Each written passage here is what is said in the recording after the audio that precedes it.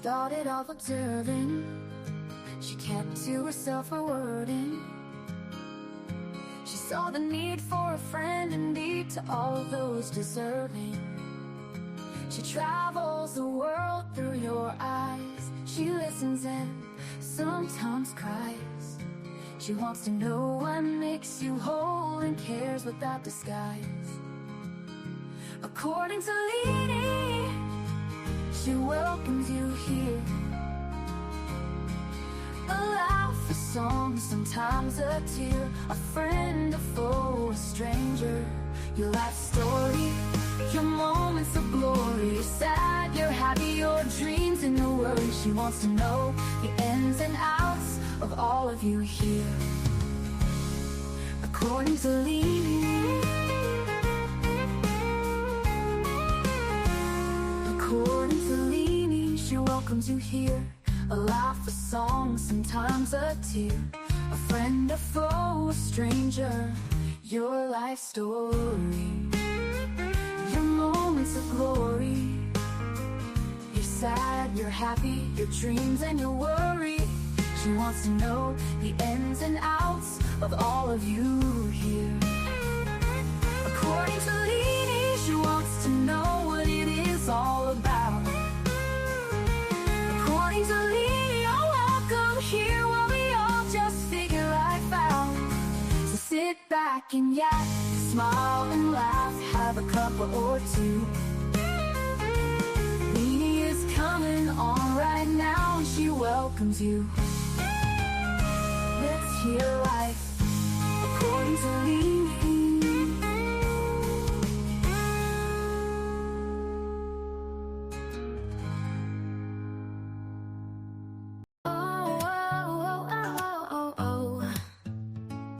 It started with a chat, just a few of us there, talking about life and the stuff we all share. From kids to chaos and the mess we make, we bonded over laughs and every mistake. From bad hair days to a joke or two, no topic was off limits, nothing taboo. We laughed till we cried, had each other's backs. A sisterhood formed in the middle of tracks. Sisterhood of the chat, we're strong and we're loud. From West Virginia, Liverpool, we're proud. From Texas to Australia, we've got the best. Lifting each other up, we pass every test. From the East Coast to the West, we cheer. From Indiana to New York, we're always here. From late night texts to early morning calls, we've been through it all, big and small. From talking fashion to the crazy stuff, we got each other's backs when life gets tough. We send memes and pics of the day gone wrong and the occasional "can you believe this song?" We share everything, no secrets to keep, like a wild dream that we never want to sleep. Sisterhood of the chat, we're strong and we're loud. From West Virginia, Liverpool, we're proud. From Texas to Australia, we've got the best. Lifting each other up, we pass every test. From the East Coast to the West, we cheer. From Indiana to New York, we're always here. From Tennessee, where the music plays, to sweet tea nights and lazy days. From England's hills to the country roads, our sisterhood's a bond that forever grows. Sisterhood of the chat, we're strong and we're loud. From West Virginia, Liverpool, we're proud. From Texas to Australia, we've got the best. Lifting each other up, we pass every test. From the East Coast to the West, we cheer. From Indiana to New York, we're always here. Through the highs and the lows, we've been there. When the world feels heavy, we just don't care. We're loud, we're bold, we're a little bit wild, but always there for each other, with hearts so mild. Sisterhood of the chat, we're strong and we're loud. From West Virginia, Liverpool, we're proud. From Texas to Australia, we've got the best. Lifting each other up, we pass every test. From the East Coast to the West, we cheer. From Indiana to New York, we're always here. So here's to the sisters who make life so sweet. We've got each other, no defeat. From the chat to the heart, it's all the same. We're a sisterhood forever in the friendship game. According to Leanie, the eclipse is to blame, but truly the Lord brought us together and we'll never be the same.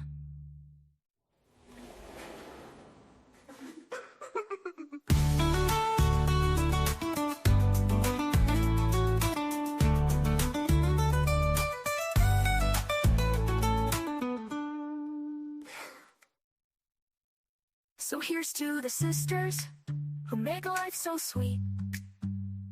We've got each other, no defeat.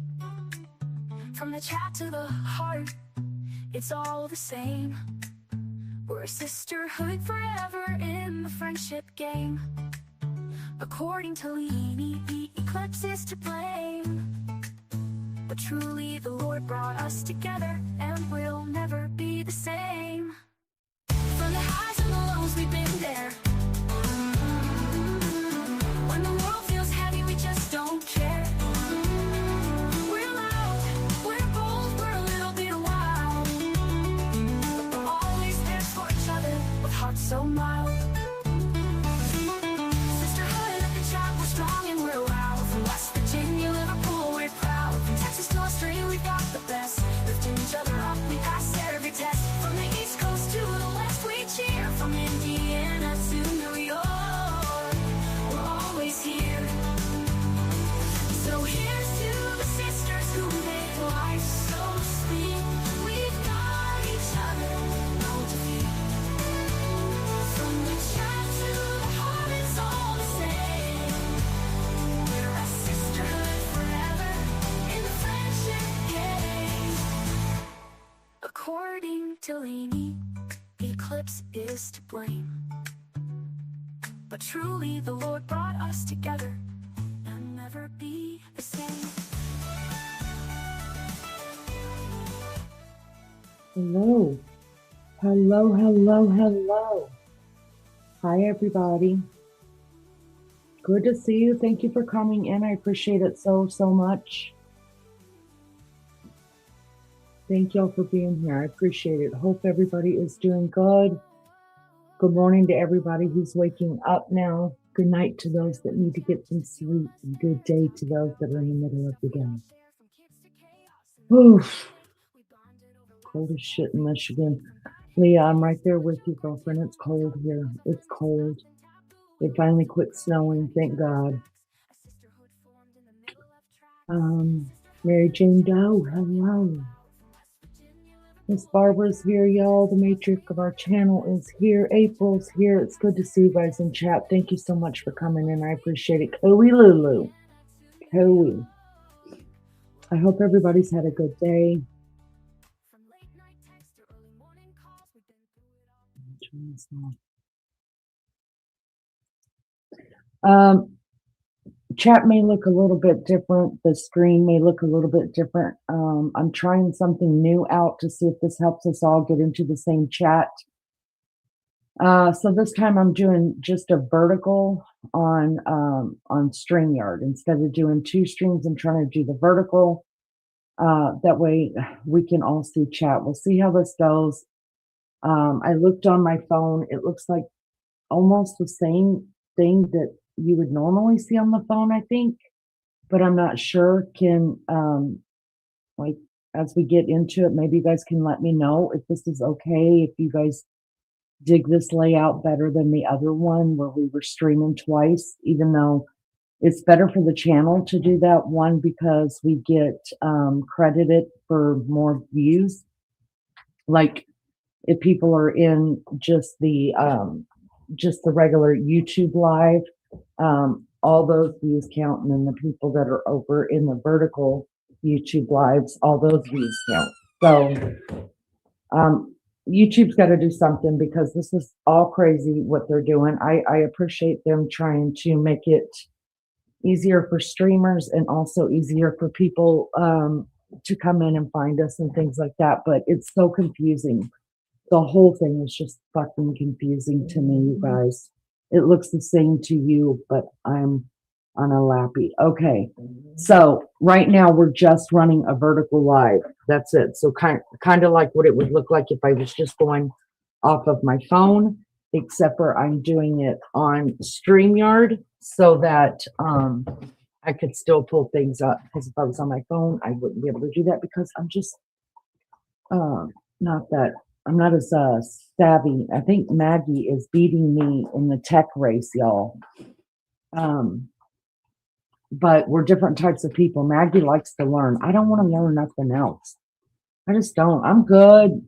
56 years of learning. I mean, I feel like I've got enough to last me until Jesus comes back or until I go home because I just don't want to learn any more tech. It's all confusing to me. I don't understand none of it.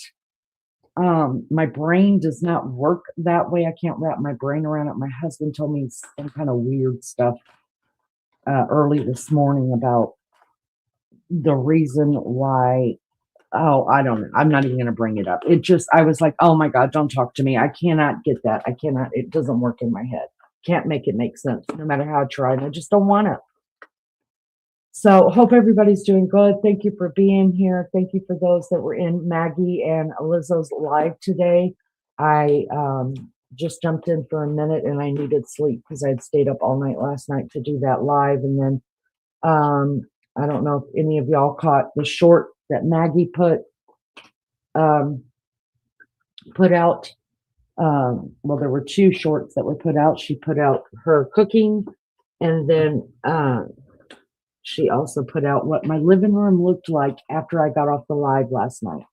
And y'all know my dogs are everything to me, and I have two different spaces that are living room spaces. One of them belongs to my husband. It's his office. It's his place back there, and I don't let the dogs go into it because he doesn't like the dog hair.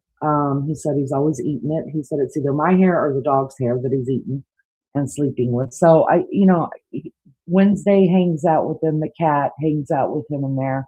And let's just face it, he and I don't like the same things on TV. Sometimes we'll pick something and he's like, hey, you need to come and watch this. And I'll go in there and I'll sit with him. And then that pisses the dogs off because they're not allowed in there. So, well, they can't. If I'm in there, the dogs can come in there. But yeah, their furniture's not in there. So anyways, it's a whole thing here. So because it's been so cold, they haven't been able to spend much time out in the mud and stuff like that. I give my dog stuff like boxes and paper and just let them chew so they don't get bored and they're able to play and do their thing while I'm streaming. And even if I'm sitting there just watching something on TV, I let them play and then I sweep it all up and throw it in the fireplace. I just don't want my dogs getting bored and I don't want them getting depressed because they can't be outside as much as they like to be. Now, little girl, she just heard me call her name. She will live out in the snow if I let her. I have to make her come in. She just gets out there and rolls around in that snow. She loves it so much. But I'm always worried about her. I over worry. If there's nothing to worry about, I'm going to figure something out to worry about. It's just the way it goes. But anyways, so if you saw the short about my living room, that's what my dogs did to it last night because I had an extra box. So when I was going to go live and knew I'd be on for a couple hours and ignoring them, then I threw them a box, and that was great fun in the living room. But truly, I sweep this floor probably 3 times a day because they do go outside. I let them bring in sticks in here because they need to be able to chew. And when it gets warm, then the sticks won't be allowed in here anymore. My living room won't take a turn for the worse. But for right now, that's just what I do, and I'm happy to do it. To me, I'm just living in a golden world right here, you guys. I'm just living in my dog's world, and I'm absolutely fine with that. So anyways, thank you so much for being here. I appreciate you guys. Leah says, no. Not true till you have lived in Michigan. Trust me, chick. No, I believe you. You guys are much colder than Indy because you guys are up there by the Great Lakes. So you guys have got those swells that come in. So I know. That is one of my son's favorite states, and my youngest son, and he's hoping he goes to Michigan a lot because he's a big snowboarder, and he loves the snow, and that's his jam. And so he's up there many, many times a year, and that's where he wants to actually move to, or somewhere that has even more snow than we do now. Hey, Laramie, get out of there, buddy. I'm always scared he's going to bite my cords. Don't you have the conch that you put? Yeah, Yeah, I do, and I have puzzles. I have all, believe you me, all my money goes to my dogs, just like it used to my kids. I've got all of that stuff. Um, and the conch toys, I mean, they'll tear it, try to tear it apart until they can get everything out of it that needs to be got. I don't like the conch toys because they get, when you put like peanut butter and stuff in it, gets mildew inside of it. So I don't like that. But I guarantee you, um, Newt will tear up anything. I mean, anything you give him. It may take him weeks to tear it, but he will get that conch torn apart. Um, so you know what I do? I buy them like after Valentine's Day. I went and I picked up all of their 90% off little stuffed animals, and I bring them home and I put them up. And whenever I feel like, you know, that I can't be home with them, and I'm gonna be gone for a couple hours, or I'm doing this, I'll throw them each a little stuffed toy. Now I know it's gonna get all tore up. I don't mind that at all. It's just something for them to play with, and that's their favorite thing to do. So that's what I do. And then I've got 10 grandkids, and anytime anybody's giving away stuffed animals, or even extra little pillow things, they always bring them over for the dogs, and it's a huge treat for them. Hi, Tashi, good to see you. So that's what I do. I always go like to the dollar store and stuff, and then whenever they've got like the Christmas, I mean, I wipe them out. I wait till after the season, and they're just trying to get rid of them, and I wipe them out and then I put them up. And every now and then, I pull them down and I throw them a couple of them. That's why I said there is a toy that when you chew it, it brings more toys out of it. No, I didn't know that. No, I didn't know that. I'll look it up. I'll look it up. It's funny how dogs like different things too. Like, hi Shag. Yes, I can see you. We're only running one live, so I think I can see everybody's comments. Now, I will tell you guys this: a lot of comments are being blocked. I don't have anything on my blocked list because let's just face it, y'all know what comes out of my mouth. So, I mean, but even my comments get blocked if we're watching something and I try to chat with y'all in the chat, and I don't even say nothing wrong, it won't put it through. So if for whatever reason you think I'm not seeing your comment, it's because YouTube has hidden it from me. Good morning, Damage. Good to see you. Thank you for being here.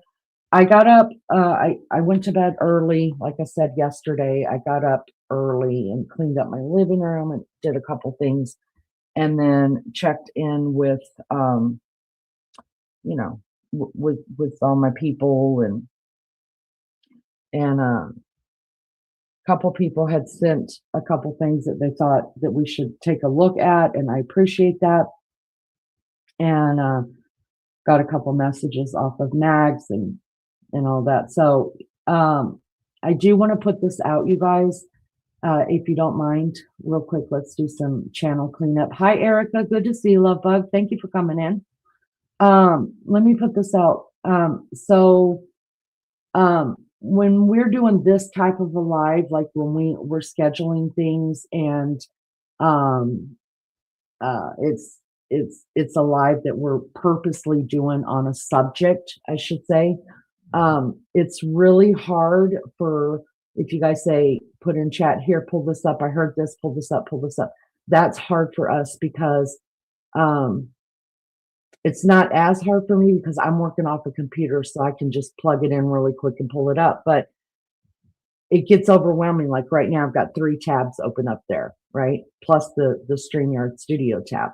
So it gets hard when people say, look at this, look at this, look at this. And we've already got a lineup of what we're going to tackle, because I'm the type of person, I don't like to just bring it up without doing some kind of without looking at least a little bit into it, because I try to be as factual as I can. And if it's full of rumors and things like that, I like to be able to tell you guys that. And it's not about being right. It's just about, I'm very aware of throwing people's names under the bus. Listen, if I have to apologize to Tomato, hot sauce Tabasco guy, I'll apologize to him. If I need to apologize to the sheriff, I'll apologize to him. But I don't want to go out of nowhere and grab a name that's over in California that's just coming into the picture without doing some kind of checks.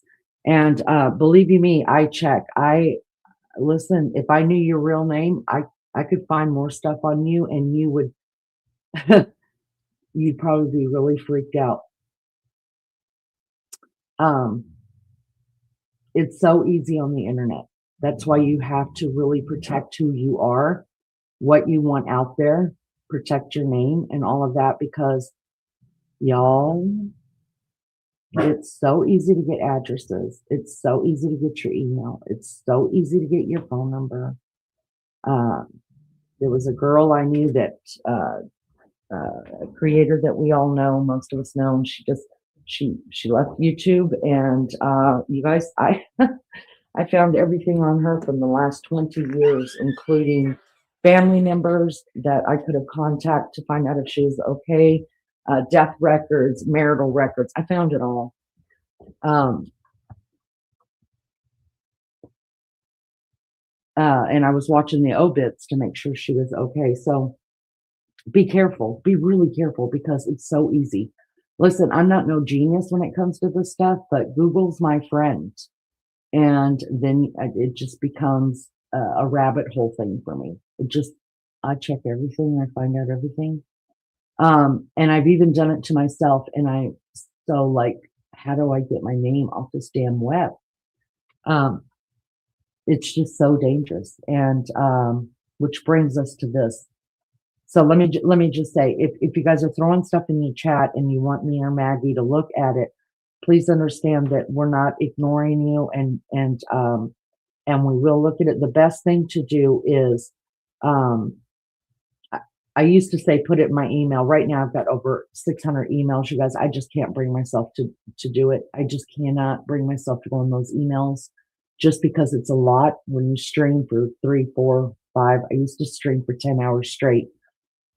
When you stream for that long, and then you've got 5 kids, 10 grandkids, a husband, 3 dogs, a bonus child who lives here, a sister, all her family, brother and all his family. Y'all, listen, all I know is people. And there's a lot going on in my IRL, and I try not to bring it here, and I try not to let my anxiety of my day come here to you guys. But sometimes when I come on here, I'm so freaking stressed out already from my real life, that I have to come on here just to get away from my real life. So if you put anything in chat or you want us to look up something, I think the best thing to do is to go back, like if you figure out something tonight that you really want me to look at, when the live post, go and leave a message on that, because I do check I do get notifications. If you guys send me a message, or you guys message on like a short or one of our lives, it'll pop up as soon as I sign into YouTube, and I can see where you've messaged me. Like, I think it was Leah that sent a message on last night, and it was perfect because I was able to pop right into it, take a look at it, and that's what part of what I'm gonna bring up tonight is what she sent me.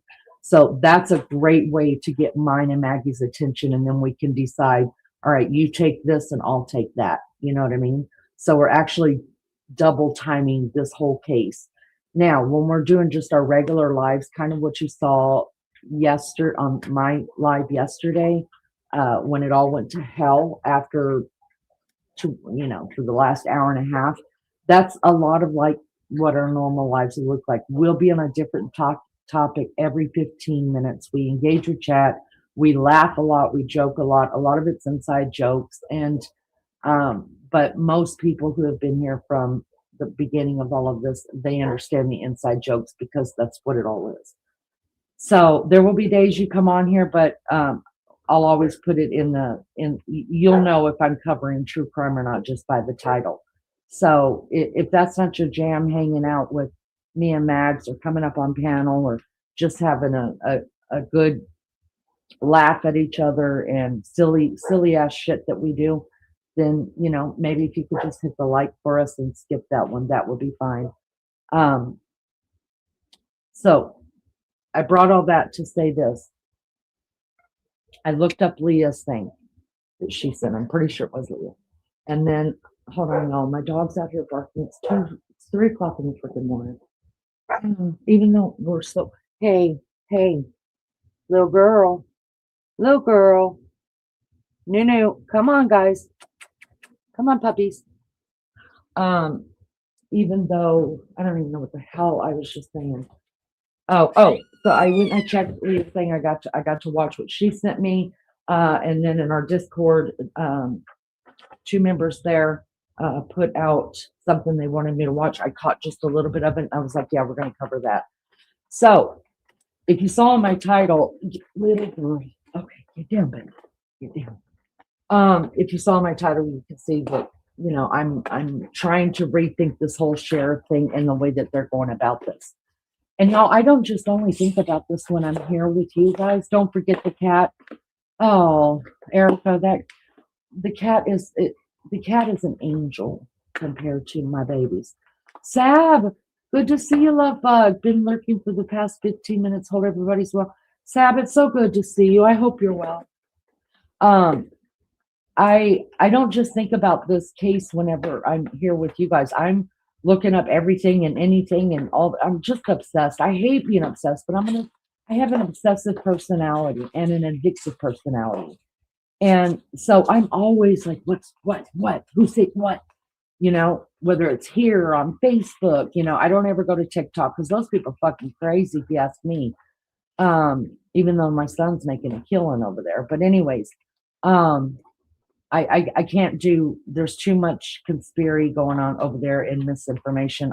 I just want to punch people in the face on TikTok. And Instagram, I don't follow anything on Instagram. The only reason I'm on there is because my kids put me on there. And they know I don't use Facebook much anymore at all. So they're like, Mom, go, you know, can you just download Instagram so you could see the kids' pictures and stuff like that. And I mean, 3 of my grandkids are old enough to have it now. So I have it. But anyways, I pulled up some things that I think that will be good to talk about. And after we talk about this, I want you guys' opinion about it, because after I heard everything that's coming out, now to me, it wasn't nothing new. And to you, it may be nothing new.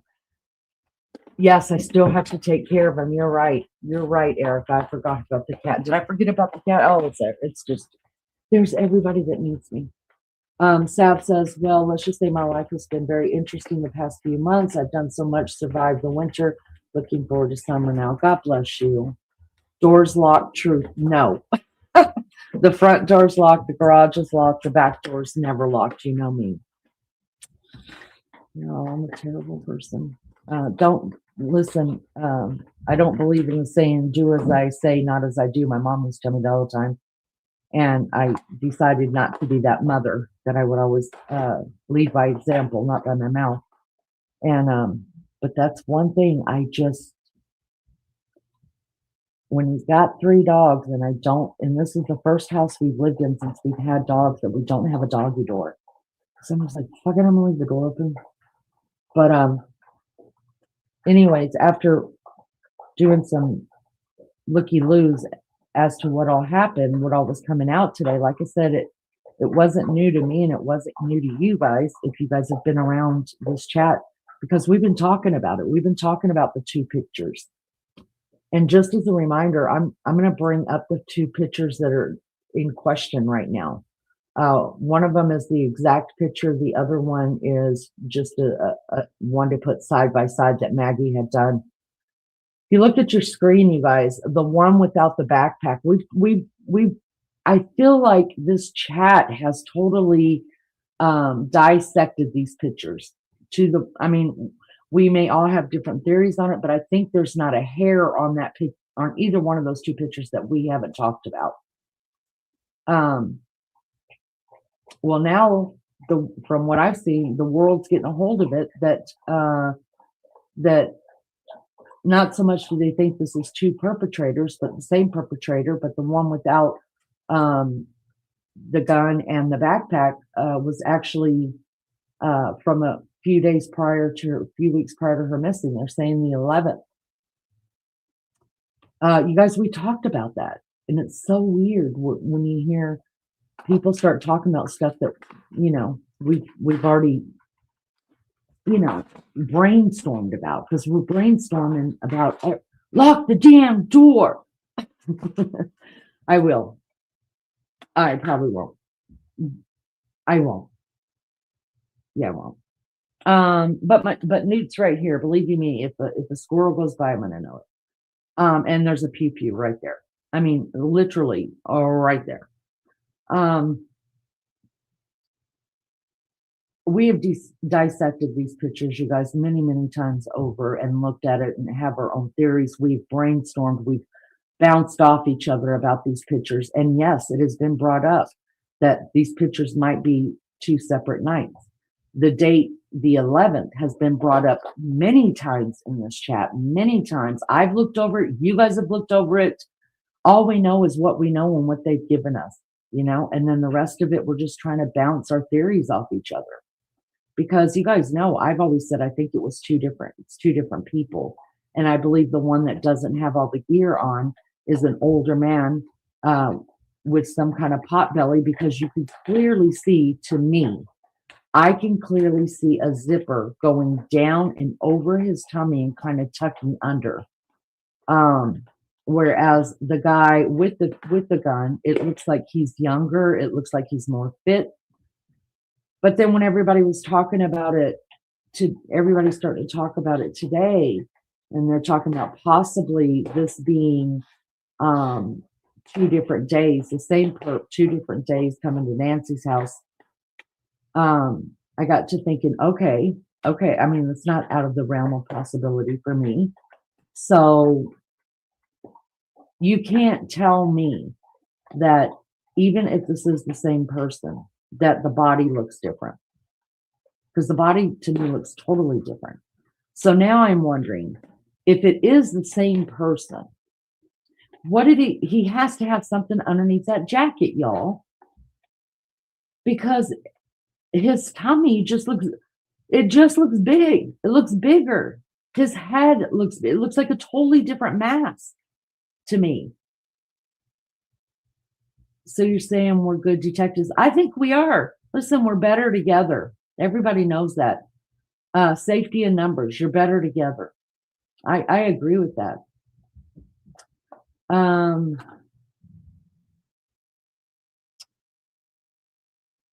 One without the backpack, the belly hangs down. The one with the backpack does not hang down. There's no way that they could be the same person. See, that's what I'm thinking, Erica. That's what I'm thinking. The only other thing I can think of is, because remember we talked about the shoes, you guys. Everybody's saying, look, the shoes are different. They're totally different shoes, totally different heads, totally different body frame on the top. Yet they're both wearing what looks like maybe a phone in their pockets or whatever, on the same side. I'm saying, if this is the same person and I'm not on that train yet, because I still think it's 2 different people, then this guy's got stuff underneath that jacket. That's what I think.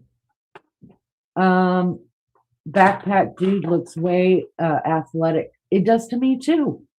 I mean, it looks like a much younger guy. Damage says that's awfully large beer belly. That would be impossible to hide, or yes, there's something under the jacket making them look heavier. Hi, Crazy Lab. Good to see you, Love Bug. Thanks for coming in. I think there's something in his coat. I do too. April says sometimes the zipper does that though. Yeah, you're right. But doesn't it look like it's curving around his tummy, April? I mean, I feel like my dad's got that stomach, and his shirt always curves under his stomach, or his jacket does.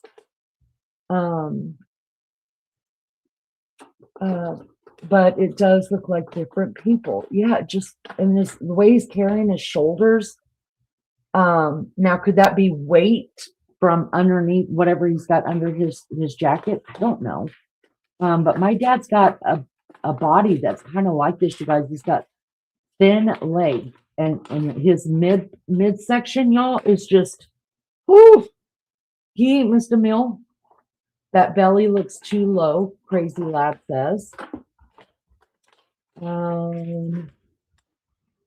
Could have stuff shoved down his jumper, and this time they that in his backpack. Well, yeah. Well, here's another thing I thought about, you guys. Say this is the same guy, okay, 2 different nights. And they're saying that if it is the same guy 2 different nights, that the one without the pew-pew is the one where he came earlier in a couple weeks before, right on the 11th. That's the date everybody's going with right now. Could he, everything that he's got in his backpack, could it have been in his jacket here in the front? And then from doing this, maybe he got spooked, maybe he didn't carry it out then. Maybe he was just there looking around, as JLR says, surveilling. But maybe he also came there to commit the crime. Something spooked him, a light came on, something happened or whatever, and he took off. And then over the next 2 weeks before he showed back up, he realized, wait a second, this will be much easier if I had a backpack to put all that shit in. I don't know. It's just something to think about. I mean, nothing's wrong right now. Nothing's right now, because this is all we got. But I love this. I love us bouncing off each other, because when this is all said and done, I think we're going to be able to come back and say, y'all, we have that figured out. We talked about that. And not about being right, but I mean, we're pretty intelligent people too, y'all.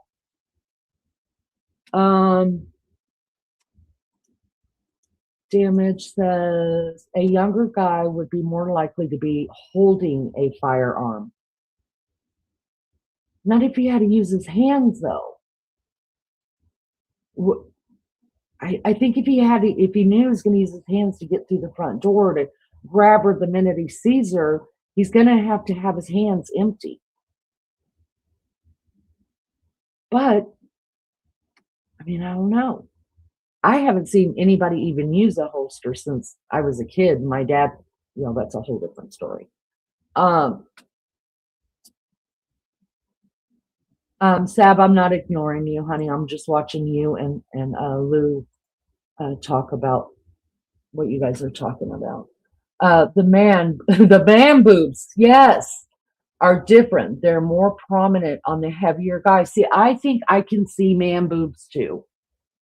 I think I can. But people tell me, Leanie, it's different light. It's a different angle. The camera it could look like that, the pixelation. So I'm open to anything, but I'm not negating anything either. I'm not putting anything out of the water yet either. The one with no backpack, he has stuff inside his coat, and the next time he came through, he brings a bag instead. I mean, it could very well be. It could very well be.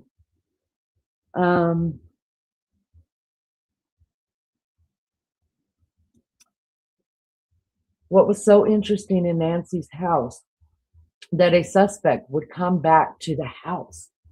We're going to have to talk about that, because they're also reporting, you guys, we know that there was some kind of, they say that she was going to blow the whistle on some kind of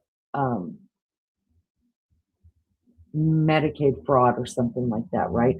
We don't know that for sure, but that's just what they said. So we've got to take that until it's been debunked. We have to remember that in the back of our minds. It's coming out today, you guys, that she had an $11 million life insurance. First of all, I couldn't imagine having what the hell do I need $11 million life insurance? If my husband takes that $11 million on me, y'all, listen, I'm going into the witness protection program, because someone's going to kill my ass. That would, listen, a $1 million life insurance. Little girl, you're not going back out there. A $1 million life insurance would be enough to kick me off this planet. By holding, Damage said that the firearm, I mean, packing a firearm, more likely to carry one rather than an older gentleman with more experience. Oh, I get it. And then, I mean, that's got to be uncomfortable that way, right? It's, I mean, right there in front of his ding dong. I mean, that would get on my freaking nerves, kicking that thing every time I move my leg. Lenny, don't worry, hon. I'm chatting about something else in the topic. You stay focused on that. Thank you for Sab. That is a true. That's a professional chatter or creator right there, because it's hard to stay on topic sometimes, especially for me. I think the body shape of Old Pick has similar body shape to tomato sauce. Yeah. But wait a second. But if the first picture is tomato sauce, why would he have to surveil the house? Obviously, he's been there many times. No, she's just gonna be sitting until I let her back out to park. Why would he have to surveil the house unless it was him in the beginning to go and actually commit the crime, thought better of it, and thought, maybe this isn't such a good idea, me myself doing it. Who do I know that I can hire to do this? What do y'all think? Because I just don't believe that dumbass. I just don't. But could it be him? I definitely don't think the guy with the pew on is him. I don't. But could the other guy be him? Yeah. Could he have showed up? But I don't think it was to surveil. It would have had to been, he was going to go do it and then decided against it in some way. He already knew everything about this house. But, oh my goodness, you guys, my brain's just flowing. But I remember JLR saying, did the first perp, the one without the gun on, it could be him, and he came to do some dirty work, meaning bash out the lights. We know that 2 lights were broken at the house, right? 2 sensor lights are broken at the house. Did he come to do all that, pave the way for this guy to come in, make it easy peasy, bada bing, bada bang, even though we know the guy was on the property for roughly 39, 42 minutes? I mean, anything's possible. Dammer says, yeah, but then you have a shoulder shrugging down on the man on the right, boobs, the big belly leaning forward. It's a different stance. I agree. And there's something about the knees, y'all. I'm telling you, it looks more stiff. It doesn't, I mean, this guy, to me, that's got the gun, he looks like a robust kind of guy. He's got some energy to him. You know what I mean? Like, he's sure of his step. But the other guy standing there, he just looks stiff to me. Like I said, it could be the camera just catching something that maybe I want to see. I don't know. Erica says, you're not wrong, but they both have man boobs. The one without the backpack has bigger man boobs. Okay, thank you. Good to see you guys. Thank you all so much for being here. Will you do me a favor and hit the like? That's all I ask you guys to do.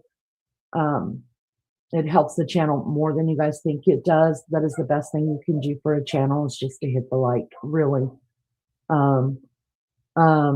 I don't think so. I think it's me and boobs too.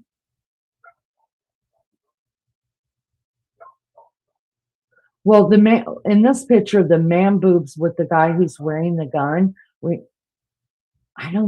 For a long time I thought that was a black strap that went across, but it's not, is it? It's just it's sewn into the jacket, right? That it goes across like that. I think I remember like pulling it out and pulling it back and forth so I could actually try to zoom in on that, because I thought for sure in the beginning those were man boobs, and then when I zoomed in and zoomed out, it looks to me like just a piece of the jacket right under there. Tashi says it is confirmed that she had 11 million life insurance a few weeks before her disappearance. Leanie, has anyone found that out? I don't know. Like I said, I slept all day, you guys. I really did. And hi, Crazy Lab. I woke up to all of this. So hopefully what I've got put up here, one of the maybe Brian Entin will talk about it to us. So we'll see. Someone mentioned the next door neighbor might have gyms because they have gotten houses mixed up. That's what Diamond Lucidity was saying. So she was saying that we do know for sure there was a big gym show. It happens once a year. Gyms meaning diamonds, emeralds, things like that. There was a big it was either national or international convention of the gyms. You know, people bring them in to sell, blah, blah, blah, blah. That was not missing. Diamond says the guy next door to Nancy Guthrie, I don't know which way, which side. I could probably figure that out for our next one, but she says the guy on the next door neighbor, we know there's a house on both sides, was renting that house and he ended up packing up his stuff the day after the disappearance and stuff, and he was renting that house and got out of there quick. Now it's not hard to find if that house is being rented or not, because I can pull it up. I can't right now because I've got too much going on. I can't get sidetracked, but it wouldn't be hard for me to figure out, or you to figure out, if there was a renter's house either side of Nancy, because you just pull up the address to it, go to a realtor app, and it'll tell you the last time it was sold. And if it is owned by, what do you call it? If it's owned by a company, which is happening a lot here in the States. I don't know if it's happening in other places in the world, but companies are buying up our homes like left and right, you guys, and renting them out. There's a lot of money to be made in that. So if it's owned by a company like Tomato Sauce and Annie's house, they're definitely renting.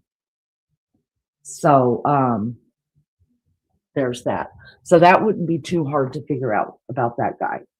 But I haven't seen anything on it. All I've ever seen on that was that, yes, there was a gym show there that weekend. But as far as a guy next door renting the house, I haven't even looked into that, but I really can. Crazy Lab says, how do you get 11 million life insurance policy at 85? Good question. Look, I don't know nothing about big money, you guys. I don't. I just don't. Is that possible for people that have got land and maybe a lot of assets and stuff that they could take out that much life insurance? I don't know how it works. Damage, where are the holster setting shows inexperience of the young man? I agree too. That just doesn't, like I said, the only person I've ever seen wear a holster besides a police officer is my dad, and he would never wear it there. Never. Seems excessive, right? Crazy, but I don't know if it's just a rumor or not. Right. Hopefully they'll talk about it. Let me get caught up really quick in chat, and then we're going to pull up some stuff. People who break into homes don't keep coming back. Yes. Now I've heard that too, unless there was something he really wanted. And I'm gonna show you guys JLR, the last thing that he put out about that. He explains it really, really well. How does LE know it's same person? They're not putting it out there. These are just supposed sources that from someone in the police department that are coming out and saying this to influential people on the news.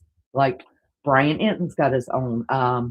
Ashley Banfield's got her sources. These people are well known, and I'm sure they do have sources. I got sources, y'all. I got y'all.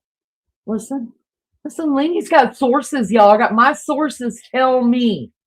Oh my God, I can't wait to start saying. I'm gonna start saying that because then I'll sound important. Are we trying to determine if they are the same man? Sorry, just got here. I was just showing because now it has come out. It's no big deal. It's come. People are reporting all day long that the one without the gun is actually from a different day. So we're just talking about different theories about these pictures. So let me get down really, really quick, and we'll pull. Who is Tomato gambling debts with? They may have kidnapped her. Good, good. And you know what? I don't even know. Is gambling allowed in the state of Arizona? Can somebody? Miss Barbara's in chat. Miss Barbara, who lives about 10, 15 minutes away from Nancy Guthrie. She is the matriarch of our channel. She would know. Is gambling allowed in Arizona? I think the Indian reservation probably has it because most Indian reservations, there's one not far from here. They are sovereign by themselves. They have their own police department. They're their own land.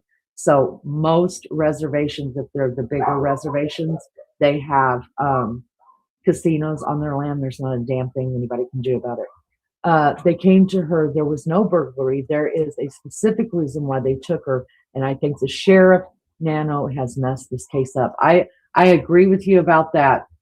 I agree that this case has been messed up from word go.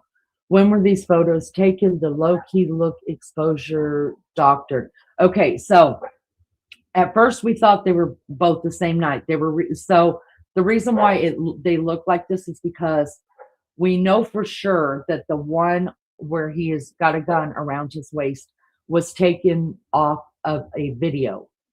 So they did steals off of a video. So we automatically thought, okay, this one that was released without the pew pew was also taken off the video the same night. It's being reported now that some people's sources are saying that this happened on 2 different nights. And so let me go ahead and pull that up because I think maybe it'll explain more. Hi, Melly, good to see you. Hi, Chad, good to see you. At this point, it's all bullshit. It's all bullshit, and it's all. Listen, I understand it is all bullshit, but at the same time, we don't know what's real and what's not. Listen, I heard. I'm not sure if it was confirmed or not, but I did hear that there was an Airbnb being rented by Tomato's cousins, which is right up the street from Nancy's house. Now, I heard that they were staying in an Airbnb too. I don't know how factual that is, but we know they weren't staying in their home. We knew that.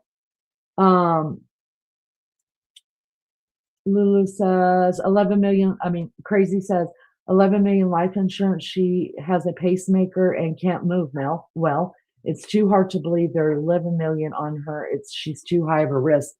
I guess it's however much you put into it though, right? And not only that, we found out that she wears hearing aids, you guys, and they were left at the house as well. The head and the shoulders are completely different on each person. I agree. All right. Her blood pressure spiked at 2:00 a.m. So yes, she saw them. Oh God, to think about that, it's so freaking. Okay, Miss Barbara did confirm, you guys, that they do have casinos on the Indian reservations, and any one of us could just go to it. It's not against the law. Legal gambling includes tribal casino, state lottery. Yeah, thank you for that. Mel says if the person came another night before the kidnapping, then he would know about the camera at the front door. Ooh, good point. So if this is on a different night, as Melly Joe said, y'all listen.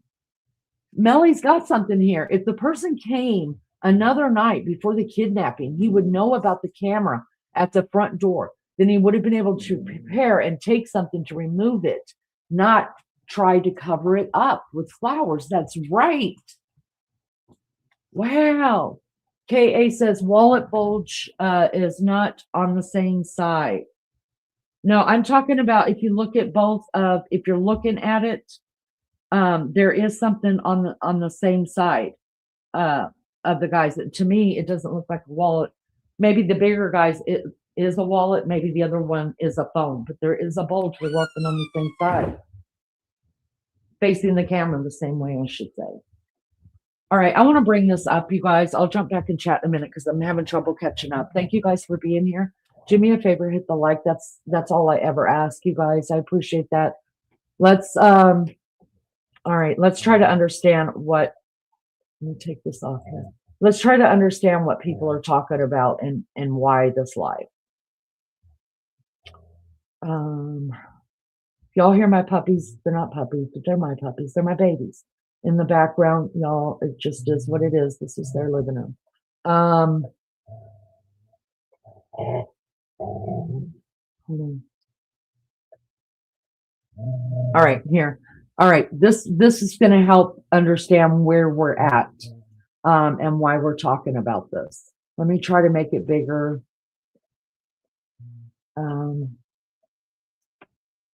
right, that's as big as I can make it on your screen because I'm using a different platform altogether here, you guys.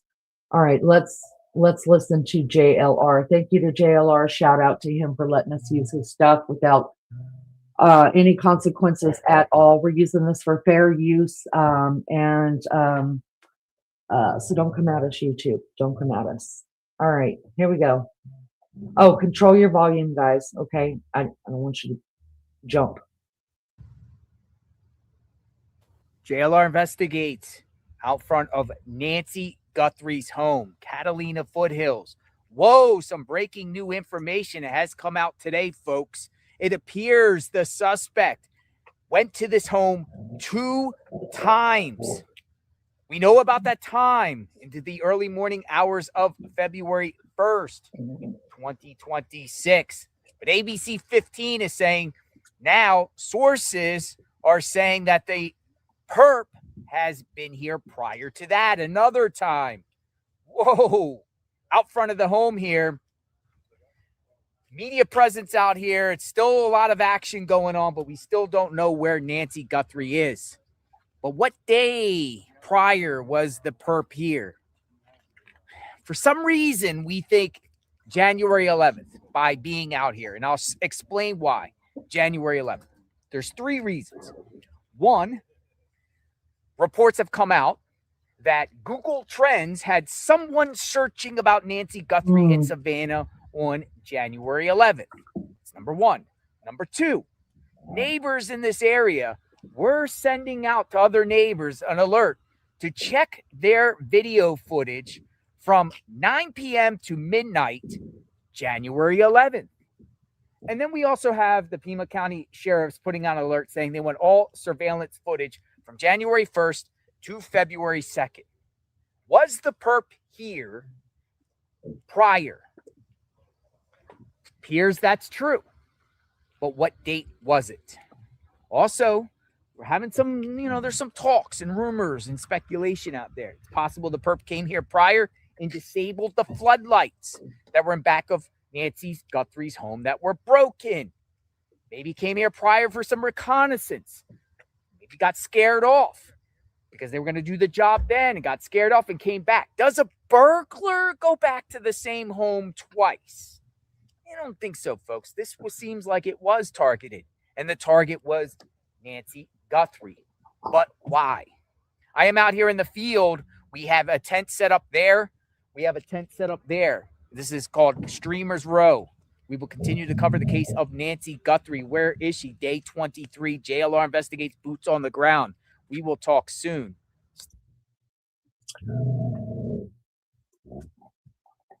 All right, guys, what says you? What do you think about that? That's, this is the first thing I'm waking up to. Now, I know it's no news to you guys. We've been here talking about this a lot. And it's not like we haven't even talked about that very scenario. So, I mean, it just feels so much bigger than what we know. Did y'all know? Hi, Captain. It's coming down to family. Family has got something to do with the disappearance. A lot of us have said that from the very, very beginning. They have more footage. Amen to that. I know they do.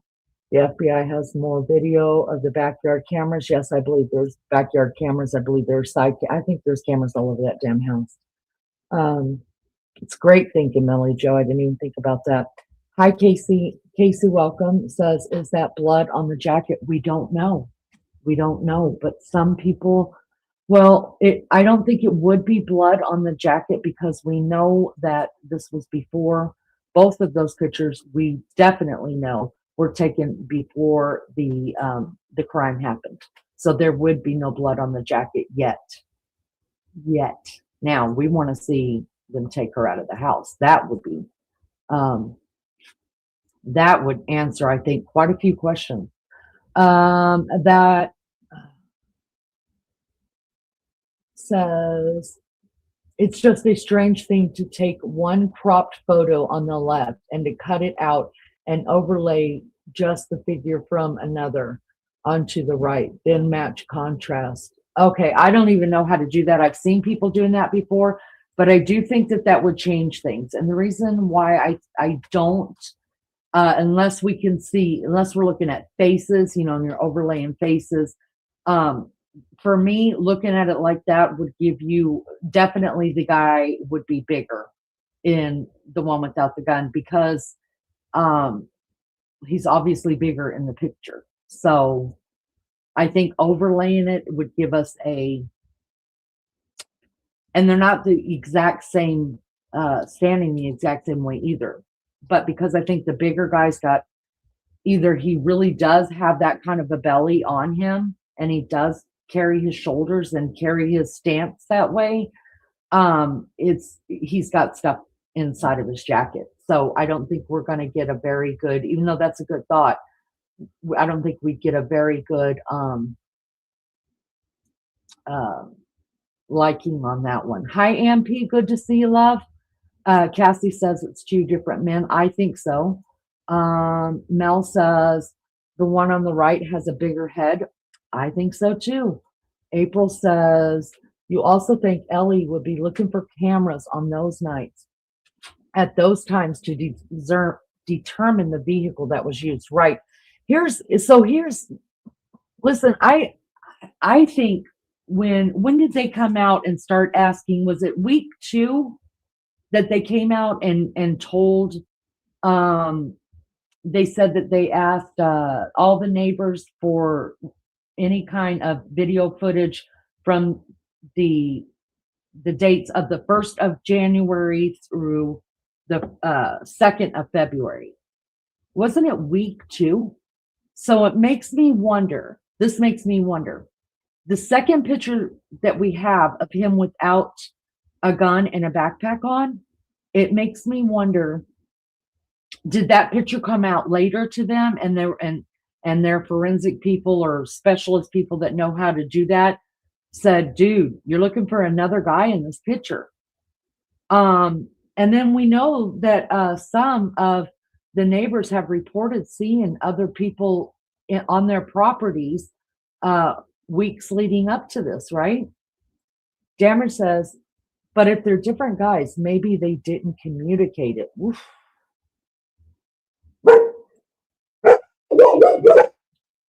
Hey.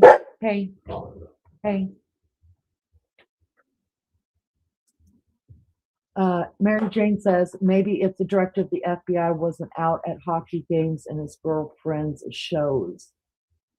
The FBI director, or are you talking about the sheriff? I think that was the sheriff that was. FBI director, he's not, yeah, he's a clown. Well, I want to talk to you guys about that because I started thinking about other stuff. Hi, Tristan. Good to see you. Thank you so much for coming in. John, good morning to you, my love. Thank you for coming in. April, love. Thank you for coming in. Good to see you. MJ, pretty sure I was watching H3H3 talk about the director of the FBI yesterday about how he takes private jets and go watch his girlfriend sing on video. Now that could be, but remember, the FBI is not over this. They when they were talking about law enforcement being at a basketball game, they were talking about the sheriff, and the sheriff is over this 100%. They haven't turned it over to the FBI yet. How are they so sure? April says, how are they so sure it's the same person? I don't think they are. I think now, by now looking back on everything, the whole thing about canvassing and asking everybody to bring in their video cam is making me think that they think it's two different guys, and they're hoping that either they see someone walking around or even walking around their properties to do the same thing. I think it'll answer a lot of questions, but I don't think we're going to know about it until they get an arrest. To see if he was creeping other homes, right? Or if they could see a car that's driving down the street, maybe. I mean, if you figure this, okay, let's just think about it. Let's just hypothetically say, for sure, we know this is two different people on two different nights. Well, would that be the only time that they would surveil the house? Would they have driven by a couple of times? Would the same car be seen on the 11th, the night that the first picture was taken, as the same car that was seen on the night of her disappearance? I mean, there's a lot to be gleaned from all of that. And I think if they're dumb enough to go back, then maybe they were doing more surveillance or seeing if they need, they're just dumb because, oh my God, they're so dumb. When those neighbors started turning in the camera footage, there were so many people creeping around the area. Yeah, and remember, Brian Entin also said, you guys, that there is a lot of homeless around that area.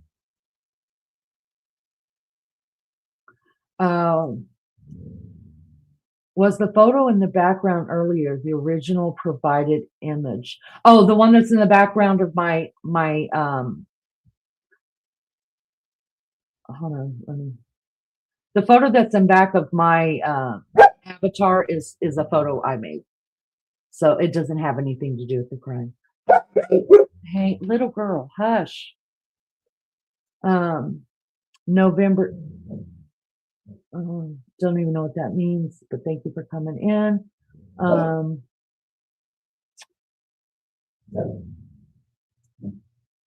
my, little girl. I wonder if the family didn't monitor the cameras, etc., because someone lived in the guest house. Grandchild, maybe. Good question. I think someone lived in that guest house. Let me get her a treat.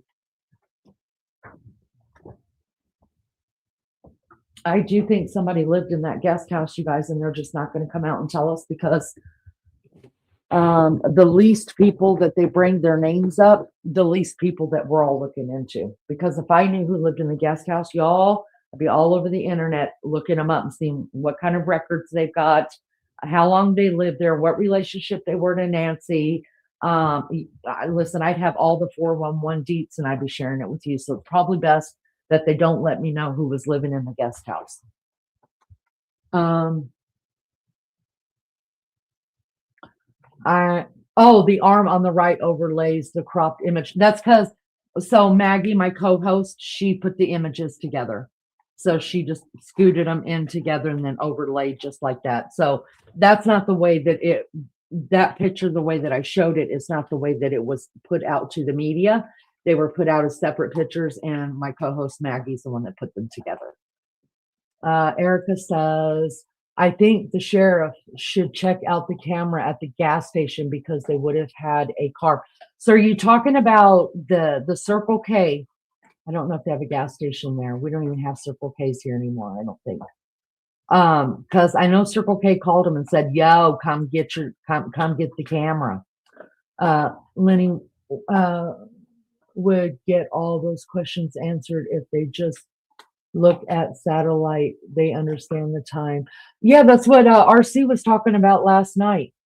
No, it's okay. It's okay. They were more than one person there. I believe that there was either 2 to 3 people there that night. The man's head on the right is turned, giving the appearance of it being bigger. That could be very possible. And I have thought about that, and we've talked about that, how if it is different nights, then of course, even if it's not different nights or whatever, by lighting, by pixelation, by the way that the bodies turn and stuff, that yeah, that could change the appearance as well. Hi Tracy, the police are keeping a lot close to the vest. You can be sure if that I believe that they have those person of interest under surveillance and will soon close in. She has been gone since the beginning. Okay, so I'm going to go ahead and say it then, what my title's about, because when I say that I'm understanding, I think I'm understanding the police more. Here it is. And I just want you guys to stew on it a minute while we watch something else that I'm going to bring up and get your opinion on. Like I said, I don't stop thinking about this case the minute that I jump off of here, you guys. I'm just as obsessed as the rest of y'all. Oh, it's terrible. I hate it. I don't like an obsessive personality, but that's who I am. And I was thinking about, okay, Lainey, like last night after we got off early last morning, I started thinking about it. I was like, wait a second, like what's not adding up? What's not adding up? And my brain's always going 100 miles an hour.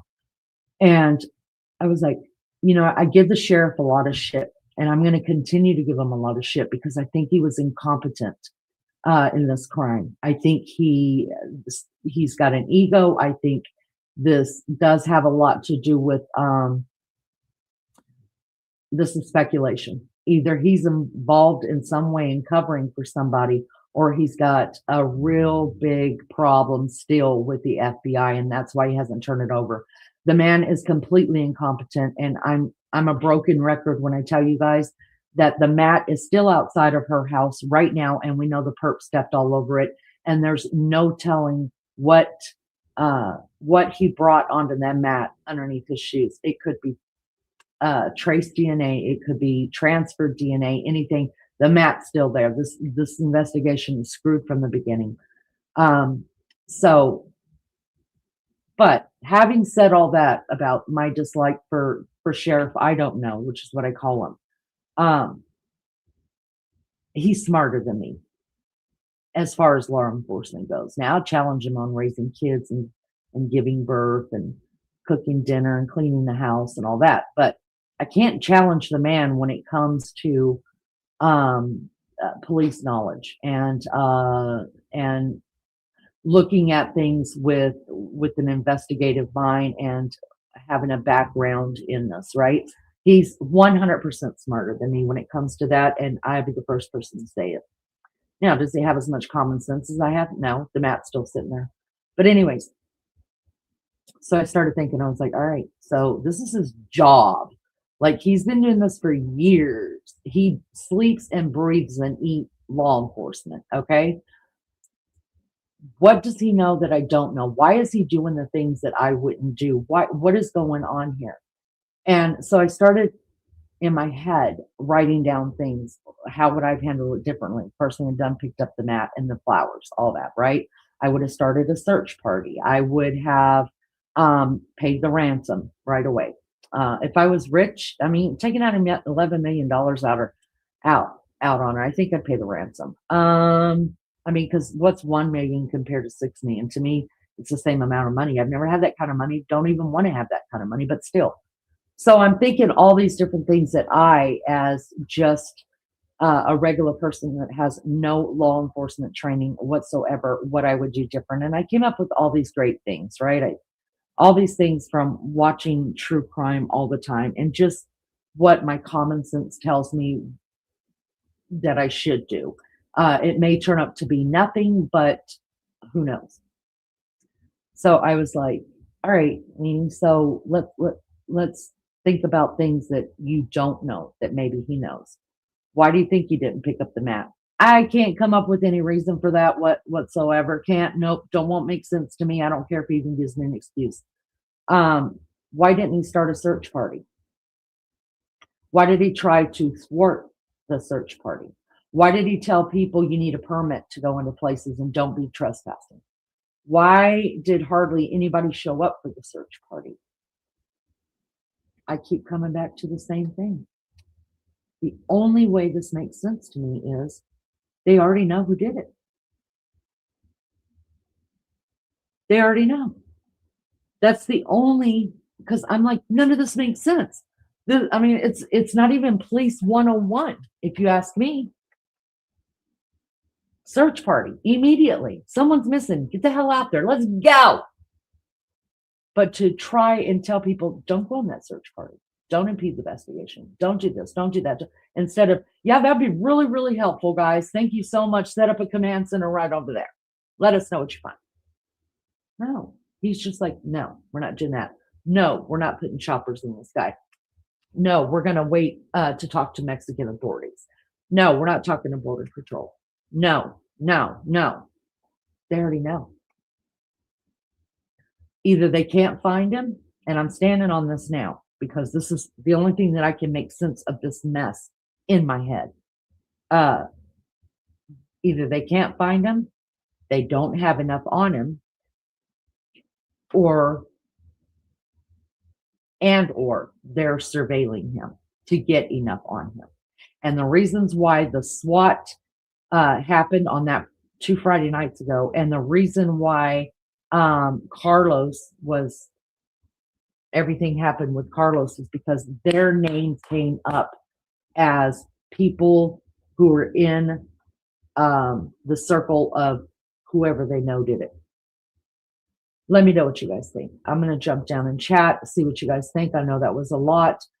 Listen, like I said, I'm sleep eating this stuff just like you are, but I have to think with my own brain. And that is the only way that any of this would make sense to me. We have followed so many investigations. We have followed so many true crime things. Unless they know who it is, they're wanting everybody to shut the fuck up. First name, that's not the topic. You can come back when you see something on my title that talks about being conservative or being independent or whatever. You're welcome to come in and ask that question. That has nothing to do with this case. Not here. Maybe someone else. I don't know.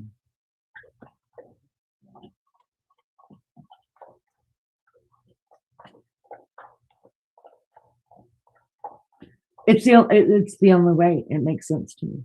It's the only way. He can't be that incompetent. He just can't.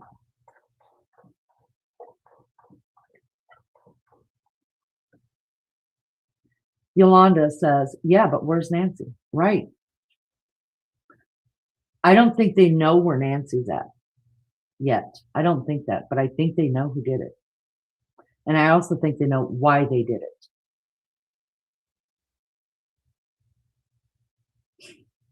But they're not going to find Nancy until they can prove who did it. You know what I mean? But I think that's the only reason why you wouldn't have a search party.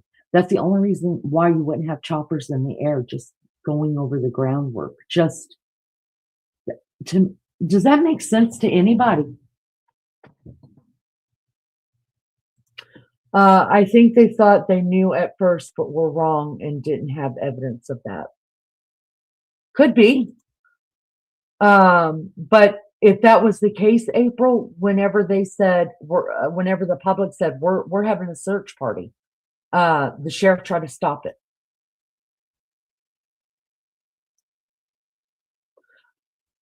Any other time they would have been searching right away for any other person. That's right. So why not? Why wouldn't you pull in the FBI, pull out all your devices, pull out everything for a woman whose daughter is so well known in the world, not just our country?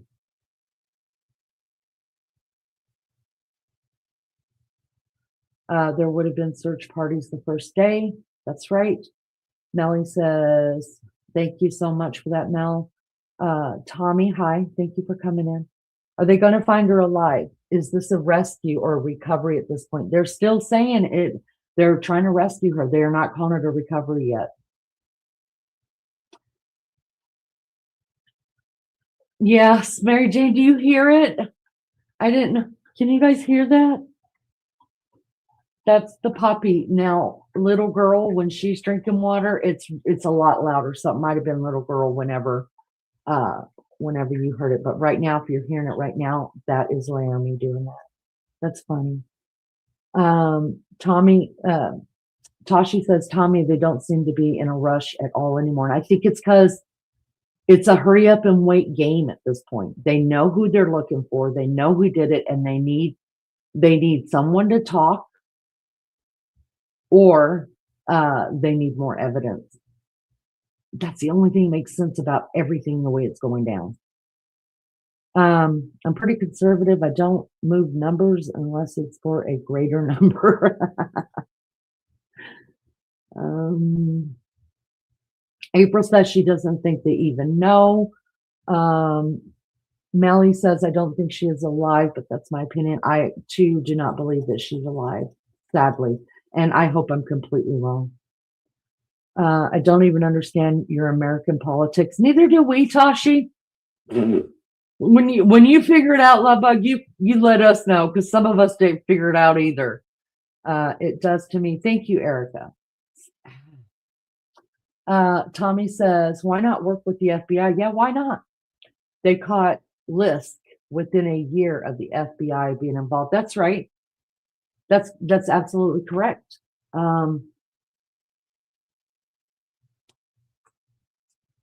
I think they haven't told the FBI that they know, or they've gone ahead and told the FBI recently. I don't think they told the FBI right away. Not that the FBI could do anything. They cannot do anything on this case unless they're invited, or unless they can prove it went over state lines or international lines. The minute that happens, if they could prove something happened over state lines or international lines, the sheriff department has to step out. It's just the law. It's the way it goes. And the FBI will take over. That's how that happens. If they can't do that, then they have to wait till the sheriff says, can you take this case? We got nothing. Damage says, I understand this case. You have to put the people involved in a separate bubble to understand the sheriff. You have to understand the man. Right. And I don't give him a lot of credit, but I do have to say he is smarter than me. And I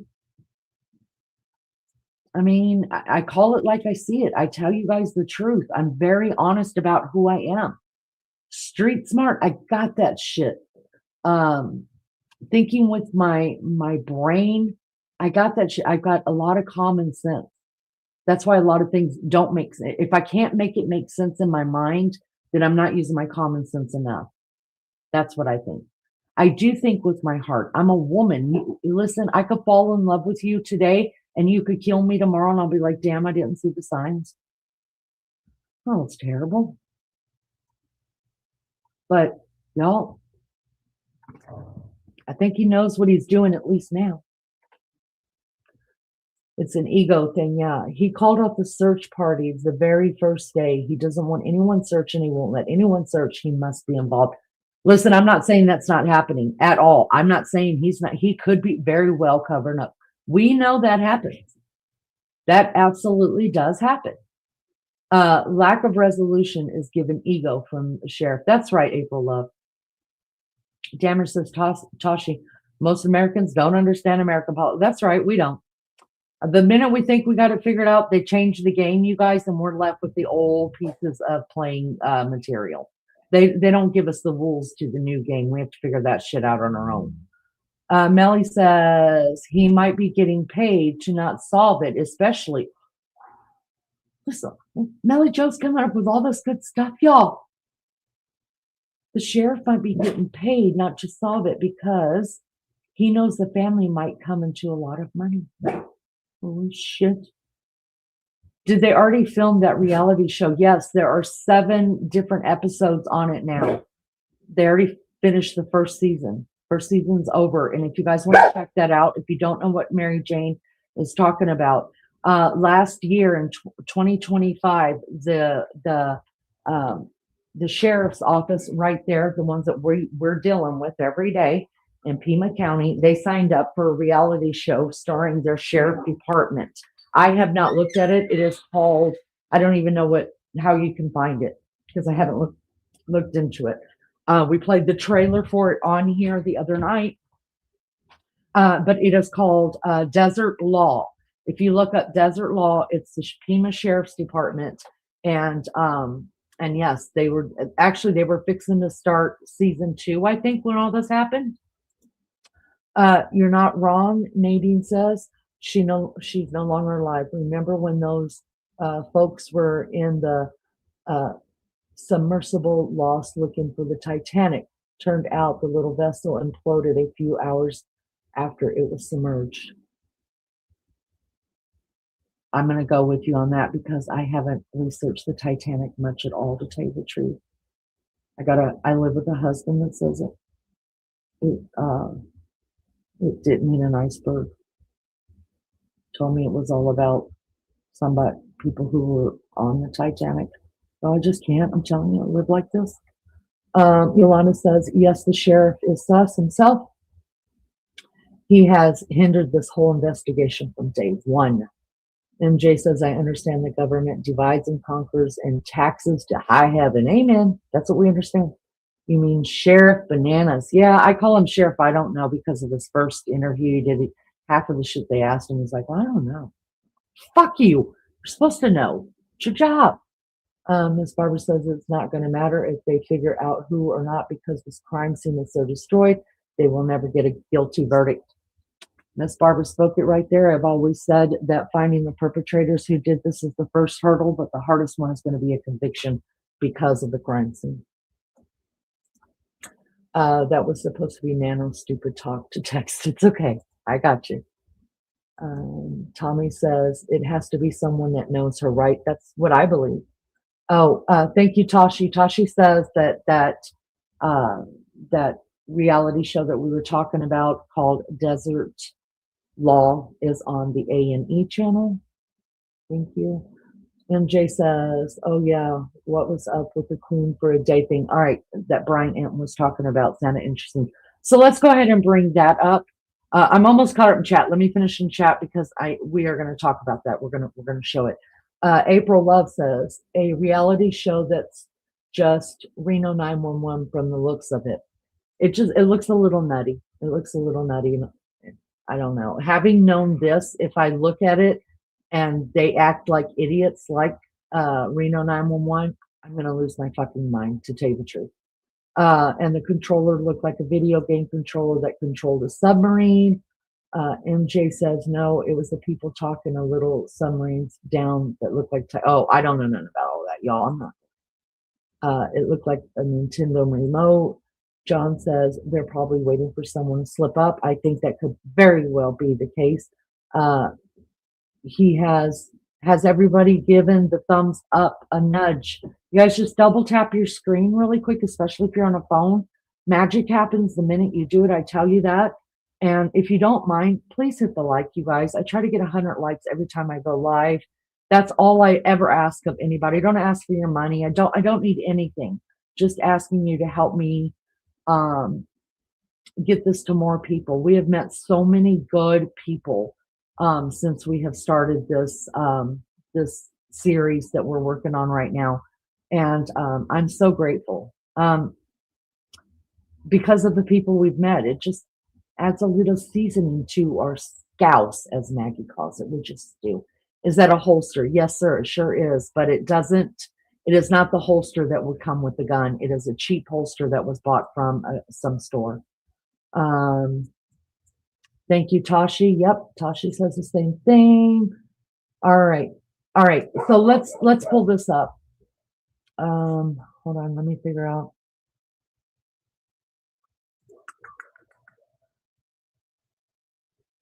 All right. Since we're talking about the kidnapping photo, I want to bring this one up first.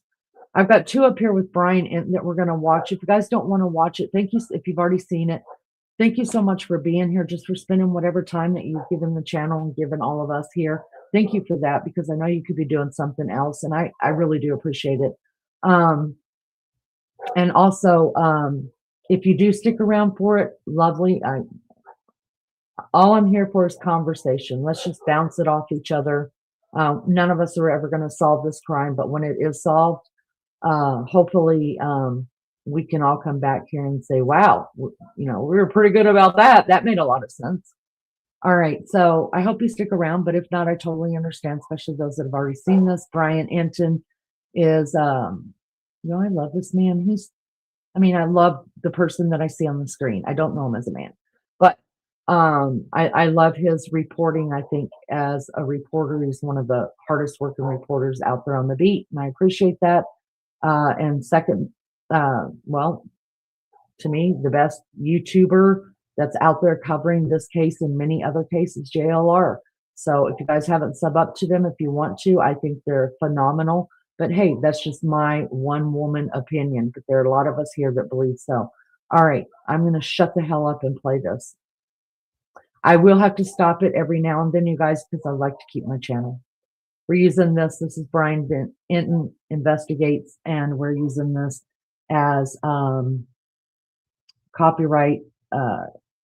Our copyright disclaimer is being floated in chat, and we're using it for purposes of I criticize everything. So criticism, news reporting, teaching, scholarship, research, and all those other wonderful things. There's a lot of, I heard about these tunnels, but there's these tunnels, they're like drainage tunnels, but they go underneath different parts of the city, like where I am now. And there were actually volunteer crews out here searching for Nancy Guthrie over the weekend in some of these tunnels. And I wanted to show you guys what they look like, because some of them go on for quite a while. It's really dark. It's kind of creepy out here, actually. Thank you, Mel. Chris, who's behind the camera, actually scared me a second ago. He pretended like there was someone down here. But you can see they basically go underneath a lot of the main roads, and they connect to different parts of these neighborhoods. And like I said, I'm told there's a bunch of them. But in this episode, I'm going to show you the latest with the search efforts.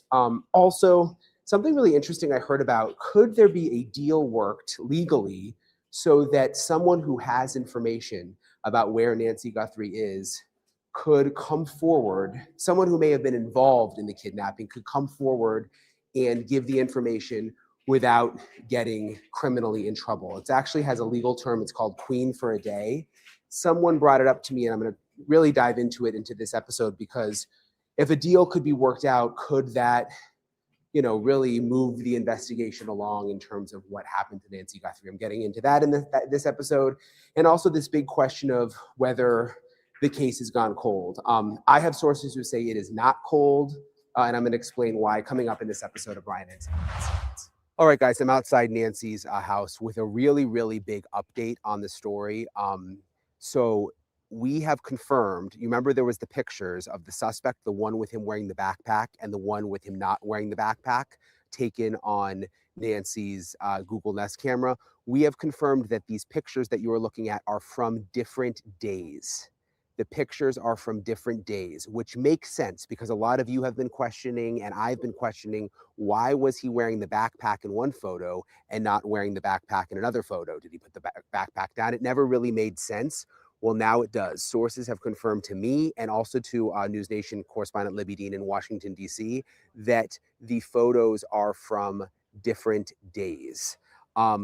What day? So you've got the photo with the backpack, which is the day that the early morning hours, February 1st, that Nancy Guthrie was kidnapped allegedly, and then this other photo from a different day, a previous day. We don't know what day it is. I have not been able to report that yet, but I will tell you, remember that I talked to several neighbors here who said that the FBI and detectives were specifically asking them about video from January 11th, which would have been weeks before Nancy Guthrie disappeared. So perhaps that is the day that the first photo is from. That I cannot confirm yet, though. I just know that it is from a previous day. It is from a different day. So this opens up a whole new can of worms. Was the suspect casing the house? It would appear the answer to that is yes.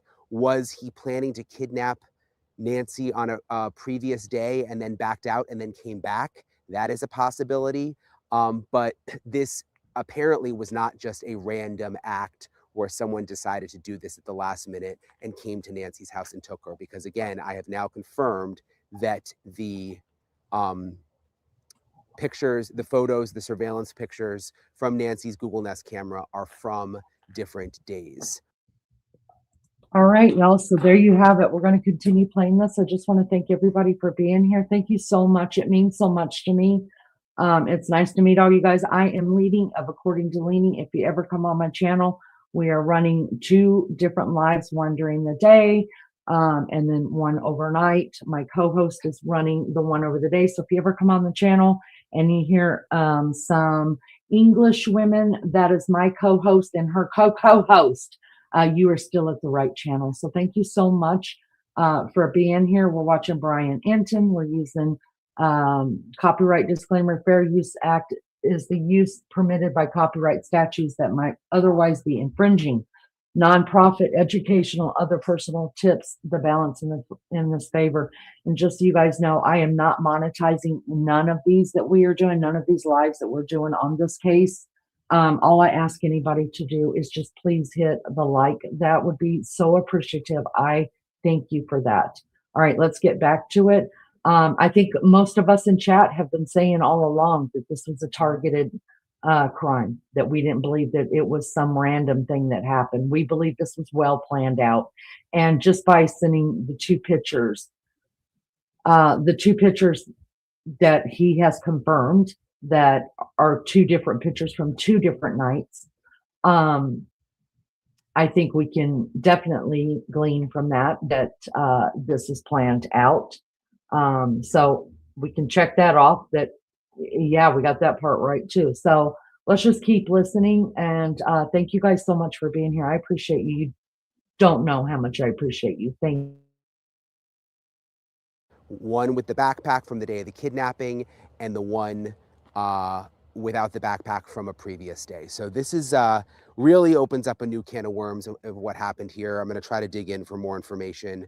I want to go to an interview that I did earlier with my buddy, retired FBI agent Steve Moore, to talk about sort of the progress of the case. A lot of people have thought the case has gone cold. By the way, 1 second, something else I just thought of.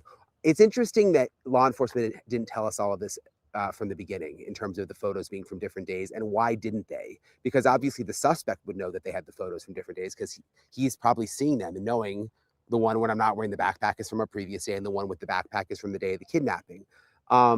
So it's interesting. I wonder what the rationale between law enforcement not telling us that from the beginning is. But anyway, I want you guys to hear my interview with retired FBI agent Steve Moore, just about the status of the case right now. A lot of people have been questioning whether it's a cold case. He doesn't think so. He explains why. And then also the Queen for a Day, which is interesting. You know, it's basically an agreement that prosecutors can make with someone if they have information about the kidnapping, if they were involved. There have been other situations where they've made agreements with people to get information out of them, and then they will either get a lesser sentence or no jail time at all. Could that be a possibility? Could that come up in a case like this? I want you guys to hear my conversation with Steve. I am joined now by retired FBI agent Steve Moore. Steve, it's nice to see you. I've lost track of days since I've been here. I guess it's now day 23, which is, wow. Yeah, I didn't think, when I came here, I was just telling you, I was just getting a new rental car. I mean, I keep extending because I keep thinking that I thought maybe I'd be here a few days, and it's not going to take more than a week. And we've reported that, that this isn't a cold case. NBC News is now reporting today, according to 3 law enforcement sources, that this is not a cold case. And I'm always kind of interested in the NBC reporting just because of their connection to Savannah Guthrie, Right. What do you think? I mean, what's your sense? Well, it's certainly not a hot case. And the way I would define that is that if they thought something was going to happen right now, the last thing they would be doing is releasing assets. People going back to their home offices, agents going back to their divisions. So they don't think it's imminent, but it is not cold to where they assign it just to 1 or 2 agents and they see what they can do with it. So technically, no, I would not call it cold. I would say that it is cooled off quite a bit. And they, I guess the one case that I would analogize this to is the what do you call it? Olympic bomber. Yeah. From Atlanta. That case went years, and I don't know how many times I was just told to get on a plane and get to a city, they had a suspect possibility, and that was back when I was working surveillance, and we would jump on these things. So the FBI has the capability to kind of sit there spring loaded, ready to go, but maybe not eating up hotel time and keeping agents from being at their home office working on their own cases. Yeah. So at what point do you think they start to peel back agents? I understand they've done that.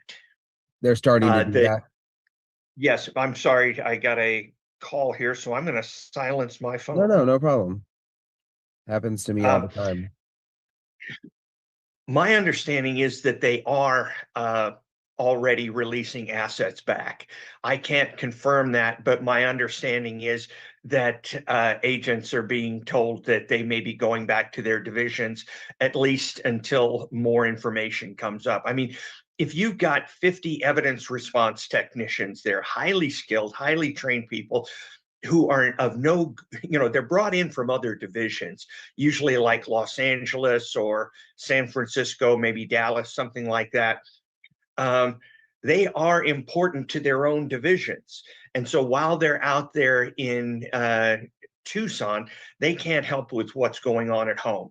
So they may pull those back, and those offices, make no mistake, are asking for those people back at the earliest possible opportunity. So what you come up with is there's a hot standby where you're standing by on the scene, and there's kind of a ready standby when you're in your division, which is, probably take you 6 hours to get to Phoenix, if you understand what I'm saying. Yeah. You're still packed, ready to go, but there's nothing for you to do there. I mean, you processed the scene about 20 times. Yeah. One of the top questions I've been getting comes back to the timeline. And I was just looking back at it again, that the doorbell was disconnected at 1:47 a.m.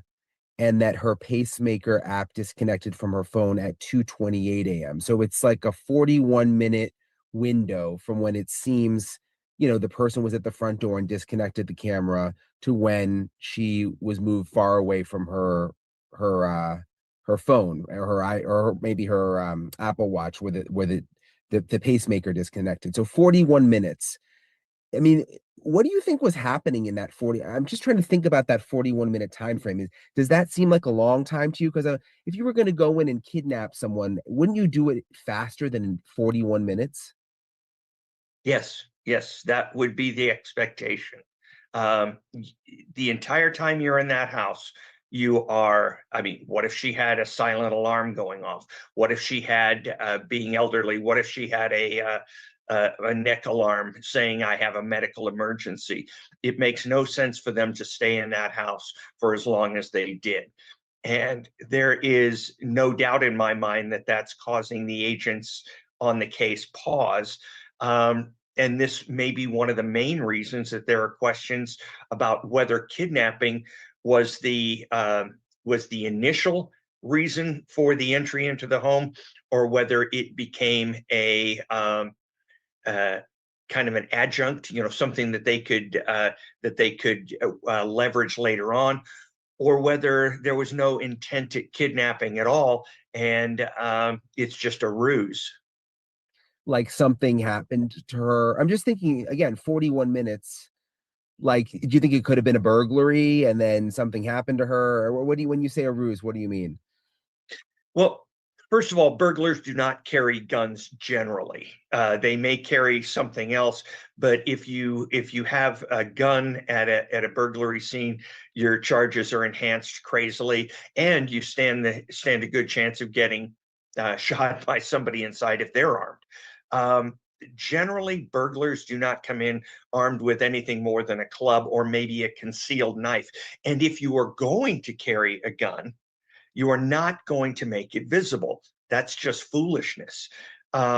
So the visible gun makes me lean away from a pure kidnap or from a pure burglary, and more to something else. And the other things that you could think about, just make the mind sick. So I've tried to avoid concentrating on that too much. But there could be other types of crime that they were engaged in. Like, I mean, we don't have to go deep into it. I get it, but you're like a sexual assault kind of thing. Are you Yes. thinking? Yeah, Yes. yeah. All right, guys, like I said, I have to stop it every now and then so I don't get my channel taken away from me and I have to call. But some of the stuff he's saying, you guys, we've talked about that. Hey, listen, hush. We've thrown theories around about that too, you know. None of us like to even think about the sexual thing. And I said all along, if this little girl, hey, I've said that if this was purely a kidnapping, there's no reason for the backpack. If this was purely to be a murder, there's no reason for a backpack. If they were going to go in and kidnap somebody or just murder somebody, all you need is a gun. I mean, listen, I'm going to grab my Diet Coke, my coffee, my cigarettes, and you know, if my gun doesn't reach your head first, then if you're coming in, catch me off guard, show me the gun. I mean, I'm going to go. Let's go. Like, hold on, I need a coffee. You want a coffee for the ride? I mean, let's just be real about it, you guys. What is the backpack for? And you can clearly see that the backpack has something in it. This was not a burglary. If they were going in to burglarize this home, then I believe he's right. They would not have brought that gun, and that backpack would have been empty to put your stuff in it that you're stealing.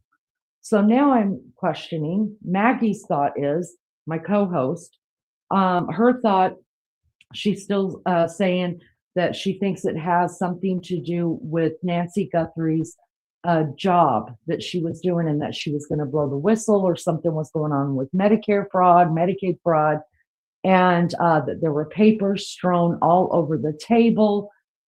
So what I'm saying is I believe that they went in and she was murdered on purpose, and that there is stuff in that. I think it's a kill kit that they brought, the backpack. But if I went with Maggie's way of thinking, which, listen, none of this is out of the realm of possibility, then could they have brought those papers in to stage that this is why that they kidnapped her as just a ruse, like he's saying, that they staged it to make it look like, oh, she found some really interesting stuff on the fraud, you know, and put that out there just for more time to go and get rid of the body. I'm still on the fence that a family member had to do with this. It was all about murder and collecting on some money.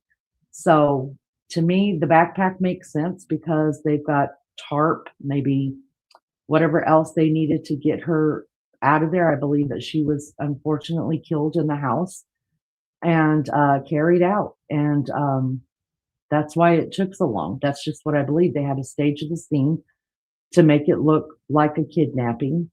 And all of that is just bullshit. And that's just what I'm thinking. Diamond Lucidity says a backpack for tarp and to carry a body outright. Anne says a tarp in the backpack, maybe. That's what I believe, you guys. It doesn't make any sense. You don't get, and you don't get both of them. It doesn't make sense. The only thing to me in my mind that makes sense is this is a murder, and they brought this stuff in to murder this woman and to get her out of the house, and which to me just points right back to the family.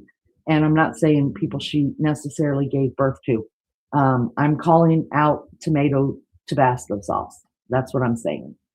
RC Curtis, thank you for coming in. Says, hold on, I'm trying to pin it. I can't. There it is. A backpack could have plastic or body bag or more backpacks in it. Now that I hadn't thought about. That there could actually have more bags in it to carry more stuff out. Hadn't even thought of that. Thank you, Curtis. That's what I'm talking about. That's why this is so important that we get together and just have conversation about it. You know, we're not going to, you know, the police aren't going to come over here asking our opinion that according to Leanie how this went down. But, you know, things that I don't even think about, you guys are throwing out at me, and I'm like, wait a minute, hold on. And maybe I'm doing the same for you. I don't know. I hope. Karen says, who's the man on the right in the ad? Look at his eyes, just like the masked man. Are you talking about in the picture, the side-by-side picture of the perpetrators? I think that's who you're talking about. Let's see. It's very possible it's an estranged fan who aimed to kidnap and hold ransom. Wouldn't be the first time a loony went to extremes when they couldn't get their way. Well, that's true too. That's absolutely true.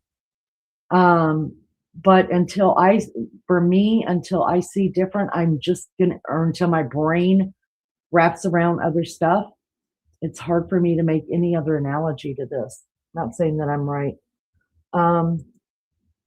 He would not use the top. He would use the bed sheet. He would not use the tarp. I think Captain is saying he would use the bed sheet. Not if, well, obviously she's bleeding, and a tarp, if it's a body bag of some sort, would be able to contain more blood in it. Why not leave her there? In my opinion, the reason why they didn't leave her there, they killed her and didn't leave her there, is because they had this plan to use it, that it was a kidnapping gone wrong, or it was a kidnapping. So right now they're not necessarily looking for a dead body. It's not a recovery mission yet. And to me, they got what they wanted. I mean, a lot of eyes are still looking at, this was a kidnapping, a ransom. It was, that's what it brought. And maybe she got killed along the way, you know what I mean, of all of this. I just don't believe that to be true. I believe this is about 100% about money. And listen, we've talked about it several times on here, where people have brought up, listen, tomato Tabasco hot sauce, he had a gambling problem. Now, I don't know that to be true. That's just a theory that's going around. I think people may have proven it. I don't know. I haven't seen it proven. But did Nancy say, hey, I'm done paying your guys' rent? Was she paying the rent? Was she saying, I'm not pulling you out of the hole anymore for your gambling issues? You're going to have to figure that out. Get your asses out and get a job. Listen, you guys, my mother-in-law, there were 2 times we had to pull them out of the hole. And finally we couldn't do it anymore. We have 5 kids. And I'm not talking little money. I'm talking big gambling debt that they had, that the IRS was taking their house. Well, guess what? After the second time and we couldn't do it, and God knows how many other family members helped them, that house got taken anyways by the IRS. Gambling is no joke. It will make you do some weird ass shit. So who's to say? Who would have benefited from Nancy's death? Who was the beneficiary of the 11 mil? Anyone? All right, let's keep going with this. Thank you guys so much for being here. Will you double tap the screen for me? I appreciate you so much. Hit the like. That's all I ask you guys. It's awful to think about with, anyone, let alone an older, age grandma. Age is not a protection against that. Yeah, I heard someone else saying that, and it's terrible to think about. So I've been away from home for a while for work, and one of the things I miss so much are my factor meals. They make it so much easier.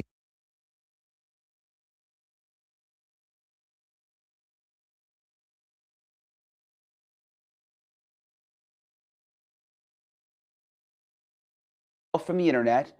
They cannot harm you. If they can't find you, click the link below to claim your 60% off and get your personal data off the market. So if the case, again, you don't think it's going cold, but it's getting cooler. When you're an agent on the case or you're a supervisor on the case, like, what do you do now? I mean, are you just going back and looking at old leads again and for a second time? Are you What do they do in a situation like this? Um, at some point, there are good things about less visibility, or I'm sorry, the case being drawn down, and there are bad things. One of the good things is less visibility, and all of a sudden, the case agent becomes able to work the case the way they want it to work it. When you get a case like this, when the President of the United States has commented on it, when the Director of the FBI is commenting on it, the uh, the problem is that there are 20 or 30 people in a very small kitchen. And I mean, as a case agent, you sometimes feel like, hey, I know what I'm doing. I've done this before. None of you are as experienced as I am in this situation. Would you please let me do it my way? I can guarantee you that pure investigative action has been compromised by political concerns, by concerns about getting along with the sheriff's department, and other issues like that. When the case starts to draw down a little bit, all of a sudden you find you have a lot more freedom to explore things the way you want. So less attention may be a good thing. Yeah, I'm thinking about a case I was on where I was actually on the wrong side of this equation. There was a believed to be a top 10 most wanted person in a small town in Montana, and they sent like 8 of us, and I was one of them. They sent 8 of us to do surveillance on this person and try to find them, and we worked for a week trying to locate them. And the closest we came to one day is we saw him in traffic during a snowstorm, and were unable to catch him. The single agent that worked that town had worked it for 25 years and said, if y'all would just leave, I'll have this guy, and he was right. After we left, about 2 weeks later, he just walked into a place where they were playing cards, sat down next to the guy and arrested him. And so these things sometimes get more energy and more traction when management isn't involved. Let's go back to the beginning with the sheriff. And they it seems like they didn't do a great job processing the scene. At least those are some reports, because then the FBI had to come back in and they had opened up the crime scene. Do you think that they did damage that could be a big issue now that can't be undone? That's certainly a possibility, Brian. The issue is, first of all, I want to say that I don't know what they know. They've got evidence that I don't know of, and they have complications and dead ends that they found that we still might think are open. So I'm only going to go discuss these things in terms of complications rather than, what they might have resulted in. It is a complication when you get a case where you've got somebody missing, you haven't gotten a ransom note, and you don't know that it's a pure taking for ransom at that point, especially because there's visible blood.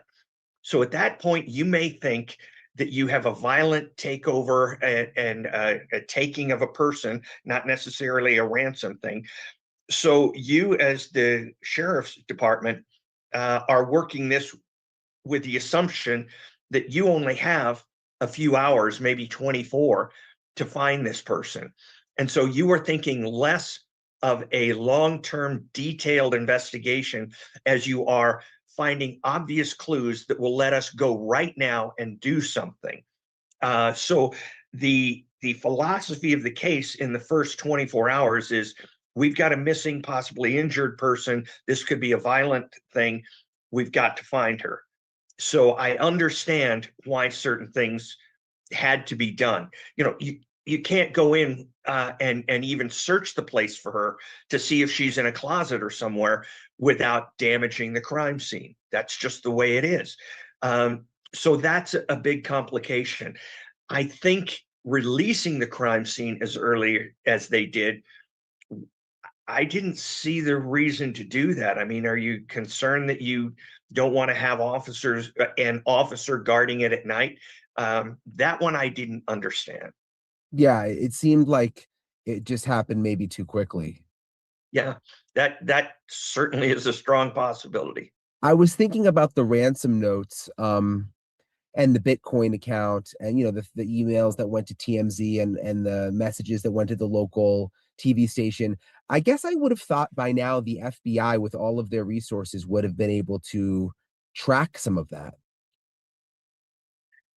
Yeah, it is extremely tough when somebody is adept at hiding their location. I mean, they'll bounce these things off like 10 different locations all over the world.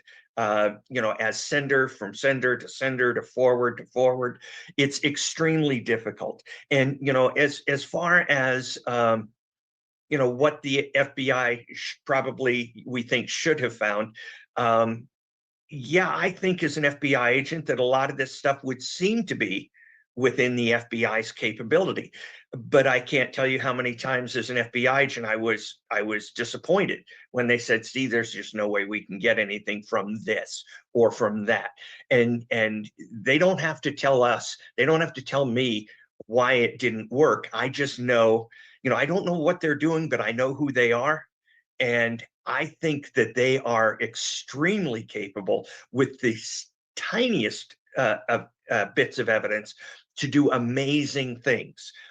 So the fact that we haven't seen something tangible yet indicates to me that somebody has either been extremely lucky in how they did this, or they have made some pretty good plans that have possibly stymied the FBI. And at this point, I would actually, as an agent, start looking at people who know how these things are investigated. It's not going to be somebody who's kidnapped before, because those people are all in prison or dead. It is somebody possibly who knows how kidnappings occur. I remember we had a string of bank robberies in LA, and we could not figure out how they were getting around us, how they knew to hit the banks we weren't at or we weren't watching. And it turned out to be law enforcement, or rogue law enforcement, who knew how to use radios and stuff. So that's where I would be leaning right now. So do you mean find someone who has been involved in kidnappings before and try to talk to them to get ideas from them? Or what do you mean? I'm saying that you have to consider the possibility that a former law enforcement officer or somebody like that, somebody who knows enough or has a friend in law enforcement, or who has a friend in a prosecutor's office, those are people who you would consider and say, maybe through them they found out how these things are solved and are working backwards and saying, we're not going to do those things. Interesting. Wow. Yeah, I hadn't thought about that before. There were some reports over the weekend. The New York Post actually had a story with several sources saying that the FBI is frustrated and wanting to take over and just waiting for the sheriff to hopefully at some point give it up, but that it would be the Guthrie family who would have to push for that.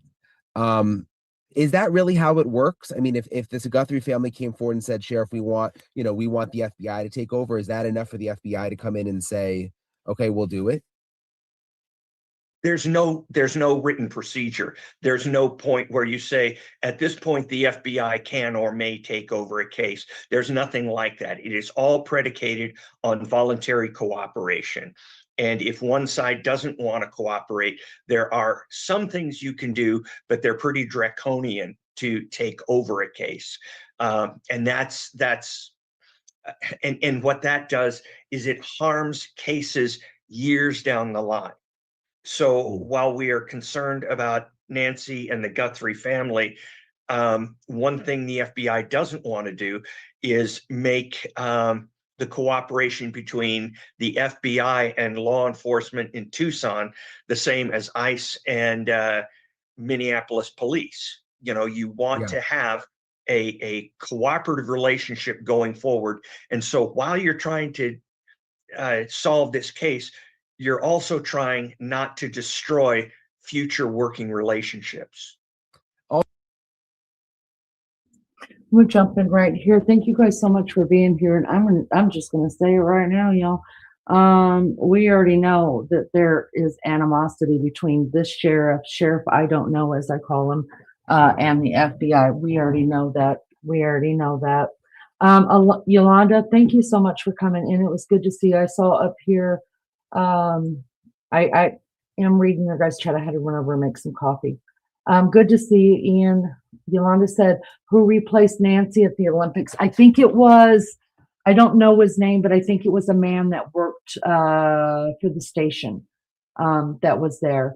Hi, Clearance Queen. Oh, I like that. I like it. Are you a thrifter? I love me some thrifting. Julie, good to see you. Thank you so much. Unicorn, thanks for coming in. Tango, so good to see everybody in chat. So good to see everybody's theories, thinks, questions, thoughts, answers. It's so good. None of us are right. None of us are wrong. We don't have enough information to go off of yet. And I don't think we ever will until it's all laid out for us. Kind of like with the Brian Koberger thing, you guys, we covered that for weeks and weeks and weeks in preparation for the trial. We started from day one and we worked our way all the way through it and had some really good conversation. We were all ready for it. And then boom. And we all got the life sucked out of us. We were all so excited for that trial and to hear the evidence and to be the 13th, 14th, 15th, and so on juror. And then boom. And then, so what happened. There was nothing we could do about it, but we were still butthurt big time. And then when all the evidence started coming out and started reading it, it was like, wow, like, okay, they had their shit together. Because there were times I even questioned it. So thank you guys for being here. We're watching Brian Entin. This one's almost over. Then I'll jump back in chat. We'll have a conversation. And then I have one more to show you guys if you guys want to stick around and see it. The one that he did today, I thought was very good. These were things that, y'all, I got sources. All these people, all these news people are like, from my source. Well, I got sources now too. All right, check it. Leanie's got sources. These are things that my sources sent me. I'm trying to make myself a big deal when I'm not. And so that's why I'm playing these. And then we're going to play the one that I brought up from today. All right. Thank you guys so much for being here. Double tap your screen or hit the like. I would appreciate it. That's all I ever ask of you guys. Thank you so much. I appreciate everybody.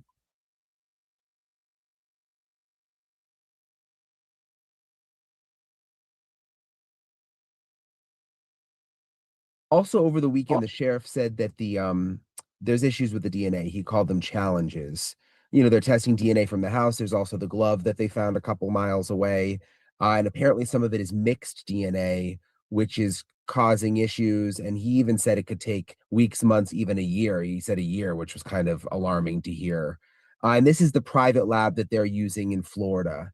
Do you think that's going to be a serious issue? Yeah, maybe they should have sent it to the FBI lab. Yeah, I mean, yeah. I'm sorry, but when you decide against apparent FBI disagreement to send this to your lab that you've used instead of the world's foremost crime lab, then you're responsible if it doesn't work out. And so I think that to me is the most glaring issue right now that I would be concerned about if I was the sheriff. That Okay, we have to talk about that for a second. Thank you, Mel, for dropping our copyright disclaimer. We have to talk about that for a second. So I think this guy is, I like this guy because he's trying to be fair. And I like people who try to be fair. But I also think you've got to really listen to the words that he's choosing to use, because even I, on this app, when I start slowing down my words and not just, then I'm trying to choose words so that I'm not offensive. And I think he is trying to choose words that's not offensive. A little while ago, he was talking about, that you want to keep a good working relationship with the FBI because later on you're going to need each other. You want to be able to work together in harmony, blah, blah, blah, and I think that's wonderful and it's great. And that's when I came out and said, we know that's not happening here. That's already been proven many times over. And now he's saying the sheriff fucked up. And we talked about this recently here on the channel that somebody came in and said, why don't they just send the DNA to a private lab and take the FBI and the police out of this? And I said, wait a second, it is at a private lab. And that's one of the reasons why the sheriff was getting a lot of shit, because the FBI said, we want to send it to Quantico. And the sheriff came out and said, and a reporter asked him, why didn't you go along with the FBI and send it to Quantico? I mean, they have the best of the best, you guys. We're really, really blessed here in our community, because we do have a retired FBI agent of 20 years, and she is fantastic. And listen, if she doesn't know something, she'll tell us that's out of my line of experience. But there's a lot of stuff that she does tell us and keeps us like understanding the mind of the FBI. And when he said he thinks that's where the sheriff fucked up, because you should, if you've got the chance to send that to Quantico, that's what you should be doing. Erica wants to know, what new book are you talking about? So Nancy Guthrie did write a book. What was it, guys? I've lost days, I've lost numbers, I've lost names. But Savannah Guthrie wrote a book, and we've all been talking about it because it has a story in it from when she was a child, where they played a kidnapping thing and whatever. So I'm still debating whether I'm going to get it on audio and just listen to it while I'm scrubbing my floors or something, just to understand the person instead of the celebrity, because there's obviously two different things. Even me on here, I'm different on here than I would be in my normal life. And I'm not saying I'm a celebrity. It's not that. It's just when you're talking to 119 people, of course you want to be on your best behavior. Sometimes I forget and I just fuck the whole thing up, and then you get to see the real Leanie. But I'm a very quiet person in life, truthfully. I'm a people watcher. I listen to people. If you will sit and tell me stories, I'll listen for hours, because I want to know the person. You know what I mean? Not the person who you have to portray in life, because we all do that. We do it at work. We portray ourselves one way at work. We portray ourselves one way at school. We portray ourselves one way in front of the in-laws. We all wear different hats. I want to know the person. So that's why I'm thinking about getting the book. The Great One says, I know a lot of people are saying negative things about where the DNA was sent. However, the conversation from the DNA specialist on Banfield had a different take. Well, that's the thing. That's the thing, is that all of these experts, and that doesn't make them any less of an expert because they don't agree on something. It's just their opinion, just like mine and yours. So they all have a different opinion on which should you use a privately funded lab, or should we use Quantico? Now, like I said, I come from a huge, long line of military. And so if I have the choice, I'd be like, please send that off to Quantico, because that's my background. And then there may be some people in the background that'll say, they don't trust the background so much. They're like, no, send it to a private lab. So I think it's just an opinion. Yolanda says FBI lab for sure. Mike, hello, good morning. Good to see you. Thank you for coming back, Love Bug. Vince says hello. Good to see you. Thank you for coming in. I appreciate you so much. The Great One said the DNA specialist surprisingly said FBI cannot do the testing. The lab that it was sent can do, which I was surprised about. Wow, I didn't know that. I hadn't read that, and I think I'm gonna go and watch it, because I do like watching Ashley Banfield as well. Thank you, Yolanda. I appreciate you. I appreciate you being here so much and engaging in chat. I love engaging in chat. I knew about the one, but Lego Mike said that she had a new one out. Oh, a new one. Oh, I didn't know that. Oh, when you find out, Erica, let me know in case I miss it. Benny, hi. Payback Files has videos from the beginning to this day. Very interesting video to watch. I will write that down. And of course, you know I'm on it, girl. You know I'm going to be doing it. Trump is king. That's not what we're talking about in here, but thank you so much for coming in. She has a new one coming out. Look it up. Not saying it has anything to do with the case, just something I've seen. Okay. Yeah, I'll look it up as well. Miss Barbara said, there have been times in my life I have wondered who I really am and what I have been doing here. Me too. I always thought when you get older, just off topic a minute, I always thought when I get older, I'd have it all figured out. I would be so confused about life. I'd be wiser. Well, yeah, I am wiser. You do get wiser, but you never really do have life figured out. You just got to lie to your kids and make it look good and they're going to figure it out, because looking back on my parents, I was like, y'all didn't have shit figured out either. And they were like, well, it's not like we were going to tell you that, So I understand that you just got to make it look good to your kids. But I think it's not so much about not having life figured out as to that we all change. We all have different seasons of life, and sometimes those seasons change every year, and sometimes they don't change until every 5 years. But when the new season comes along, we've got to figure out what the hell are we supposed to do with this now? Like, there's not a playbook. I need a playbook, because that's where I'm going right now, into the empty nest. And I'm just like, I don't know what the fuck I'm doing. I don't even know who Leanie is, but I'm willing to get to know her, I guess. If not, you guys know me, so you can let me know. This case gets weirder by the day, Mikey says. June says the sheriff sent the DNA testing to Florida, which was a big mistake because they mess up everything down there. Pardon me. June says the FBI sent theirs to a special lab and found something and then speak about it. Well, now they're telling us that, the DNA it's mixed, so they can't do anything with it. So, or it's going to take at least a year to figure out what to do with it. But so that hit me last night when we were talking about the DNA and stuff last night. I was thinking, and I finally said it, that if in fact there's different mixtures of DNA and it's hard to differentiate who goes where, what cell, who the cell might be, is that cell mixed with the cell, then how the hell did they say that they found DNA in the house and it did not belong to Nancy or anybody in her circle? So we could figure that much out of the DNA, but we can't get a whole DNA panel of a perpetrator, but we got a DNA panel out of it about Nancy. Listen, they don't have to tell us the truth, you guys. They only have to tell the truth when they're signing on the dotted line or if they're before a judge. And they will lie their asses off to get us, to get what they need, as well they should. They will. My kids thought I had eyes in the back of my head, so they would just tell, just like your kids did. All your kids thought you had eyes in the back of your head. You didn't know shit, but because they thought you had already seen it, they just tell on themselves. That's what the police are doing.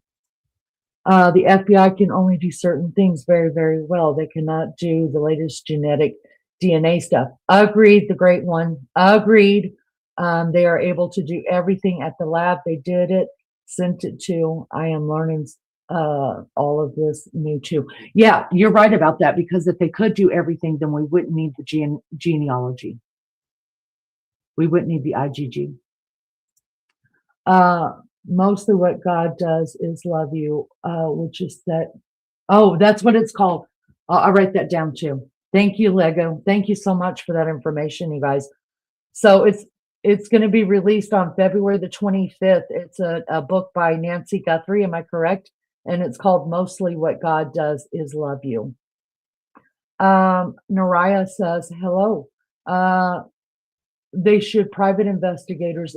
Okay, so the family has supposedly hired private investigators and private security with sniffer dogs to go through the house to see where the trail stopped. Okay, so supposedly the family last week hired private investigators.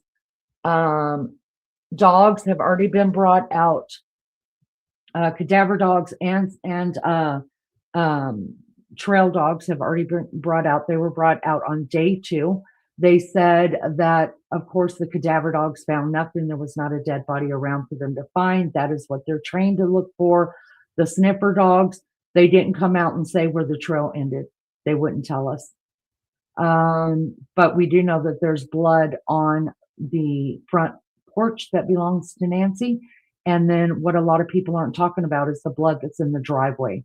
There is blood in the driveway, and we have pictures of it that's not being talked about. So I think that's where the trail ended. I would have thought the FBI would have been able to do absolutely everything.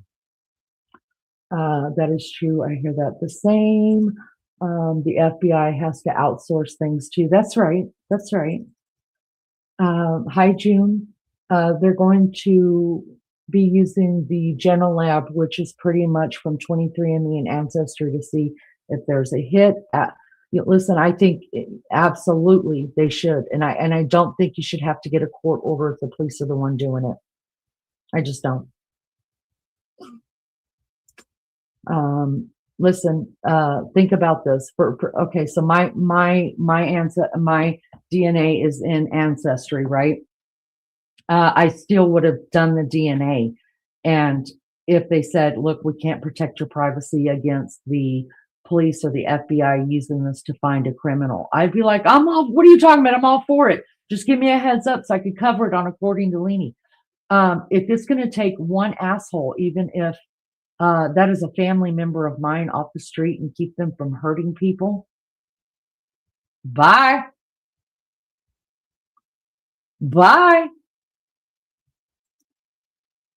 Listen to the Banfield interview. You'll gain some more understanding of DNA. I sure will. I listen to her. I watch Banfield as well, and sometimes I play her up here. Good night, guys. Erica, good night, honey. Good to see you. Thank you for coming in. Thank you so much. Yes, I heard they hired PIs and think JLR filmed it. Right. And then also the security that was or is outside their house. I don't know if they still are. That was private security, you guys. That was not police. The police security had left like the second weekend or something, and then we heard they had hired a private security guard. There's blood in the backyard, and there is blood in the bathroom. Miss June, can you give me your source on that? Because I have not heard that, especially in the bathroom. The police have not come out and told us where in the house that they have found the DNA. Because believe you me, I'm looking for it. I want to know. And I did not know about in the backyard. So if you can put into chat for me your sources on that so I can go and look it up. The driveway, so sad, right? That's exactly right. It's still hard for me to fathom that her family left her all alone. Mr. Mikey, a lot of us think that way too. I mean, how do you just drop mama off? There you go, mom. Good luck. Have a good night, honey. We'll be back. We'll see you next weekend, Mom. Thanks for all you do. I Googled the book, and it was released on 2/20/24 on Audible. Oh, so there's not a new book. I knew she had written a book. I didn't know there was a new one that was coming out. Okay, I think I'm going to order it. Brother-in-law, Flinner, I'm right there with you. We're reading the same page, honey. Amen to that. Let's see. Apparently, those big ancestry companies have ironclad clauses. All but two. So there are two smaller DNA companies that you could use, and there is no privacy clauses in them. But the big ones, 23andMe, Ancestry, and there's one more, and I cannot remember the name to save my life. They have to get court orders to be able to use it for genealogy. I also like to see what Nancy's will gave her to. Oh, Mr. Mikey, I would love to see that. Listen, everything's, if you guys didn't watch my show last night, you guys, everything is sealed. We went over the whole Carlos thing down in Rio Rico. Y'all, so many names, so many numbers. Rio Rico, when Carlos was detained for 5 to 7 hours in the car and his house, anyways, y'all, every bit of that is under seal. So if you think we're going to get anything that they don't want us to have,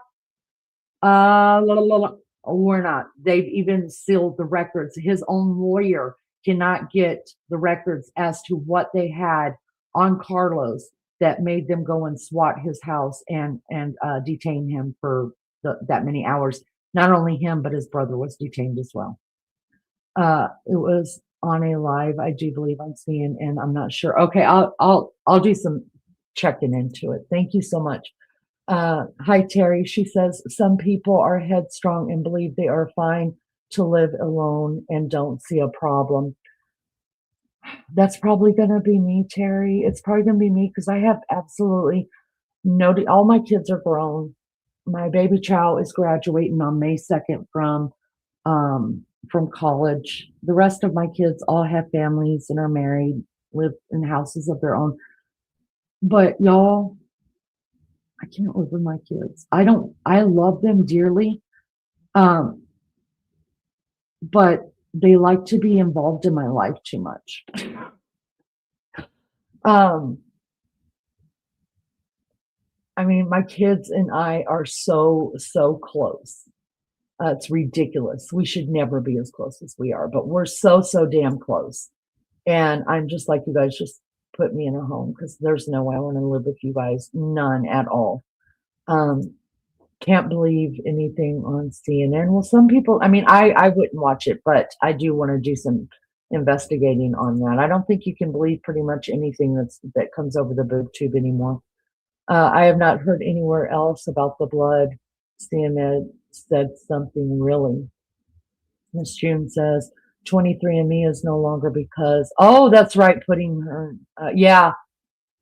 She was actually using her DNA to heal people with life-threatening illness. There was a big old, wasn't there a big old breach and all of that too?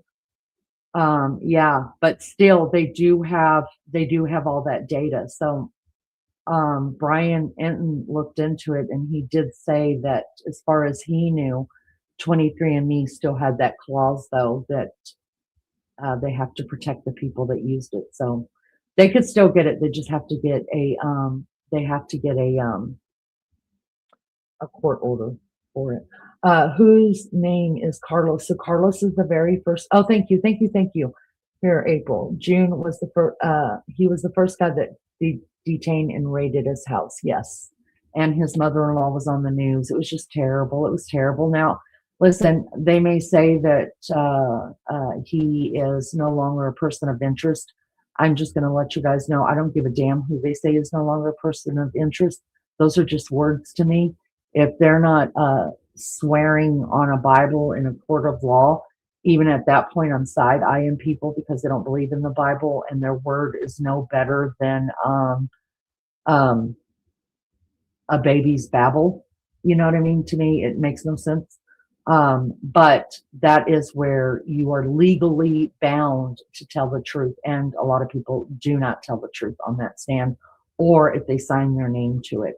So they haven't signed their name to shit. So I'm still looking at all those people that were swatted. I'm still looking at all those names. I'm still watching you guys. And I don't care if they come right out and say that the family is not suspect. Fuck you. Yeah, they are. Everybody should be. Carlos is the dude they pulled over and held onto the back of the cop's car for 7 hours, right?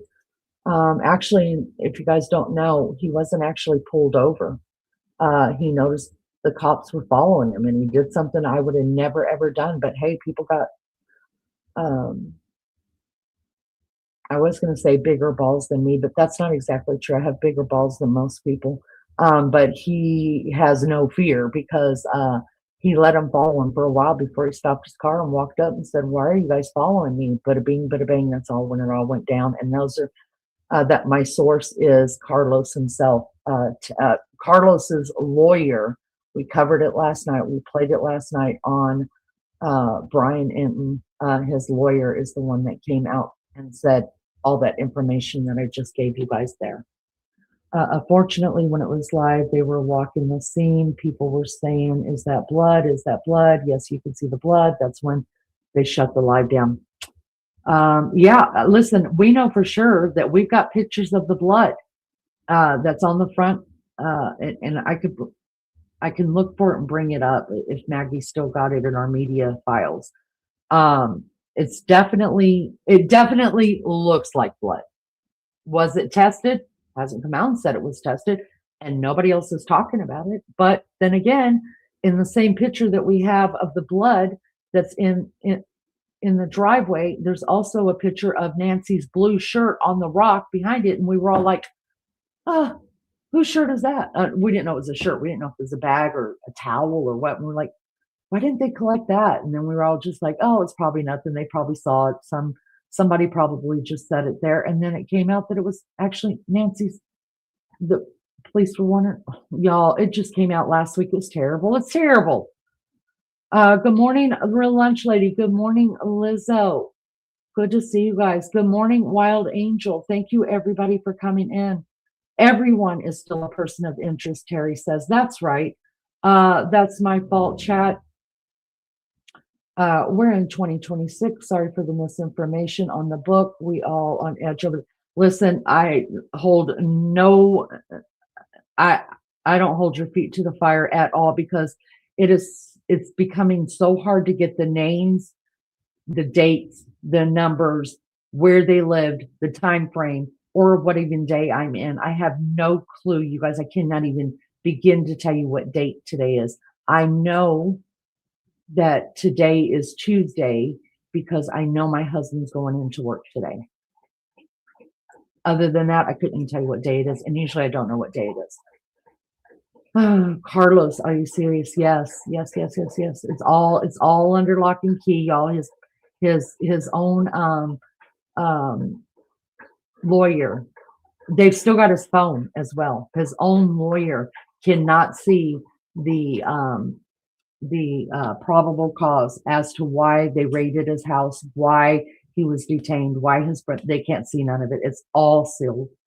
They have not given back even his phone, and they have requested it back because supposedly he's not a person of interest anymore. Well, here's another one for you about that's not a person of interest anymore, guys. If the family's no longer a person of interest, why is Tomato Tomasco hot sauce dude's car still impounded, and why is Nancy's car still impounded? Anybody? I'll wait. Exactly, until Nancy's found, everyone is still suspect. That's right. Tiger says 20% of the people that reported missing person are responsible for the person missing. I think it's even less than that. Well, no, you may be right about that. Apologize. I'm sorry. I do know that like less or right around 1% of people that are abducted in the US know their abductors. And I think it's a little higher for murder. So is Nancy part of the 1%? I think not. The great one says, absolutely totally agree. We suspects, if you listen exactly to the sheriff's words, the sheriff kind of gets around it by saying that they were never suspects. So how could they have been cleared? Yep. Hi, Tan. Good to see you. Thank you for being here. Leaving Nancy's clothes out like that was totally unacceptable. That's right. But let me just see if I still have the picture in media real quick. And I don't like bringing, this is real quick because it's in my own media file. So I'm not going to go look for it if I don't have it here still. But let me see if we still have, because what happens is StreamYard only lets us keep our media files to a certain limit. And if we're putting more in here to show you guys, then they make us delete stuff. So I don't see it. I think that was one of the ones that we probably. Sorry, Cake just see. You can't even walk in this room. Big Cake just woke up, walked in here, and that was Newt. Nobody's coming in my back door, y'all. Newt's gonna tell me, and he sounds vicious. Yeah, I don't see it. So what we'll do is we'll figure out something else that we can take out of the media files, y'all, and get that picture back up here, because we do talk about that quite a lot.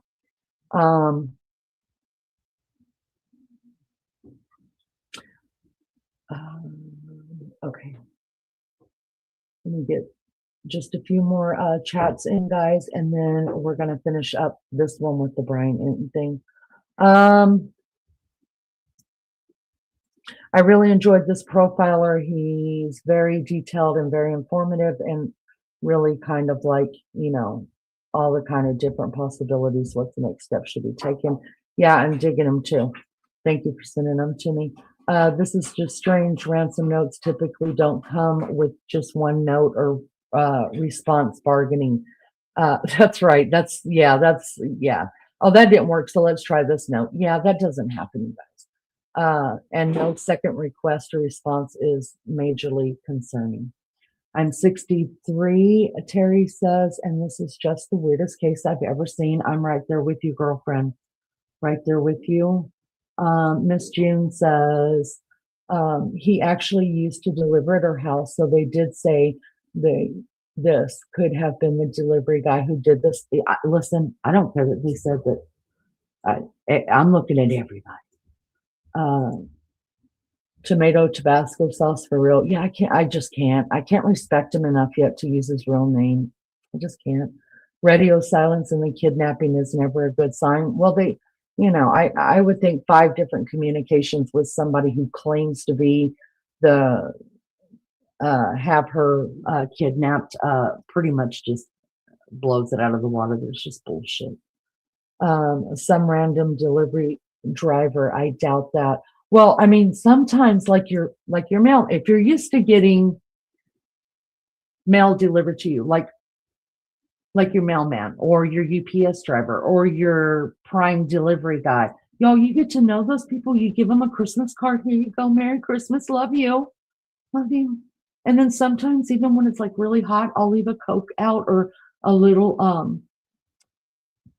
I have a little cooler that's got ice in it. Y'all, make sure that there's waters in it and some snacks, because my oldest son used to drive for FedEx, and I mean, he worked the most serious long ass hours. It was terrible. And he was a single dad. And so because of that, he used to tell me that sometimes, like for Christmas, his regulars would tip him and give him a gift. And he said, but the best thing in the world is when it's a hot day and there's a cooler sitting out on the porch with some waters and like some peanut butter crackers or something in it just to keep you going. He said, because sometimes we don't have time to run by McDonald's and even grab something to eat. Throw one for us says, who cares about this case? Epstein files, government-backed alien sightings are happening right now, and you are worried about a political party member, family member. Society is brain dead. Well, let me ask you this. You're not going to answer me because you don't have enough balls to answer me. If this was your mom, do you not want anybody talking about her? Do you not want me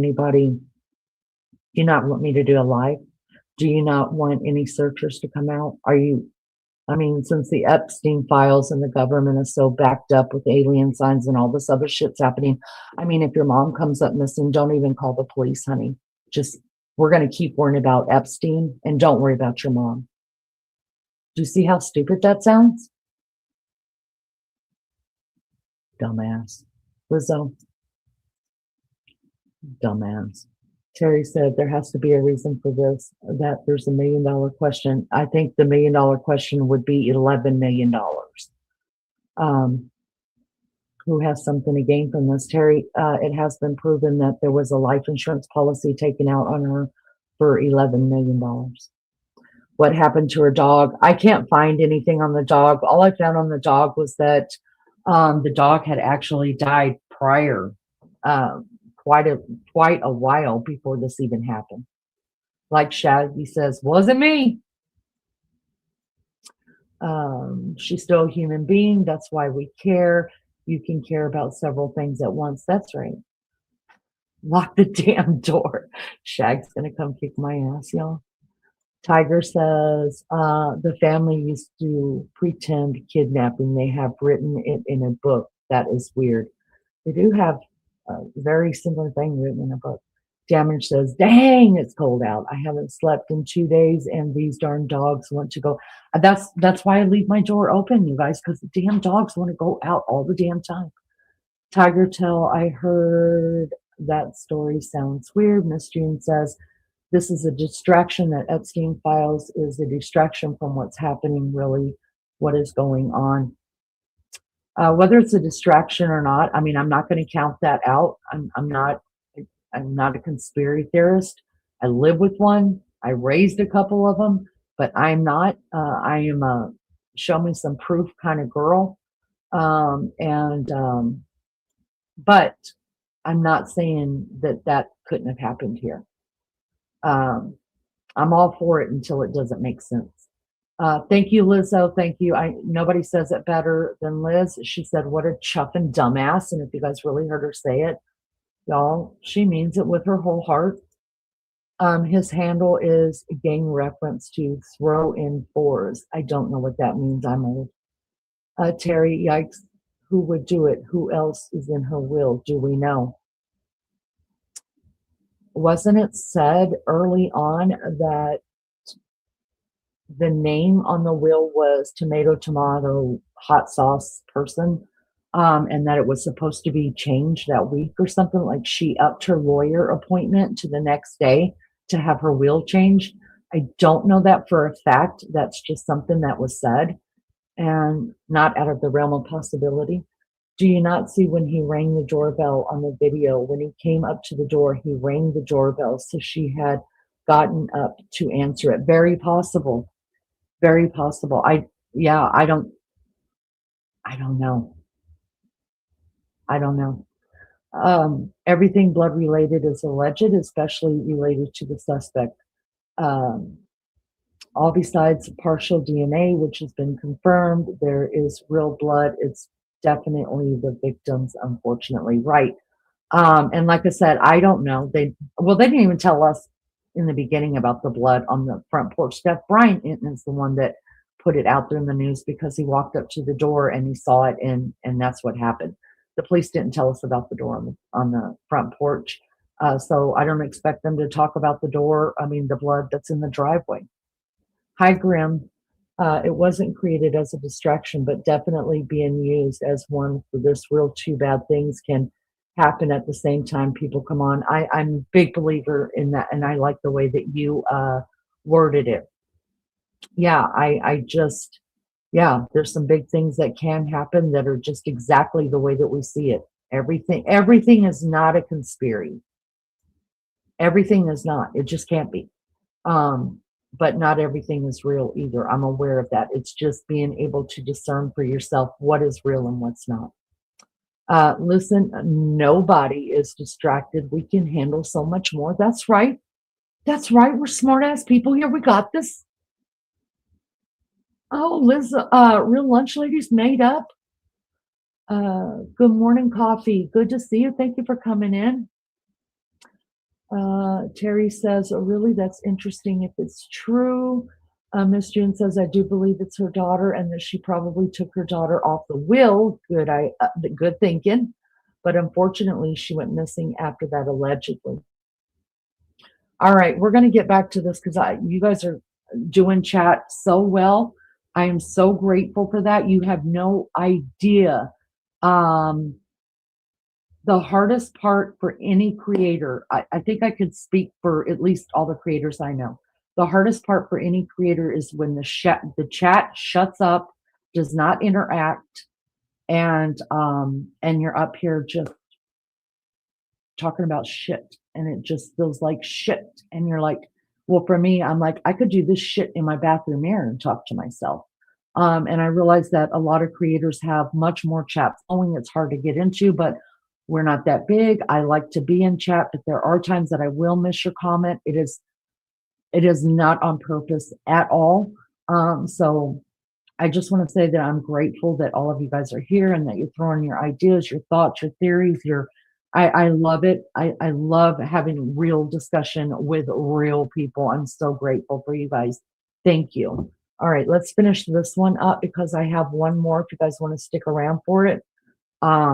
And I could actually put it on 2 times the speed. Let me speed this up and make sure you guys can hear it well. We'll just speed it up like one little bitty bit.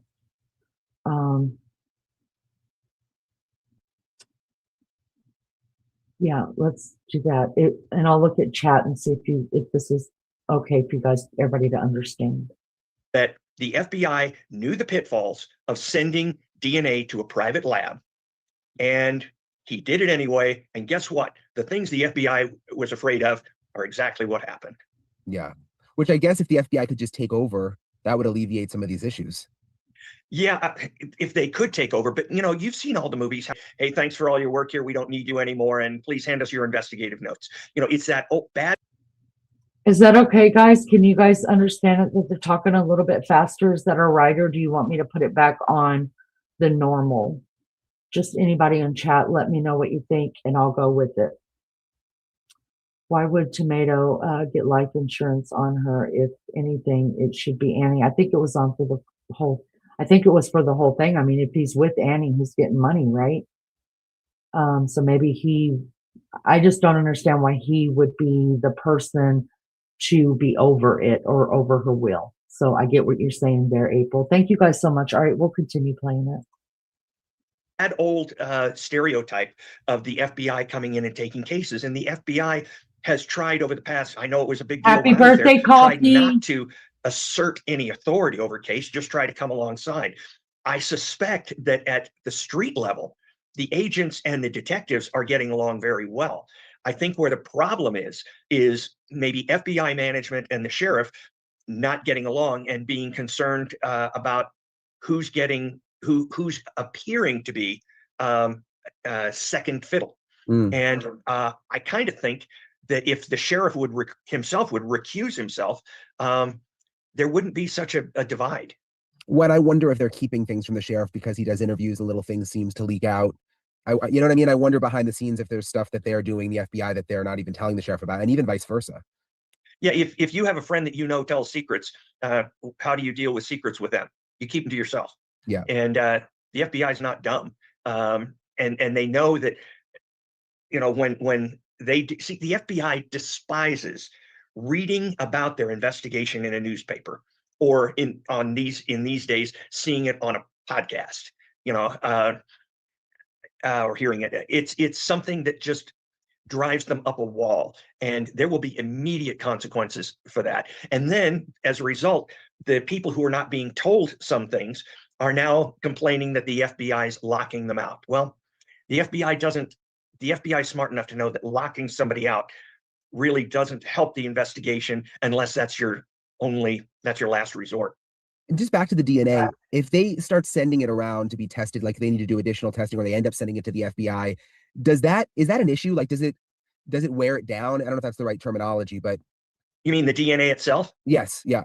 The DNA is finite. I mean, every time you do a test, you use part of the DNA. And that was the Amanda Knox case I was involved in years ago. The Italians who were claiming she had murdered somebody had so little DNA that they said, we don't even have any to provide the defense to test it.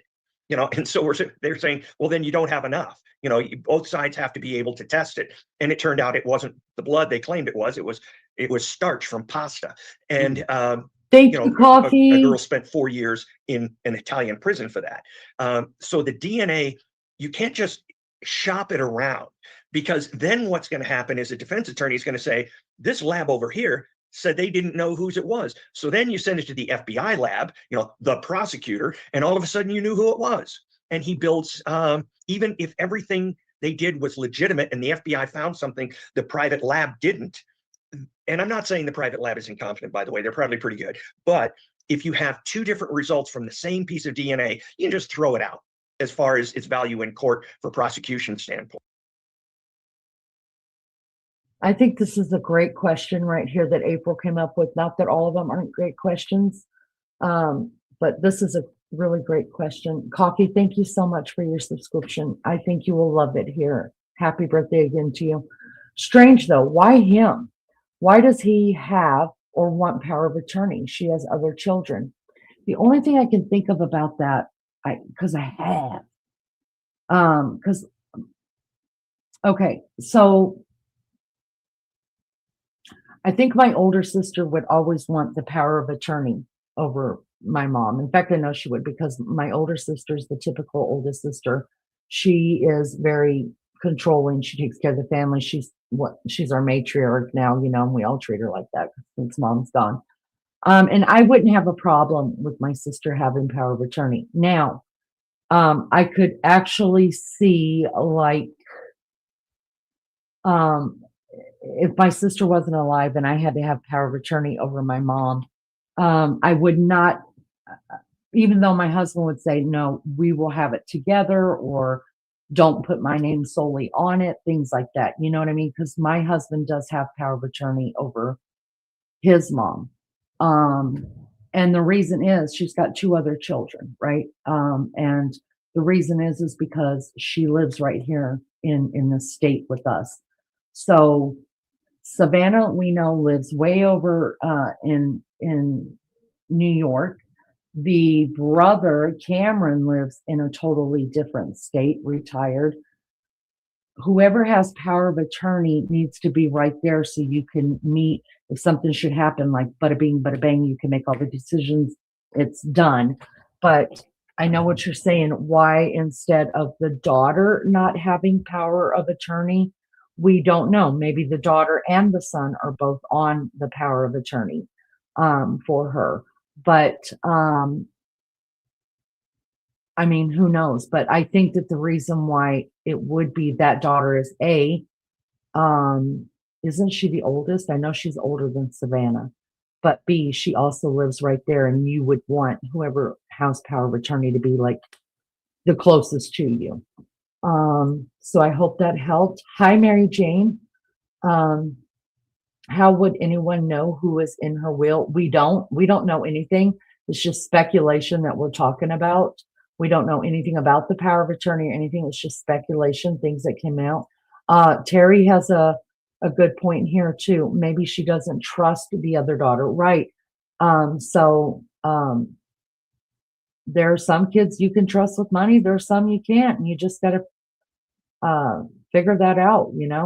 Power of attorneys and wills and shit like that cause so much problems in families. I mean, the story I could tell you that happened right here in my home yesterday about Beefcake's, my husband, Beefcake's family. They're all fighting over their mother's will, and the bitch is still alive. I'm like, what? Why are her kids, your cousins, fighting over your aunt's will, and she's alive? Why does your aunt have to tell her grown-ass children everything that she's putting in her will and how she's doing it, and they have to approve it? Fuck that. He gives great insight. Hi, Sandy. Thank you for coming in. I agree with you as well. Why not the son? Why the son-in-law? The great one. I don't think we really know the details of the will, etc. That's right. Do we know for facts? Nope. Okay, I think I covered all that. Hey, Mary Jane, good to see you, love bug.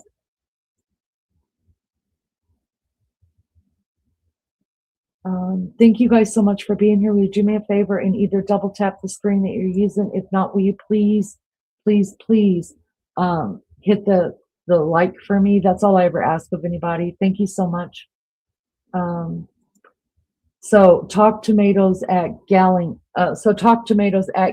Junkie. The grandson is a drug dealer. What's going on in the family? It just goes on to show damage. Can you give me some resources on that, please?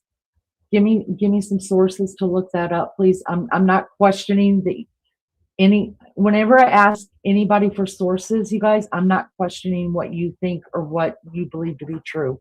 I just can't. I have to look for myself. That's just how I like to research. I don't like, because that way I could say also to myself and to my channel that this is all hearsay. This is my source on it. You guys take it with a grain of salt and make a decision whether you're going to believe it to be true or not. Parents are pretty smart and they've had a lifetime to observe all these people. Terry, that's correct. So tomato is a gambling and okay, got that. I've got an extra hour this morning due to snow. All right. Okay. You got you some snow. All right, guys, we're going to finish this one up. Here we go. Thank you for being here.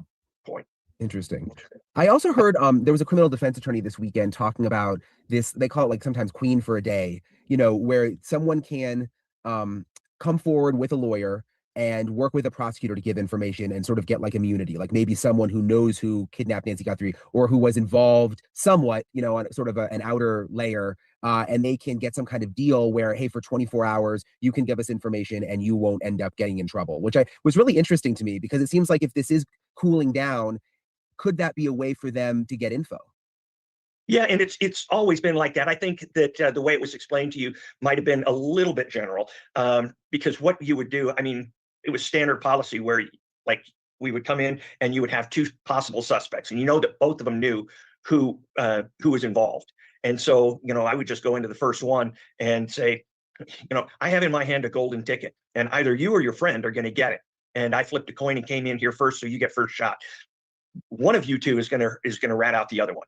That's just the way it's going to happen. And so one of you is going to get a very light sentence or maybe walk, while the other one is going to go to prison for a long time. Do you want the golden ticket or do you want me to go next door? And that's kind of what they were talking about. You can make a deal. And sometimes people come in with their attorneys and say, we want to make a deal. Doesn't mean that person's going to walk, especially if they're involved in a violent crime that ends in death. But it could mean that they will see the outside of a prison again in their life, and the other one won't. Did you have those situations come up a lot? Not a lot, but enough to make it interesting. Yeah. And can the lawyer come and say, look, we're not going to talk to you unless you make this deal, and then we'll give you our info? Yeah, they can say that. Yeah.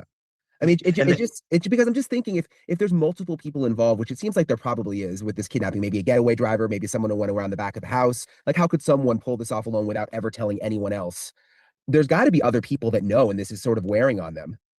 Yeah, I would be very surprised if this is a one-person gig. And the FBI knows probably more about it than we do. Like that video they released. I don't for 1 minute believe that that's all the video they got. If they got that much video, they probably got the stuff before and after that. So they've got a lot more video, and there may be another person involved that they didn't get quite a good video of. I don't know. But yeah, somebody could come in and say, I'd like to make a deal. And then if they say, but we demand this, we demand no criminal prosecution, we say no, at least now we've got a suspect. When people have come in and they say, I have information, but I want a deal, are they usually truthful? Only to a certain point. I mean, obviously, they're going to want to get the best deal out of it. I would analogize it to somebody coming in and trying to trade in a car to buy a new one. They're not going to tell you the transmission leaks. They're not going to tell you that it was in an accident 6 months ago. But they will tell you, the brand and the model, and that it's what you're looking for. And so before you go into one of those situations, there is a signed legal document requiring them to disclose everything and disclose everything accurately. So if you go forward then, and the person does not tell you everything that they know about the case, you can rip that agreement up because they violated it. So they can come in and say, I can show you who it is. And you neglect to tell them that you were the getaway car driver. All the immunity that they've negotiated for is now out the door because you have held back information. When you brought up just like when things get to court and defense attorneys, I was thinking back to the crime scene again, when the tape went up and down. It went down on February 4th. Then the FBI returned to do their processing on February 12th. Could that be a problem legally? Yeah, it could be a problem in trial. But there are two things that go on here, Brian. There is finding Nancy alive. That's job one. So what you want to do, and I'm aware of things like this, where you will do something when you get a person in who picked up the ransom or something like that, and you need to find the victim before they are deceased. The interrogators, the interviewers are not necessarily going to be concerned about what down the line is going to be admissible in court, because they've already got them picking up the ransom. Now we're just trying to save a life. So they may resort to things that are not admissible in court, make the testimony not admissible in court just to find a location of the person. So there's two factors here. Number one, we need to save a life.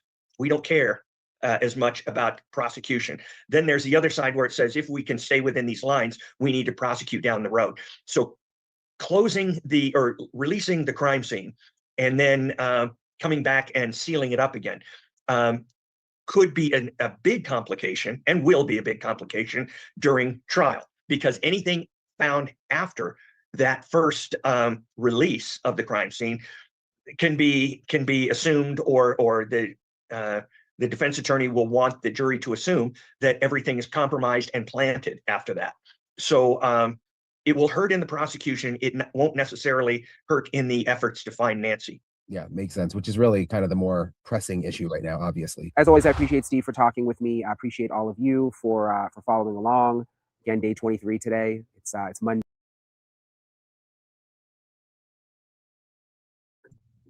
There you go, guys. There you go. I mean, nothing we haven't talked about before. We've just heard it from a professional now, and not just us in here putting our head together. But it's, I mean, pretty other than the DNA, I think we have these same discussions that Brian had with him. It's just now we've got a professional that has done this on the daily, verifying that what we thought was true. Thank you guys so much for being here. Oh man, I'm so grateful. I typically never watch YouTube streams. I used to stream on TikTok, still occasionally do, co-hosting debate lives. TikTok trolls are another breed though. I don't think I could do that, but I know you, I mean, it doesn't matter where you stream from, you kind of get it. And I thank you for that. My first thought on this was a heathen grandkid. I got you. Let me see if I can find it on Fox News. That's where I heard about the grandson, I believe. Thank you, Damage. It's so frustrating because someone knows something. That's right.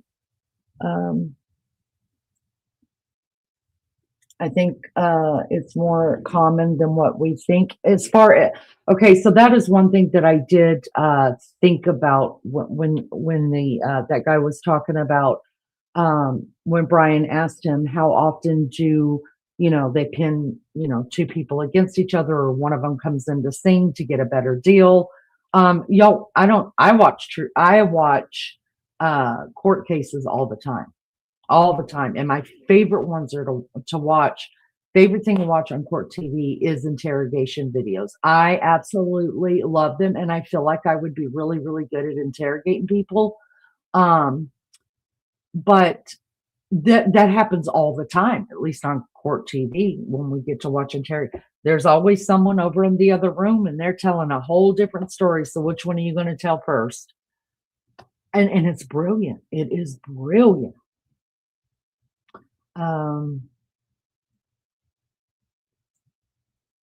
I would think they would distance themselves a bit. Yeah.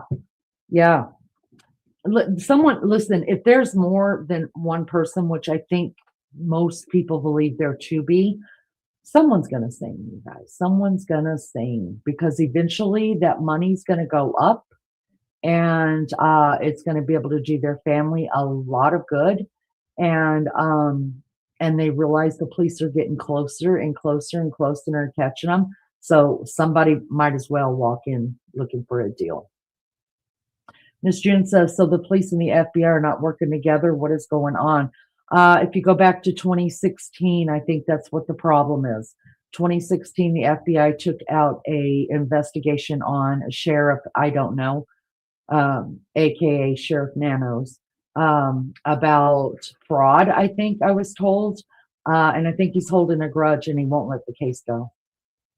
I was wrong. Some unverified social media claims to have attempted to leak distant acquaintances or rumored relatives, such as the woman named Kayla Noel Day, to past drug trafficking and fentanyl. Well, I do know that Kayla Noel Day, I think she was just arrested recently since, and I'm still side-eyeing her and her boyfriend a little bit, but not much. I think she's been arrested just since Nancy has been missing.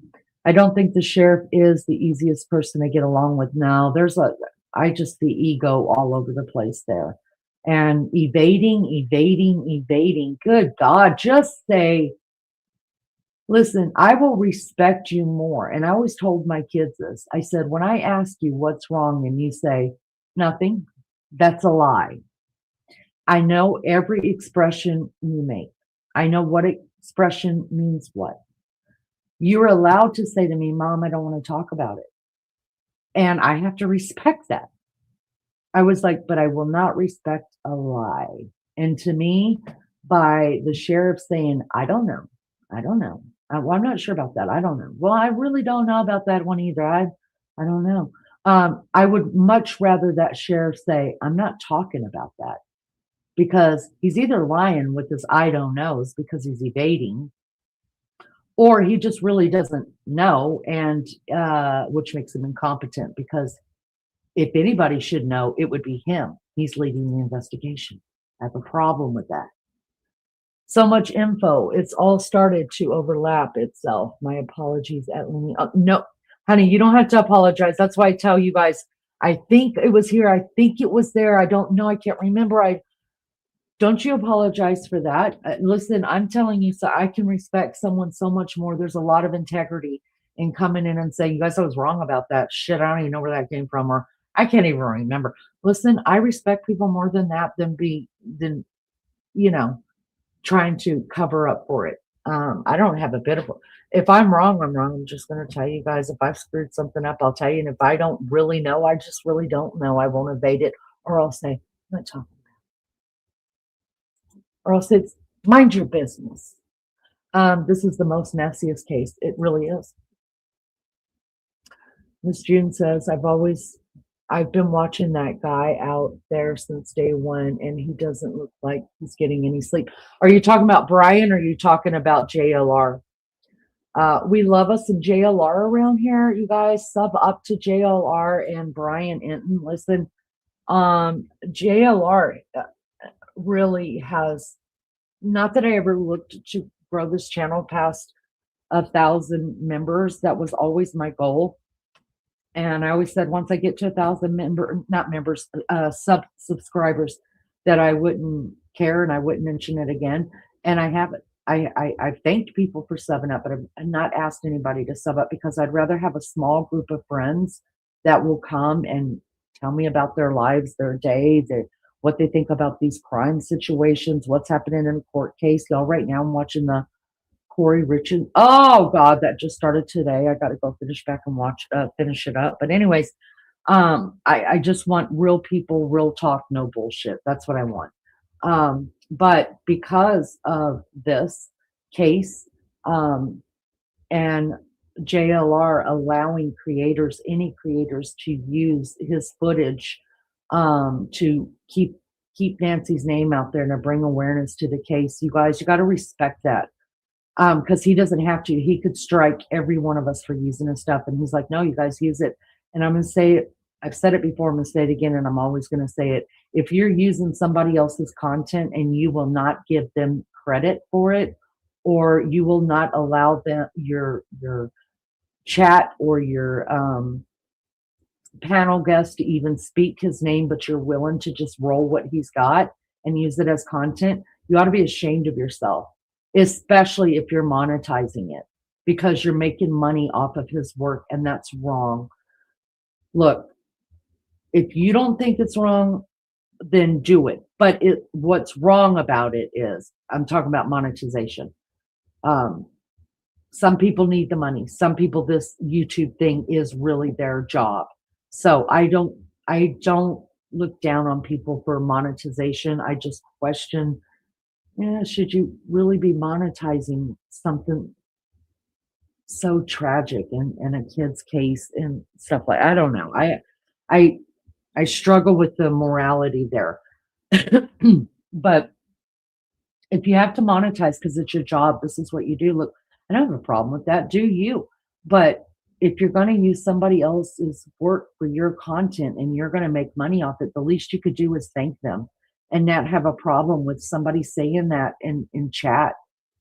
I don't There's a lot of creators that won't let you say any other creators in their chat. Like their mods will delete it right away. I don't give a shit. Everett, thank you. I'm just a loudmouth woman. Listen, no truer words. You think I don't know that I'm a loudmouth? Honey. Listen, you might have just found that out, but I've known for quite a while. All right. I come from a long line of big breasted, loudmouth women. All right. So I don't know who you're trying to explain that to. We all here know that about me already. Anyways, so I don't have a problem with people talking about other people's other creators. I don't have a problem with people dropping, if we're talking about them, dropping their link in my chat. I ask the mods to do it all the time because why wouldn't I?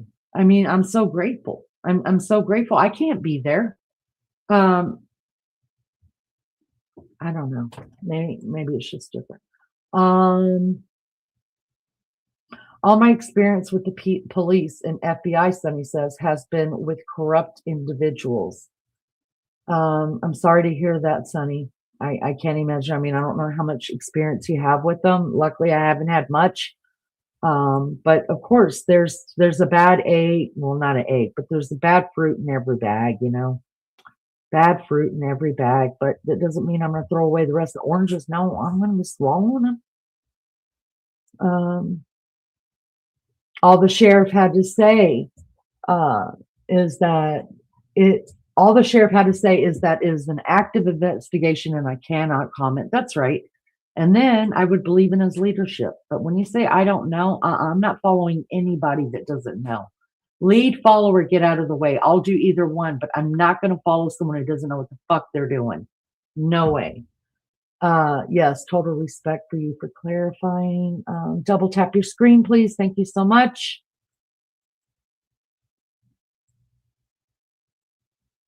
Hello, Summer. Thank you so much for being here. I'm excited for JLR's next case. Well, let's get this one finished up and get JLR back on the road. I love him. I really do.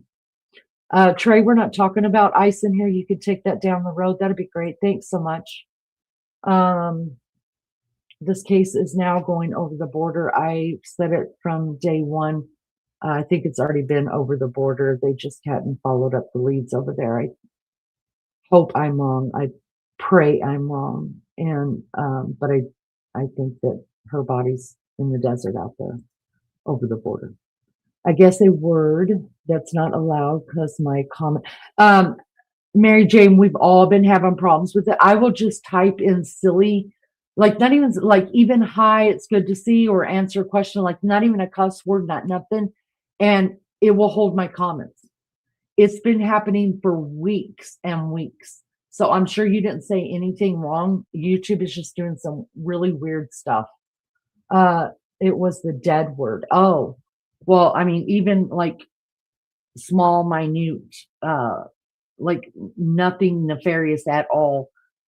There's a lot of comments Maggie and I have missed because YouTube is not it's either YouTube or StreamYard, but I'm calling YouTube because they have totally shut up, Shag.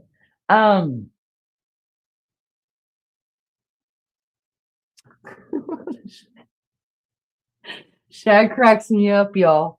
A wild angel over the border, though, for some people, they may relate that to the cartel, but I don't think the cartel has anything to do with this. I don't either. But it's not like if it came up tomorrow, like they found Nancy, they solved the case, it's dead, it's done, we're going to wait to go to trial now. And they said, listen, this was the cartel all along. I wouldn't be surprised. Nothing surprises me about the case. That's why I'm just leaving everything on the table, even though I have kept my own theory from almost day one and it hasn't swayed yet. You guys have just given me more to think about and stuff like that and other things. I cannot believe that it's the cartel at all. Hi, Jay Brad, y'all. The FBI is in the house. Jay Brad, y'all. She's a big deal around here. She is a 20-year retired FBI agent. And that's not just big YouTube talk, people. We know what we know about JB. We become very, very close friends over the last 2 years, and proven over and over and over again, not here on YouTube, but to many of us that hang out on the daily together. We know JB to be the real thing. Mary Jane says, no, I tried to get in. It still didn't work. It wasn't yeah, I'm telling you, my own channel, when I'm playing something and there's nothing that's even questionable in it, and YouTube won't let it go through. Mexico's in an uproar, world. Andrew said, if y'all seen the news yesterday, they caught that head cartel person. The whole state went into chaos. Yeah, I heard about it. I didn't see it. I watched the news and court TV too. So many tragedies. Yes, it is very, very sad. Abduction gone wrong. Lolly says, hello, good to see you, honey. Thank you for being here. Wild Angel, they've got people, Americans and Canadians, sheltering in place. Let's see, everybody's saying hello to the FBI. All right. So I'm going to pull this up as well, you guys. I just thought this was good. I'm going to leave it on a 125 screen, so it's going to actually go a little bit quicker. Then it's Brian Entin again. If we could throw up our disclaimer in the chat, so YouTube doesn't come after us. Thank you, Brian Entin, for letting us use your material as well and getting it out there. And also, if one of the mods would mind dropping Brian Entin and JLR's channel in chat, that would be marvelous. Thank you guys so much. Watch your ears, guys. I cannot control your volume. I can only control it right here. All right, let's take a look at this and see what he says. Let's make sure that it's on 125. Nope, this one is, let's put it there, see how that does. If it gets too wild, then let me know and I'll slow it back down. Here we go, guys.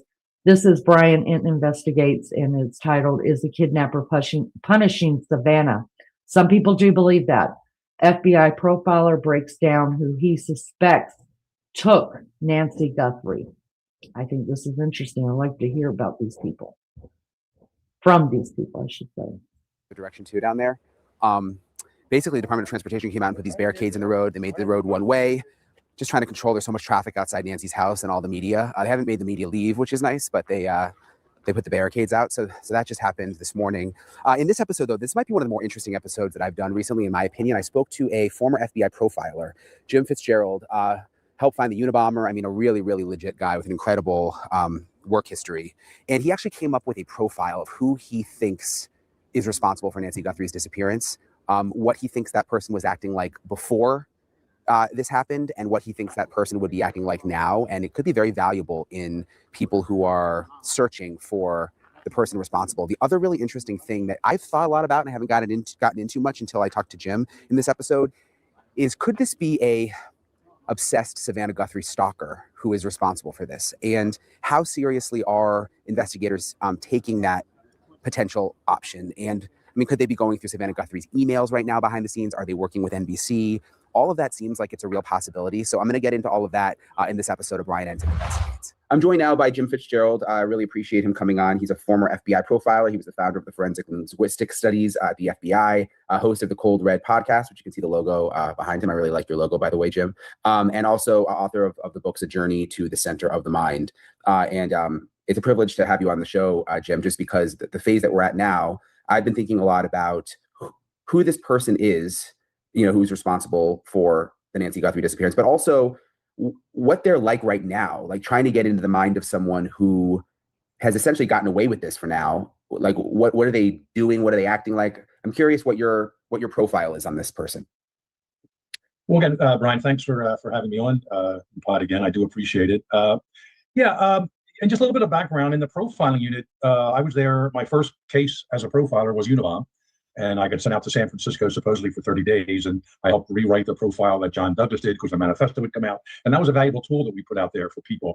And in my days in the profiling unit, when the 9/11 happened, the pilots were all killed, of course, but we're still putting behavioral characteristics out there of, who were their adjacents, who was helping them.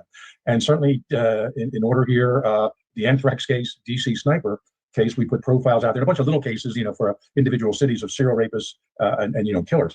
I'm surprised I don't see this from my former unit right now. I'm surprised it's not out there. So my Cold Red co-host podcast, Ray Carr and I, and he wasn't going to be here with us today, but he has some family issues he's handling.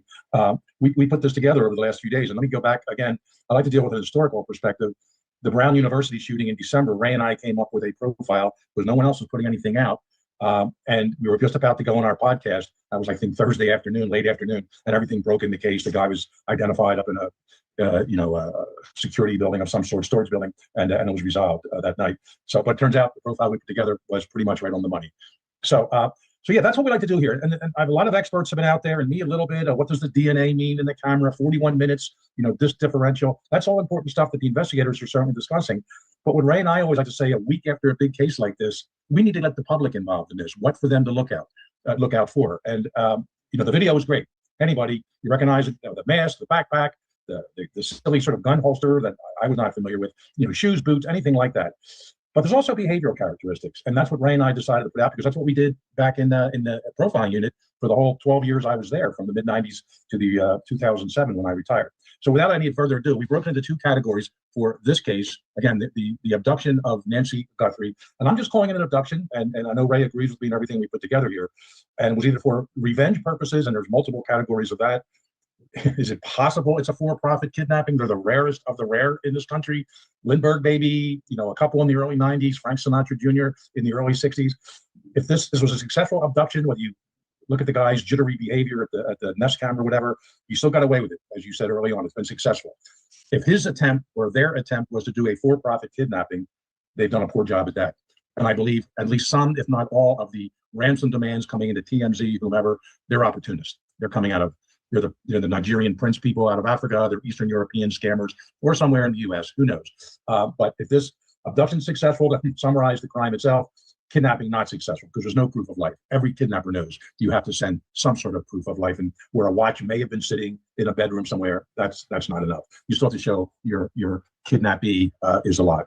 So when we do these types of behavioral characters, it's not really a profile, we say. It's what we break it down as to pre-offense behavior, post-offense behavior. And what I tell people in this case, look at the video, look at the size, the shape, clothing, all the things we discussed already, and then take in these characteristics, which are proven over time. And we've had a very good percentage rate with, going back 25 years, John Douglas and wrestler, Bob Wrestler, and people like that before I was in the unit. And these are what these people do. We've interviewed serial offenders in prison, and we know this is how they behave. And we've interviewed them afterwards, even other type during interviews and interrogations when they're first arrested, and they gave us this stuff. So let's start with pre-offense behavior. Now the kidnapping was the early morning of Sunday morning, February 2nd. So this is going to be the week before, but again, it could be extended longer, shorter. If you've lived with someone, a neighbor, a son, a colleague, coworker, whatever category, here are some features you're going to see about this person before the crime. Unusually distracted and aloof, inordinately busy, but for unclear reasons, self-absorbed, more internet time than usual. And if you happen to see some of the things he's looked up, they would be unusual factors, maybe about Savannah Guthrie, maybe about kidnappings, etc. Purchases of odd materials. We've seen the video, we know what some of those are. Perhaps financial issues, real or imagined, but again, I'm not sure this is a for-profit motivation here, so just keep that as a possibility. He would possess some sort of a abduction kit. I put that in quotation marks in my notes, much like the backpack scene in the video. And again, serial rapists have rape kits, serial killers have kill kits. This would be an abduction kit, and you can imagine some of the common sense things in there, but you wouldn't just see a person carrying a bag with these kind of things in it every day. And they would include, it could be in a box, in a bowling bag. I think BTK, Dennis Rader, had it in some sort of a bowling bag, all these types of items. But obviously tape, different varieties, duct tape, electrical tape, masks, restraints of some sort, rope, wire, tools, that small flashlight, which is sort of distinctive, the bite light, I think they call it, and other items related to that. And lastly, again, pre-offense behavior. If you know maybe a little bit better than maybe others would, he's obsessed with one or more female celebrities and or high-profile women. So, of course, one of them would be Savannah Guthrie, but sometimes if there's any kind of a stalking element to this, he could have other women out there that he was fascinated or obsessed upon. And for some reason, because maybe Savannah Guthrie herself wasn't available, her mother was, and he has a familiarity with the Tucson, Arizona area. So, Brian, I can hold off there on pre-offense behavior. I'm going to go into post-offense next, but do you have any questions about what I just said? So when you said upset, so do you think it's someone who was motivated maybe by an obsession with Savannah?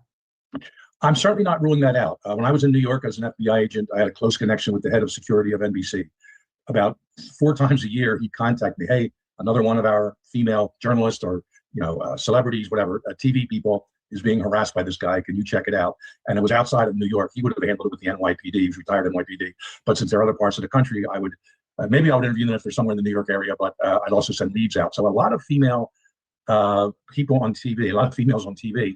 And it's different with actors, Brian. Actors look at their fellow actors when they're doing their scenes or their portrayals on TV. The difference with people like Savannah Guthrie and others is they look into the camera. And you get these people that maybe suffer from a condition known as erotomania. And it's in the Diagnostic Statistical Manual that psychologists use for all the different categories. It's basically like a stalker's disease. And it can be men or women, and they're hung up on usually people in power, celebrities, and they think there's a mutual love back and forth. And that's why I'm hoping early on the investigators went into every email Savannah has ever received, probably going back 5 years, from some fan who just repeats himself, but somehow it just was never fulfilled. Maybe she sent the 8x10 glossy or whatever the equivalent is today, but that just wasn't enough for him. So I'm not locking into this theory. And like I always say about these types of characteristics, I'll remind your audience, not every single one will be 100% right on the money. No profile is 100% perfect. But if the majority of these characteristics are met, again, looking at the video, some kind of a Tucson connection over the years, current, in the past, consider calling the tip line. So the whole thing with Savannah just can't be ruled out. She is and like I said in the first interview I did, I think, the day after the kidnapping, victimology is what's very important about any type of violent crime committed against a person. And that's a behavioral term for, it's one thing knowing everything about the killer, the kidnapper, the rapist, whatever, but we want to know about the victim. High risk victim, low risk victim, all those things. And as it turns out, it's not just, in this case, Nancy Guthrie herself. It would be her extended family. And I'm not talking about them being involved in this crime. Others are looking into that. It may or may not be. The sheriff has since ruled them out. We'll leave that where it is. But certainly the connections to those people. And Savannah. Y'all, I just thought of something I have to tell you before I forget it, and I'm eating grapes, so forgive me. When he just said that it may be due to this crime, or the crimes like this could be due to not necessarily the person that the crime is against, but the people in their circle. Sure, we've all brought up Savannah, like she wrote a book. She's worth all these millions of dollars. She's worth she came back and did her Savannah's Going Home live 3 months prior to this. I think somebody in chat once said this, and I don't remember who it was, but somebody said, could it be that somebody, that Tomato Tomasco hot sauce dude, somebody had beef with him and they owed him money, and it was a revenge abduction or killing? I don't think abduction has anything to do with this. I'm with this guy. That's all bullshit. But because of Tomasco hot sauce's connections with people and what he owed people, that happens a lot, right? It happened in the mob and stuff like that. You piss somebody off, they go get a family member. Who knows? JB, the FBI right here says, I don't think it's an obsessed fan. I don't think it is either. I just don't see this as an obsessed fan.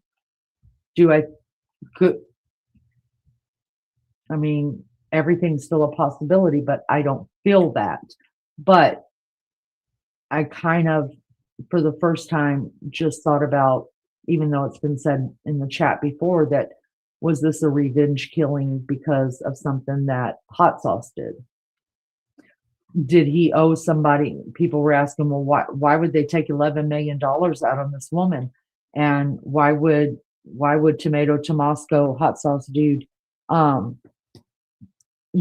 killed his mom when she was already worth money? Could have just got the money from her for however he did it.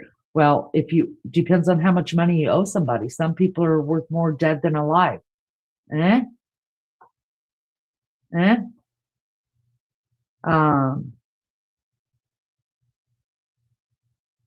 knows? being the celebrity, the high profile person, certainly worth a lot of money. If there is a financial aspect to this, she has to be considered in terms of who are the people that have been reaching out to her over multiple years. And I'm sure every one of those persons, their criminal records, and maybe even some have been interviewed, or at least try to locate them, has been done by the investigators now working the case. Yeah, just before we move on, it's interesting. I hadn't thought about that, them going through all of her emails. That would make sense. Because she probably has a lot from fans and maybe even creepy people. But I thought of something else when you were just saying that, in her last video that she did, she seemed like she was almost trying to like give the kidnapper sympathy, like almost she was like trying, almost like we, feel for you, you can still turn this around, almost like she was talking to someone who was obsessed with her, like trying to appeal to that person. That was kind of the sense I got when I first watched it, which seems to sort of go back to your theory here. And maybe the FBI told her to do that. Yeah, and there's no doubt the FBI, the behavioralists are involved in not putting words in her mouth or on paper for her, but certainly guiding them and advising what to say and maybe what to stay away from. So yeah, there was definitely a shift in her tone and even her agency, so to speak, but to whom she was speaking over the course of the several videos she put out there. And I think you're right there. And of course, as I pointed out, and I guess others did too, but certainly the first video, they wanted to humanize her. That's very important in these types of abduction situations. Call her by her name, mom, mommy. I think Nancy only once, mom, mommy, versions of that. So that was very important. They did. So they're trying to appeal to different levels and layers of whoever may be holding her, that, she is a real person, a human. She's kind. She's nice. I'm still baffled. I find it very interesting. I wish I was the one to come up with this, but the fact that Savannah quoted lines from the movie Silence of the Lambs, I found that very, very interesting. I'm not going to put a whole lot of interpretation in that. Maybe subconscious, maybe not. You'd think someone would have picked up on that. I know in the Ramsey, John Benet Ramsey murder, it never was a kidnapping, but for the first 6 hours or so with the letter that was received, it was treated as such. In that letter, there were direct references to the movie Dirty Harry and the movie Speed, and I'm one of the first persons to pick up on that. And that was early in the internet days. And even the movie Usual Suspects is kind of intimated throughout. So it's not unusual for killers, or we'll say alleged kidnappers, to borrow from the media, sort of life imitating art. But it's unusual when in this case, family members are borrowing from art, so to speak. Not bad or not good. I'm not even saying that, but they chose those words. I would think not coincidentally in the long run. Yeah, I just felt like maybe she was trying to appeal to someone who might be obsessed with her. Which goes back to your theory of, it could be like a crazy fan. Yeah, and look, a lot of your listeners may be young and they may barely remember President Reagan, or even the assassination attempt on him in 1981. And that was by a guy named John Hinckley, who was obsessed with the young actress Jodie Foster. And this is before actors and actresses would be putting their political, stuff out there. And I don't think anyone even knew her politics back then, and maybe even now, I don't know. But stalkers, people suffering from erotomania, will do really strange things. Sometimes they do hurt their actual victims. The actress, I forget her name, but she was in the show, in a mid-'80s show, and she was murdered by her stalker. So the bottom line is these things do happen. And I'm, as a part of me hoping that maybe this is an obsessed fan and he never could get to Savannah and he thinks he has some sort of a connection to her. So he just wants to keep her mother in a room somewhere and have these ongoing discussions with her about Savannah when she was young. And is there any chance she would like me? I know this is way out there in terms of a theory, but I look at the Elizabeth Smart kidnapping in Utah back in the early 2000s. Again, that was sex oriented, not related to this type of an abduction, but that person just wanted to keep that young woman in his possession, more or less, and keep her alive to fulfill, the ongoing fantasy he had about her. And he was doing very bad things to her. I'm not suggesting if that's the case here, it's happening to Mrs. Guthrie, but there are people out there whose brain synapses don't connect like ours do, and your audience, and then something like this, if they can't get Savannah, maybe this is the closest they can get. So I'm hoping for this sort of possibility, which would mean then maybe Mrs. Guthrie is still alive, but we just don't know, of course.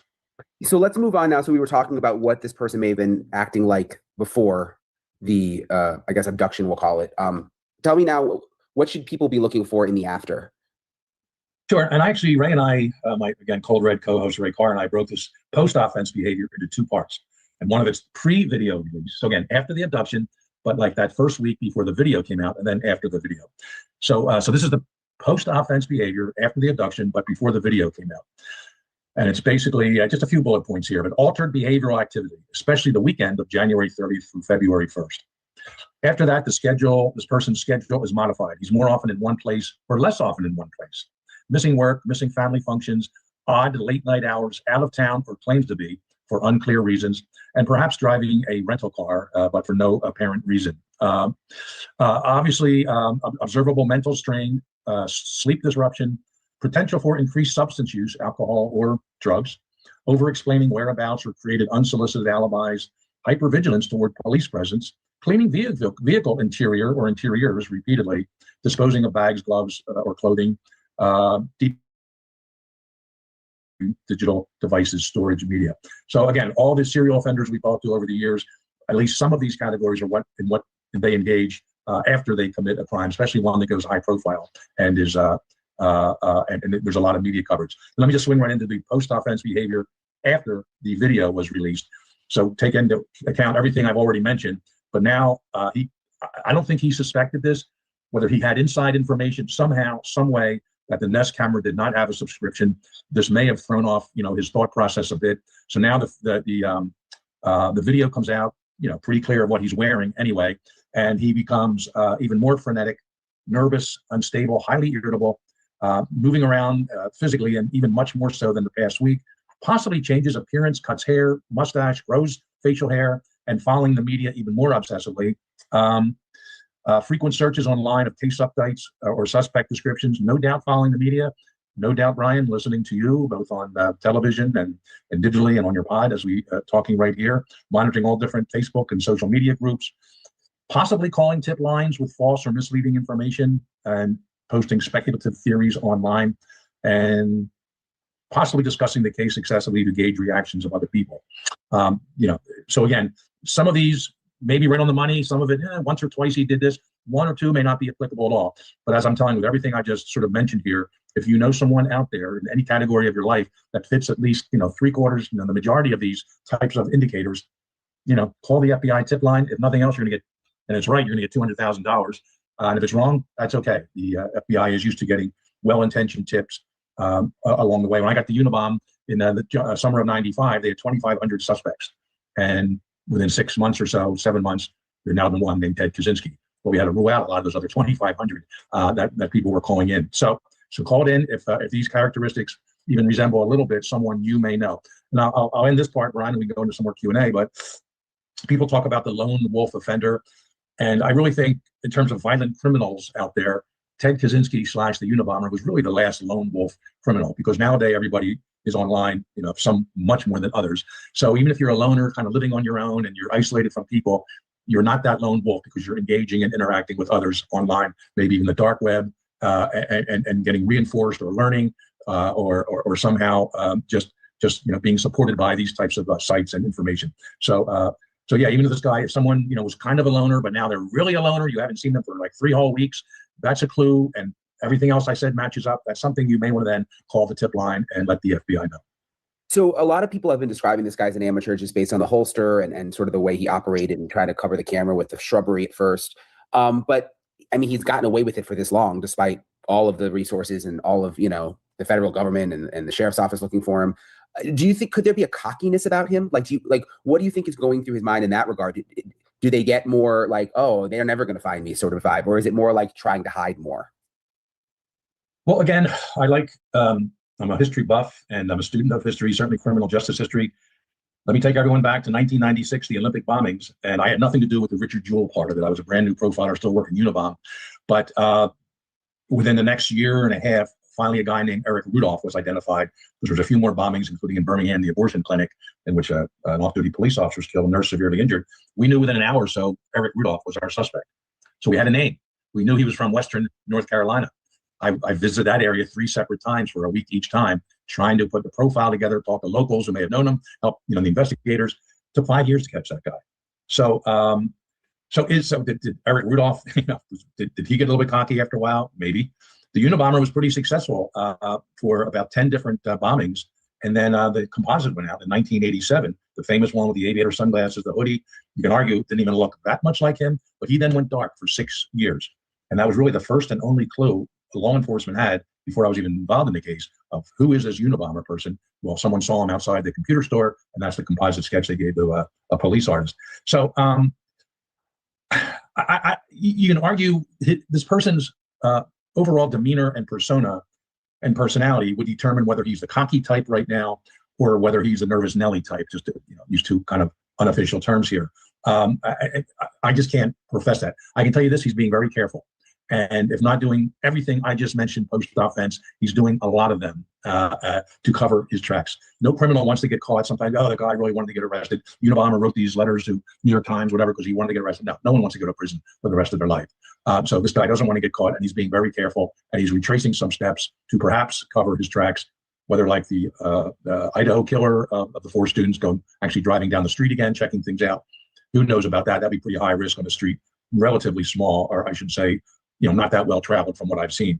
But he's obsessively following the media, and he's just making some strange, furtive actions that he wouldn't have been doing up to 3 weeks ago. And that's what we're asking people to look for and recognize. Male, probably 30-ish or above.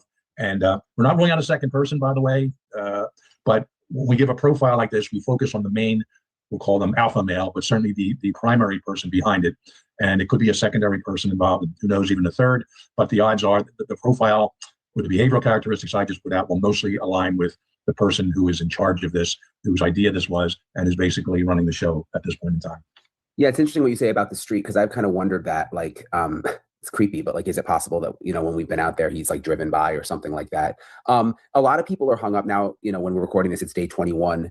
And you mentioned how long other cases have taken to be solved. There was one new report out today from ABC saying that they may scale back resources the longer this goes unsolved. Are you concerned at all? Could this doesn't seem like a cold case now, but do you have concerns about that?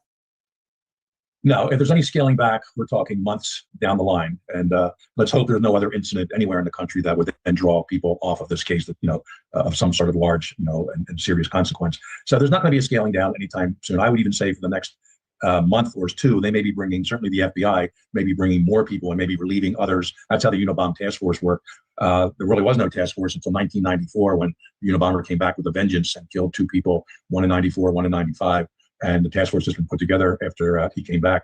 And we were rotating people in and out all the time. I was supposed to only be there 30 days as a brand new profiler, but they kind of liked what I was adding to it, and they kept me on board for the whole time. So yeah, there's going to be some people that stay there long term, other people in and out. I don't think there's any scaling down of this. This is too important, too high profile to the sheriff's department, as well as other local and federal agencies. So no, they want to get this accomplished. They want to get this, they need to get something. I'm hoping it's not just finding Mrs. Guthrie somewhere and we'll just leave it at that, no more graphic, but that would be, of course, give us some extra clues. But I still want to remain optimistic here and think this is not just a body recovery, but this is also a rescue of Mrs. Guthrie, that for whatever reason, this person's keeping her alive and engaging with her, at least somehow, for whatever psychologically oriented reasons he is doing so. But it's going to be months before people start getting pulled away. And even then, if another lead comes up, which they'll bring people back in 24 hours notice, and they'll pick up where they left off. Do you think there's a chance that this is someone really close to Mrs. Guthrie? I don't know. I know they've ruled out the family. I mean, we like you said, we just kind of have to accept the sheriff at his word, even though apparently it's unusual for them to do that during such an active investigation when there's no suspect. But could it be someone close that they're just overlooking, like someone else close? Because isn't that normally the case, statistically? Yeah, and along with being a profiler, I'm a forensic linguist, and I have a master's in linguistics. So when you even said really close, well, let's define really. Let's define close. So all logical definitions we would need here.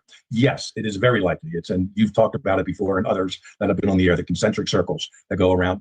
80 to 85% of homicides are committed by someone known to the victim. That statistic's been around for hundreds of years, going back to Cain and Abel, if you want to go the Bible route. His brother killed him. So yeah, so they have to look at everyone there. They have to rule them out. I'm not a big fan of publicly ruling people out. I think the sheriff, I would have been more comfortable saying we're no longer focusing on the Guthrie family, but everyone is still considered a potential suspect as the investigation continues. The sheriff came along and I guess completely ruled them out, and that's fine. They're on the inside, I'm on the outside. They know a lot more than I do. So, but to get to the gist of your question, Brian, yes, this could be someone a little close, really close, adjacently close to Mrs. Guthrie, or certainly the family. Yes. And I mean, there are all kinds of, what really all of us could be conceivably victims of a loved one being abducted. Not all of us are multimillionaires like Savannah Guthrie. And even if the abductor never really wanted the money, or that was just like a way down the list, oh, if I get a couple 100,000 for this, that would be great. There may have been some level of jealousy there that, I don't believe, Savannah was no different than me growing up. And, why did she get, so lucky and make all this money? I'm just trying to think of cases I've known in the past when some people, were jealous. I was a police officer in Ben Salem Township, suburban Philadelphia, started in '76, young guy right out of college. And right before I got on there was the famous Apt family mass murder, ABT. And I didn't work that case. It was like 6 months before I was hired. And here were 6 family members, well, actually 5 family members, one of the girls' boyfriends, teenage girl, and the dog, all killed in the house by gunshot. And there was big headlines in the Philly area before I was even on that department. Who the heck would do something like this? And it turns out the investigation within a few days to a week pointed to a neighbor down the next block. And here, 2 of the brothers, and they weren't even the ones killed. They were out that day. They used to tease this kid when he was a youngster, and bully him stuff. Right or wrong, we can discuss that. And this guy, after all these years, said, "I'm taking them out." Killed the family. Now, of course, I'm not saying Savannah was a bully to someone, but there could have been something in their personality that just said, from 20 years ago, look at the Brown murder. And like I said, our profile, our behavioral characteristics that Ray Carr and I put together were pretty close. And we said, this guy has a grievance with Brown and maybe others going back months or a few years. I wish I said a quarter of a century, but that's how long people have these grievances they hold. Ooh, let's take a breather from that just a minute. I just want to say thank you guys so much for being here. I appreciate you so much. You have no idea. Please do me a favor and hit the thumbs up button. That does more for my channel than what you think. And it's really the greatest thing you can do for a channel. And I appreciate that. I see a lot of things, different cases maybe being talked in chat, and then also about different things about what this ex-profiler is saying and stuff like that. Listen, I like what he's saying. I like the way he's saying. I like the way that it's breaking it down. I could tell that there are some things, if you watch his expressions when Brian asks him certain questions, I could tell that he is doing his best to choose his words. Now remember, I've got this playing at a faster speed, but so if we slowed it down, that's the one thing that I'm catching out of this guy. I watch his face whenever Brian asks him certain questions, and he's like, it's like, what do I say here? And I think it's good to listen to these type of people, because listen, they know way more than what we know. Let's just all admit to that right now. They know way more than we're ever going to know, unless you've got some kind of law enforcement behind you as well, which I do not. So I like listening to them, but this is just another case of, I think, was it, I don't even remember who it was in chat when we were talking about how different investigators will say 2 totally different things. Like one believes this happened and why this one believes that happens. Well, he just said something in here. He said that the FBI or the police, the sheriff's office will not, pull anybody back. This is too high profile. But the investigator that we watched prior to this one said, yeah, they're already doing it. So it just goes to show you that this guy's clearly saying, look, I'm retired. I'm not working this case. But he's saying, I don't think they would pull him back. Well, what I want to say to that is, first, we don't know for sure. Brian Entin said on the last one that he did confirm that they were going to scale back some of the people that were working this case. We do forget that when it comes to FBI and things like that, you guys, when they come in and work a scene and work a case, they're leaving behind their own workload to go do that, right? So at some point, this is why I think, yes, it's gone. It's not a cold case, but yes, there's nothing hot going on here, y'all. Okay. So what's the opposite of hot? Okay. We're cooling down, and we can prove that in our own chat. One night when we first started doing this, we were running 500 in chat. Okay. So there are people that are just bored with the nothing really happening, just having to go at the case like this and get other people's professional opinions on it and things like that. This case definitely is losing its motion. It's losing its speed, if you will. So I would expect that some of the FBI agents would be pulling back because they've got cases at home at their own offices that they've got to cover. And like the other guy said, they're ready at any moment. Their bag's still packed. They could be there in 6 hours if need be. So don't be disheartened by the fact that we just watched one retired investigator say, yes, they're going to pull back. They've got their own cases, la la la la. And then this guy says, who's also, he's a professional, and he says, no, I just don't see that happening in this kind of this big of a case at this point in the investigation. Well, I mean, common sense would kind of tell you if the case is slowing down and you're not doing nothing but standing around in a hotel room waiting for them to go have you do surveillance or open the crime scene, close the crime scene back up so you can do more investigating of it. Really, there's other stuff they could be doing that they're being paid to do. So that would be wise to go home and keep working those other cases. That's what I would want.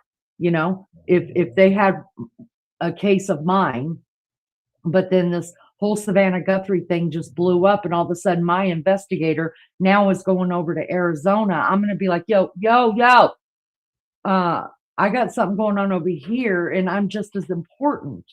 So that makes complete sense to me. And in a way, not because it looks like the investigation is going nowhere, but in a way, if they're not doing anything else, then yeah, get back to your other cases. They'll call you in when they need you.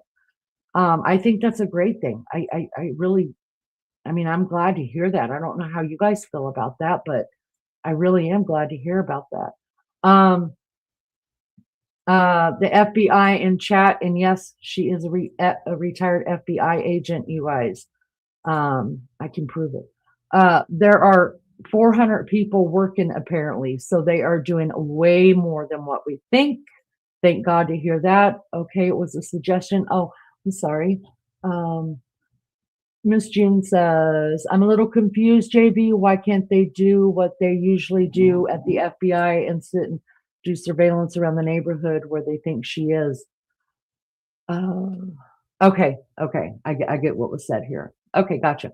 The other thing I wanted to say is, how creepy is it when they were talking about how perpetrators, they're listening to the news. They're possibly walking down the street. We see it over and over again, right? I just think that has a lot to do with they think they're bigger than they think they're untouchable. Brian Kohberger absolutely thought he was smarter than the police. And they saw right through his ass when he went to go and apply for an internship with them. So we see that all the time. But when you think that, you could be sitting in a chat room, or you could be a part of a Facebook group, or you could be covering this on the street across from your house, and the damn person is right there and you don't even know it. That's scary to think about. That is freaking creepy. But at the same time, you guys, how many people do you come in contact with every day in your real life? If you're working, or you're going to the grocery store, you're going to go to dinner or whatever, the likelihood of you passing a violent offender or a violent criminal, it's pretty high, especially depending on where you live. And until this, I really didn't give any thought to that. Any thought. And I am the most unaware person you will ever meet in your life. Like, I got called to testify in court because apparently I had sold some dealer and maker of the sauce some medication over the counter that and didn't even realize that he came back in the store 10 times to buy it separately because I could only sell 2 of those at a time to a customer. Y'all, I didn't even realize it was the same guy 10 times because of my past, I have trouble looking people in the eye. And so I didn't. I was always head down and I'd speak to them, but I've really had to work on that. And I can't say that I think I'm better, but I'm not, I'm not, I don't think I'll ever get it 100% right. But anyways, I was called to testify against this guy, and I told the police and I told the attorney, I was like, y'all, I don't know what he looks like. I couldn't tell if he was wearing jeans. In fact, I don't even know if he's black or white. And they were like, you've got to be kidding me. And I was like, no, I don't. But see, that's unheard of to them because they didn't live my situation. That makes me not look at people. You know what I mean? So, anyways, I find that funny that there's no telling. I mean, somebody can come and just, I'm so like not into my surroundings. I've tried to be better. I'm trying so hard that, I mean, it wouldn't be hard to commit a crime against me. I mean, I think God has given me so much grace. Thank God for that. But it happens every day. At this point, the FBI hopefully is sitting back and observing family members and people. I'm just going to say it again, that I truly believe they know who it is. Hi, Dawn. Good to see you. Really good interview. And I will say very eye-opening. It's scary to me that the perp could be on live streaming. Listen, you guys know, I believe 100% they didn't have to prove it. They didn't have to disprove it because Brian Koberger took a plea. I believe 100% that was Brian Koberger in that chat room and on Reddit, and was totally participating and giving. What if this happened? What do you guys think about this? And he was totally giving up what we know now was him. So it does happen. And I just think some people are so damn cocky and they think they're smarter than the sheriffs and they'll get away with it. I mean, you guys look at most serial killers think that they're smarter than the police. They really do. Now they may take some time off for a year or two or whatever, but I mean, Ted Bundy, y'all, he was charming. He wasn't hard to look at. Let's just be honest about it. He wasn't hard to look at. He was charming. People just liked him. Who would have thought a man that looked like that would be that sadistic, right? So I struggle with that too, because automatically I like everybody. Like, I'll just like you. You're my friend now. And I've always been that way my whole life. Like, it comes from a bullying background, being a child and being bullying. So when anybody's nice to you, you automatically think, oh my God, you're my friend. And I'm still that way at 56 years old, that automatically, like, I just think you're my friend because you said something nice. And then, thank God, all that's ever really happened to me is my heart gets hurt when I find out that you're a total bitch. So there's that. All right, let me get through this really quick. Hi, Debbie. Thank you so much for coming in. Sharon, thank you so much for coming in. Don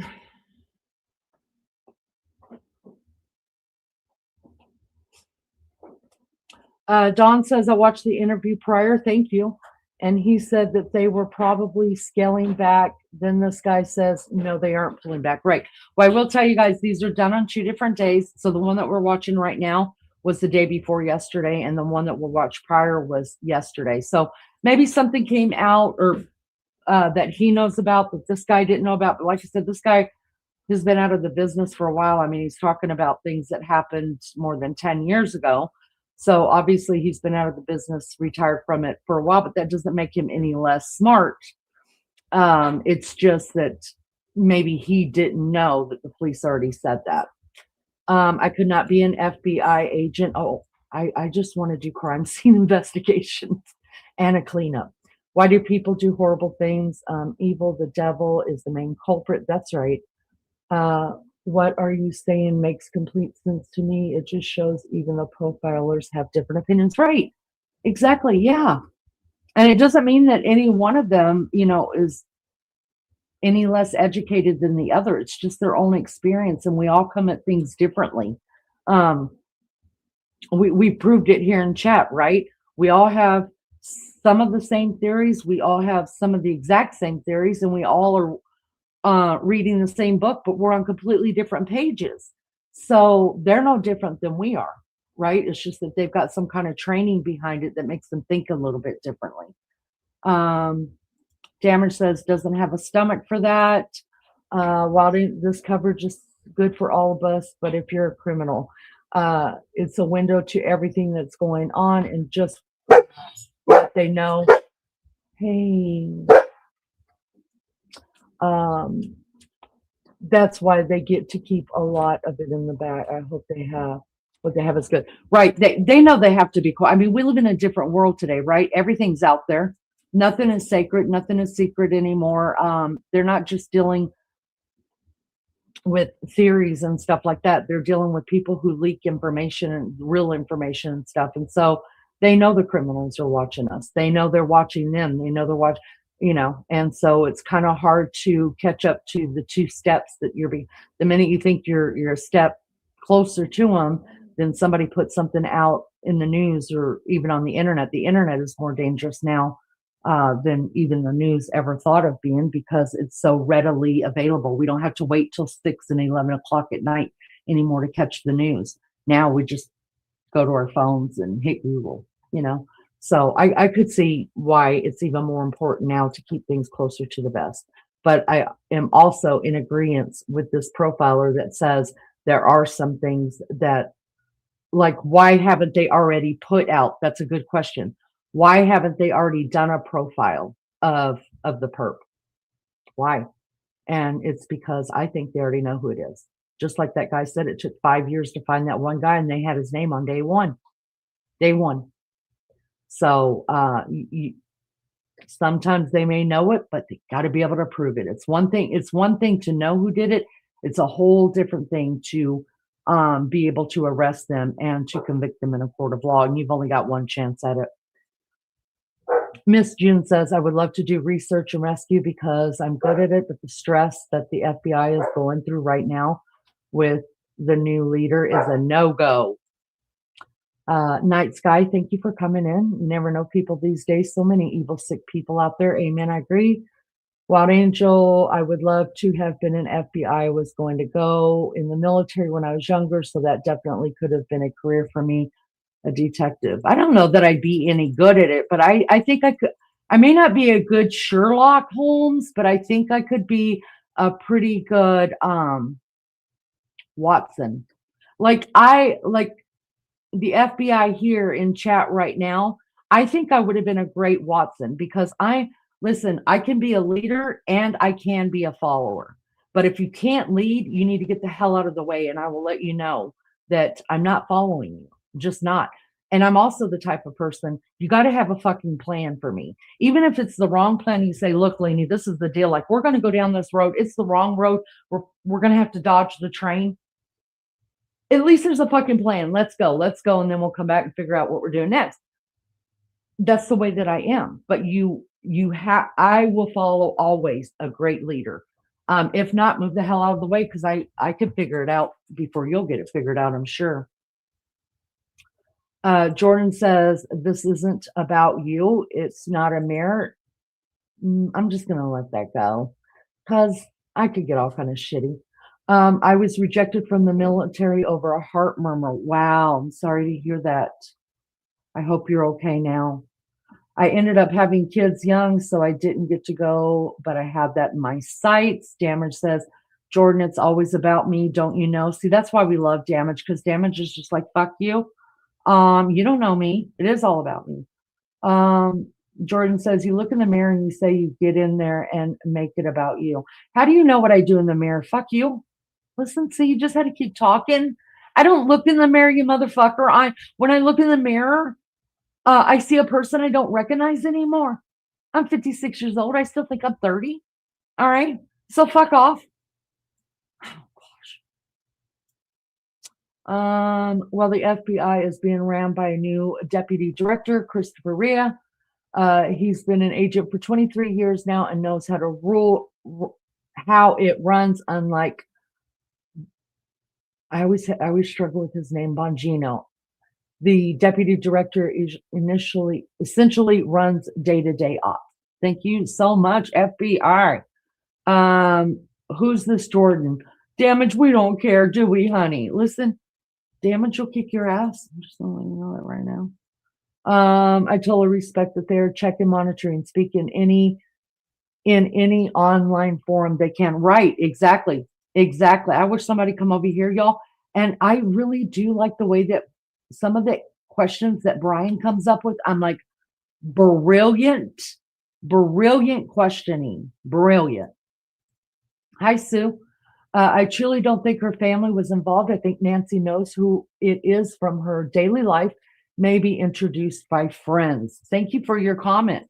Listen, I'm not saying you're right. I'm not saying you're wrong. Anybody's welcome here to give an opinion, and that's how we understand each other. Hi, Coffee. Coffee says, stay vigilant. I'm always aware of my surroundings. I know I'm terrible. But I do know it's a challenge, and I'm aware that I am that person. And so it's always, I try, my mom used to tell me when I was a kid, you blunder through life. You're always blundering through life. Pay attention to what you're doing and what's going on around you. Y'all, I'm still blundering through life, but sometimes it'll come to me, like if I'm in a parking lot somewhere, I'm like, oh shit. And then I kind of look around, you know what I mean? But it's not in my nature to be that way. God is my friend, June says, people are so fake, disgusting, even when they get paid to do anything to anybody, and people believe anything they read online. That's right. Dammer says, keep your head on a swivel nowadays, right? The world needs way more prayer. I believe that. The Great One says, I wonder if they have turned up to Nancy's house, and I wonder if we will look back at JLR and others' footage and be like, oh my God, they were right there. Could you imagine if they caught him on footage? Oh, shit.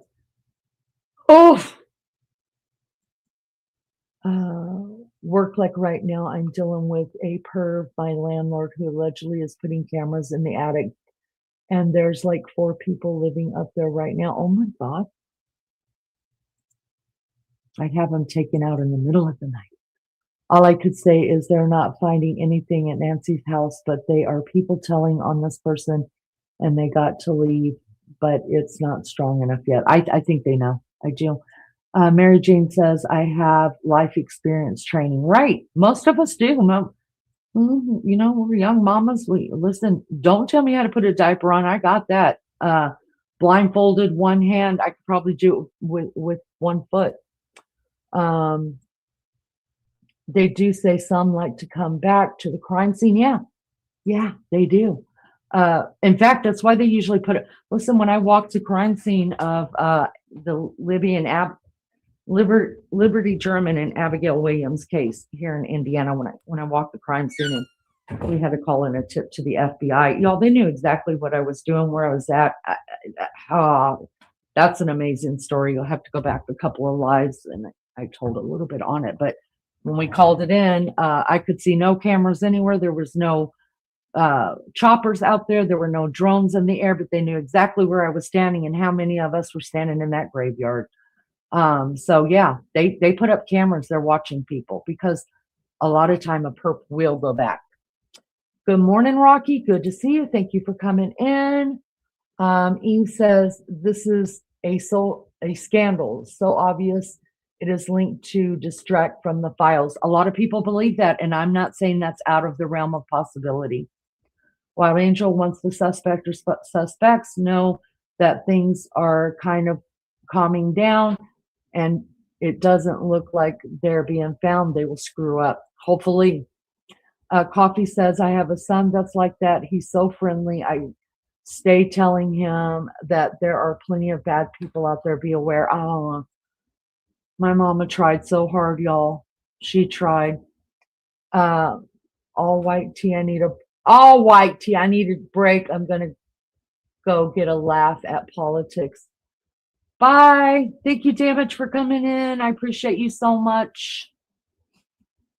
There are literally ads on Instagram hiring FBI agents.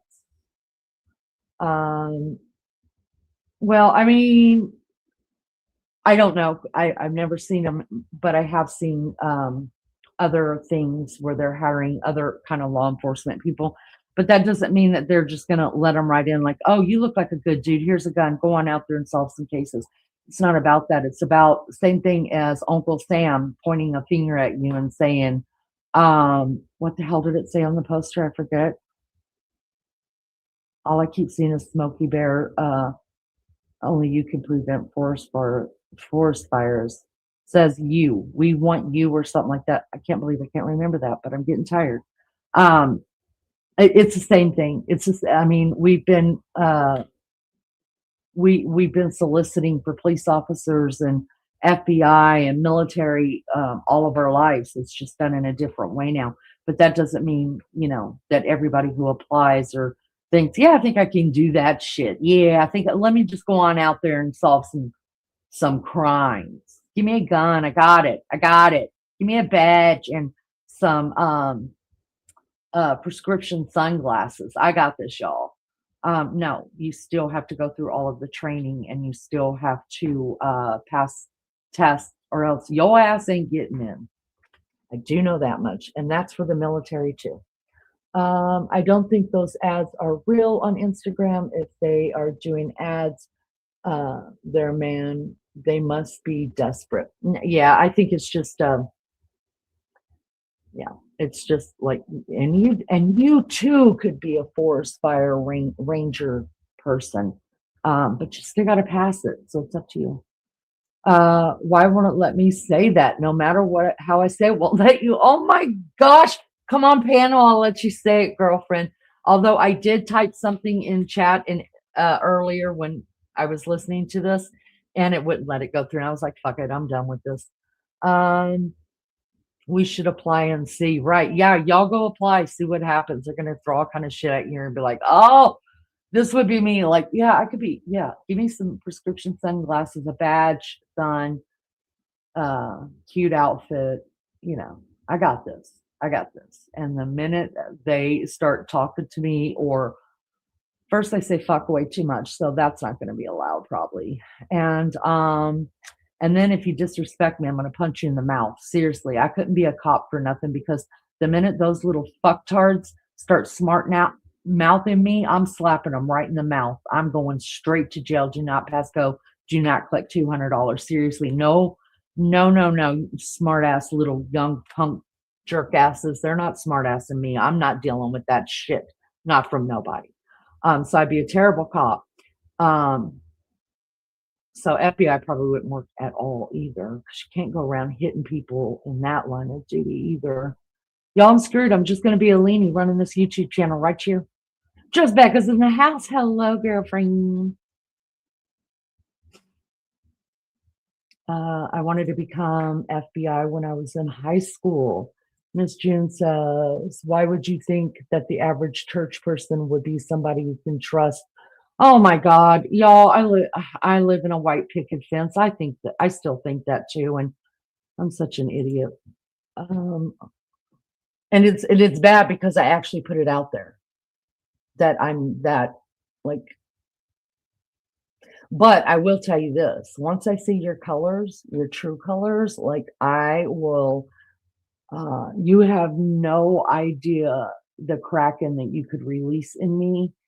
And then once that happens, like, I will dismiss you from my world so fast and never give a thought again of you. Never.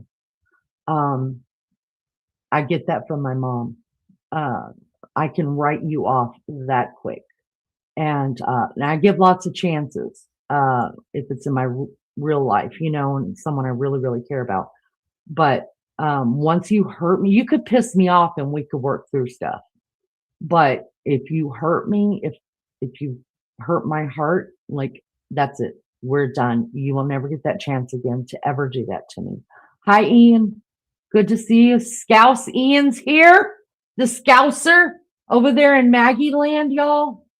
Your best friend could be your enemy, all because they get kind for some money. People are not who they say they are. You're right, Miss June. You're completely right.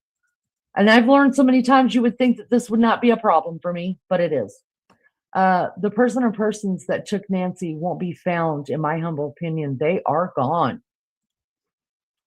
That's so sad to think about. It finally let me say it as in dead. Okay, so Mary Jane thinks that the people who took her that are responsible for abducting her and or killing her are already dead. You mean taken out by the real mastermind of it? Wow, then where are they at? Over in the Mexican desert as well? I don't even trust the one with the badges because some of them are not good, right? But see, for me, I'm always like, I'm not going to throw away the whole apple, but I was raised with a lot of respect for people and people in authority and stuff like that. That's never left me. But once I figure out you're shady as hell, like this, I've never talked about a police officer the way that I've talked about this sheriff ever. That's not me. Most of these people in here have known me for over 2 years. I don't do that at all.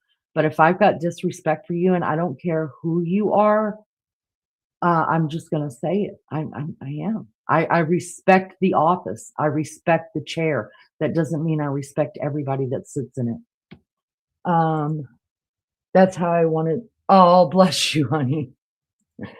The first test is written and it takes all day. Y'all enjoy that because no damn way I'm sitting for that long. Not that I'd get past a couple first questions. I think I'd be really good at search and rescue, but I don't want to do the paperwork. Terry says there's so much evil walking amongst us every single day, and we are so oblivious to it. I agree. I definitely am. I listen, Mom said, get your head out of the clouds, Blondie. Oh, if you guys only knew. Blundering through life. I'm curious, JB, do they recruit people straight into the FBI or do you typically come from another profession first? Good question. My cutoff game is spectacular. Mary Jane says, what hurts me is when someone I care about doesn't see what evil person is doing to them. That's a hard one. And that, I mean, that just shows your heart because you could see that before you see anything in yourself. And I think that has a lot. I don't know if you're a parent, but parents, especially mamas, no offense to the daddies out there, but mamas are wired that way. We're wired to see our friend. We're caregivers. So we're wired to see our friends, family, children, things like that. Like we're wired to want to shake somebody and say, this person's just not good for you, way before we would think of ourselves. Coffee says, yes, I saw the comment. Someone said Nancy's family did not have anything to do with it. Well, I know that your family can be your worst enemy. I have some family members that hate me. That happens in a lot of families, unfortunately, in money talks. You have to work a profession before the FBI will take you unless you are truly a genius and are recruited early. No, that leaves me out now. I was thinking the same thing, either dead or over the border. Right, April, right. Oh, you mean the perps. Well, I'm going to keep that in the back of my brain. So when somebody in the major news medias or bigger channels are talking about it, but like, April already said that on According to Leanie. I won't let them take your thunder, girl. Me too. And I grew up with some of them that are really good, but I'm dealing with a stalker that not even JB FBI is doing anything about. And she almost took a plan down, allegedly. Wow. That's scary. That's scary. I pray protection around you, June. I worked 15 years somewhere else before the FBI. Welcome in. Leave no information behind. Miss June says, can you work as a research and rescue instead of being in the department of FBI? I'm not sure. The great one says, yes, I would have thought that. Well, it brings a maturity and wealth of knowledge. June says, can you like work as a search and rescue, like be the person they call to do search and rescue, but not really be a part of the department? But in other words, do they outsource out? Oh yeah, outsourcing. That's, I think, what she's talking about. Hi, Calico. Good to see you. Clickbait for evil is what this is. Oh, really? I got nothing. I can sit here and bitch all you people out that come in here and just talk shit that don't know what the hell's going on because you've listened for 3 seconds. You want to be relevant, but you're not. And I'm just too tired to fight the fight with someone who I'm sure my mods have already gotten rid of. So go fuck yourself. Same for my family, Terry says. Me too. Don't look like they will take me. Lock your door. Shit. Okay. I when I go to bed, promise I'm going to lock my door. It's almost light outside. No need to do that now. I meant to say search and rescue. I hate this Google Translate thing. It's so annoying and it doesn't do the right thing when you're saying into it. Okay. Give her just a second. She'll answer that. She wants to know if they outsource. All right, let's finish with this right here, and then we'll come and say goodbye. I think you guys have heard my mouth long enough. They foment for years, and in the Brown shooter case, a quarter of a century, even longer, with the MIT professor he ultimately killed, going back to Portugal. I think that would have been like 30 years. So victimology, it comes back to that word, and which is really the direct answer to your question. Everyone around that person has to have, around Nancy Guthrie, has to have their own concentric circle, and then everyone in those people's families' lives and other lives have to be checked out and interviewed. Criminal records, the psychological issues. Well, he's always been obsessed on Savannah. He never misses one of her shows, and that person would have to be focused on. And where were they the night of February 2nd? Phone activity, and take it from there. Yeah, I never thought as much about this until you started explaining it, how much work they must be doing behind the scenes in terms of digging into Savannah's history. I mean, you mentioned even like people from decades ago who might have a great answer. I mean, are they just talking to Savannah? Hey, is there someone from when you were in college that hated you? I mean, do they go that deep? And see, it's much easier with quote unquote normal people that aren't in the media.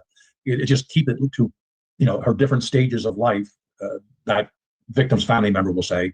But you don't have millions of people watching you on TV. So they have to do exactly what we just sort of agreed upon. All her friends and family, sororities. I mean, who knows what they're going to look into? Certainly down the line. That's probably the stage they are now. And that's why it's not going to be scaled back, at least I would think, anytime soon. And I know they're doing their best on the ground there. And the only ones more frustrated than the family are the investigators. And we can talk about public and media people. I have a couple toes in the door of the media here. And, it is frustrating for me too. But no one more than the family, and of course the investigators, and probably some heads butting in there every once in a while. Hi, Jeanette. The bottom line is they're going to check out every single lead they can and get over any personality issues therein and get this thing done. So that's why you see sometimes late night searches. And why would they be out there at 2 a.m. looking for stuff? And well, maybe because a new shift came in at midnight, working around the clock, and they decided to maybe they have better luck with reflecting type materials that time of night. So yeah, there's a lot of stuff going on, and it'll be going on, and every single person, as time goes on, that was in contact with the Guthrie family, not just Love you, badass. She's obviously the one Get we you all some know. rest, honey. See you later. Thank you for coming in. But let's look at people that may know the sister and the brother,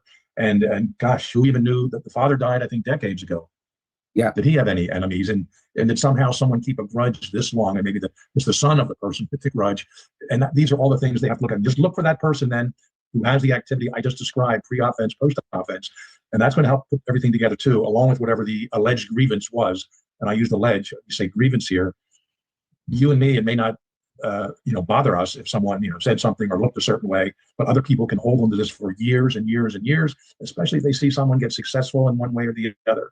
And then it finally, for whatever reason, it just breaks, and they do something like this. So this has to be looked at. I mean, and I'll just, as we're kind of winding down here, could it be some kind of a rando, as the Youngs would say, and just not just cruising down the street that night? Obviously, some pre-planning and pre-preparation, mission oriented, but that would be an outlier. It would violate basically every sort of prior abduction of which we are aware in this country. But we got to look at that stuff too, and that's hopefully where phone records, DNA, things like that will come about. When we talk about someone obsessed with Savannah and maybe a stalker, do you think they're focusing on someone from Arizona? Because there has kind of been this sense on the ground, and the sheriff has he hasn't said it outright, but there's been this feeling that the person could be from around here. Yeah, and let me just correct the stalking victim from the mid-'80s. The young actress was Rebecca Schaefer on a show called My Sister Sam. I think Pam Dauber was her co-star, and just a bizarre stalker following her and came to her door with flowers one day and then just wound up, killing her when she basically shut the door on him. So to go back now to this case, look, in the late 90s, I became friends with the TV lawyer, pundit Ann Coulter, because she was a victim of a stalker. And was a really strange guy who just wouldn't leave her alone. He knew enough not to quite break the law, but the FBI interviewed him. He didn't stop. He came up with these different plans and ploys to help her. So I actually went and interviewed. I didn't interview him because he was very standoffish when agents knocked on his door and his wife was there. I don't know what you're talking about. I have First Amendment rights, etc. So I planned to meet him in Washington, D.C. on a day off. I said, hey, I'm friends with Ann, and I just want to talk. You're kind of her stalker. I'm not a stalker. And it was just interesting having one-on-one relationship with this guy. There's a chapter in my fourth book about this case. I don't name him, but it's just, I know what some of these, especially women celebrities, go through. And I've been on with Megyn Kelly a good bit the last 2 weeks. She's had her own problems. Guy in jail right now who's stalking her, and it's not easy, especially when you have kids, etc. So, so Brian, to answer your question, it's any and all of these categories. And again, I'm not locked into this theory. I want to be careful here. Again, I'm on the outside like the rest of us are. You're more on the inside than I am, no doubt, right there on the ground. But I'm just basing everything I say on my experience in these types of cases in the past. And I've certainly kept up with them since I retired a number of years ago. So, yeah, they have to look at these people. And it's the rarest of the rare that a stalker would just do something like this with no leakage beforehand or no, we'll call it pre-offense behavior, but certainly even long-term behavior in which an email, can you send me a picture? Can you mention my name on the, pull your ear and you're thinking of me at the top of the hour. I've seen cases like this, like with local weather women over the years, things like that. And these guys just become obsessed because they're looking right into the camera. Oh, she's talking to me today. And they would, in the old days, videotape them. I'm sure, DVR, whatever they do now, rewatch it over and over. And oh, she's talking to me. Oh, I know when she said that word, she was talking about me. She wore blue today when that dress is blue. And these are all signals. And they also have, and I'll tell you what else this person has.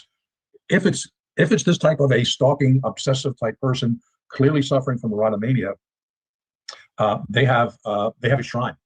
They have a shrine set up to her in a closet that maybe no one else has access to. Could be like a big trunk, like a steamer trunk they keep in the basement of the garage. A number of locks on it. They open up and there's pictures and there's maybe souvenirs. There's who knows what else they would have. I don't know, NBC, I don't watch any of the morning shows on the networks, but does she come outside, of the studio and talk to people with her mic? I'm not sure how that works. Was he one of the people talking to her on his mic, months ago, years ago, and he has that on videotape. He's blown up every frame. Now it's not even videotape, but recorded material, and that's the little shrine they have this person. So I'm not saying this is an obsessed stalker who took Mrs. Guthrie. Obviously, his goal, you think, would be to take Savannah. But perhaps she's so well protected where she lives and when she travels, whatever, and he didn't want to mess with kids. So, hey, her mother's all over the news with Savannah, and different episodes of the show. Let me go with her, and it's the next best thing. And if that's the case, let's just hope it's a respectful thing. That I really like your daughter. I love your daughter. I just want to talk about her, and hopefully she can just answer the questions he wants in a way to survive and go from there. Or she could have been put in a ditch an hour after the abduction. Yeah. So and it still would have been all those other categories I just mentioned: obsessive stalker. Something happened to Mrs. Guthrie, and now she's out, somewhere where she hasn't been found yet. So these are what the agents are looking for. They're not downsizing yet. They're going to be working out these circles. I'm holding my arms out if you're not watching, as far as you can go to cover every one of these leads, and you'd be surprised how something else comes up. And let's go check this guy out. Boy, he's only been to Tucson, 2 or 3 times in the last few years, but he used to live here. Or we had a job here 5 years ago, and then all of a sudden other things come up. Luckily, maybe DNA, fingerprints, something like that, cell tower pings, but maybe someone they can talk to and say, boy, that behavioral characteristics, pre-offense, post-offense behavior, yeah, by the way, he was acting exactly like that. Then they have a suspect to focus on. Then they can start getting direct evidence from him and hopefully make that arrest and hopefully rescue, I should say, Mrs. Guthrie. All right, I really appreciate Jim for taking the time to talk with me. Again, he's just had a fascinating career and has really been influential in finding some of the other most high-profile killers out there. So I'm obviously going to stick with this. I don't have any plans on leaving. I hope that there's going to be some movement in the next coming days, and I'll be here ready for it. And I appreciate you guys for following along. As always, my heart goes out to the Guthrie family and everyone who knew Nancy Guthrie. I was just talking to another one of her neighbors earlier. People are just torn up around here. I think it's starting to kind of set in. And a lot of people knew her. One someone was asked, one of the questions I heard was, well, why aren't more of Nancy Guthrie's friends speaking out? And the thing is, I think a lot of them were nervous to talk at first because they didn't want to interfere with the investigation and they wanted to be respectful of Savannah. But we've been hearing from them behind the scenes, and they're torn up about this whole thing. Remember, she lived in this house since the 70s, so a lot of people know her here. And one of the neighbors thinks she used to walk with Nancy all the time around the neighborhood. So people are upset, as you can imagine. So thanks again for watching. Thanks for subscribing, and I'll talk to you. All right, y'all. I don't know. I just got to give a shout out once again to Brian Entin. I think he is doing great work. He is pulling in different investigators that, I mean, because all these, you know, we can sit and say, I don't really believe that she was kidnapped because her daughter was famous. This doesn't have, we could believe that, but right now we don't know. We don't know anything. We don't know a motive, and we may never know the motive, but you have to consider all sides.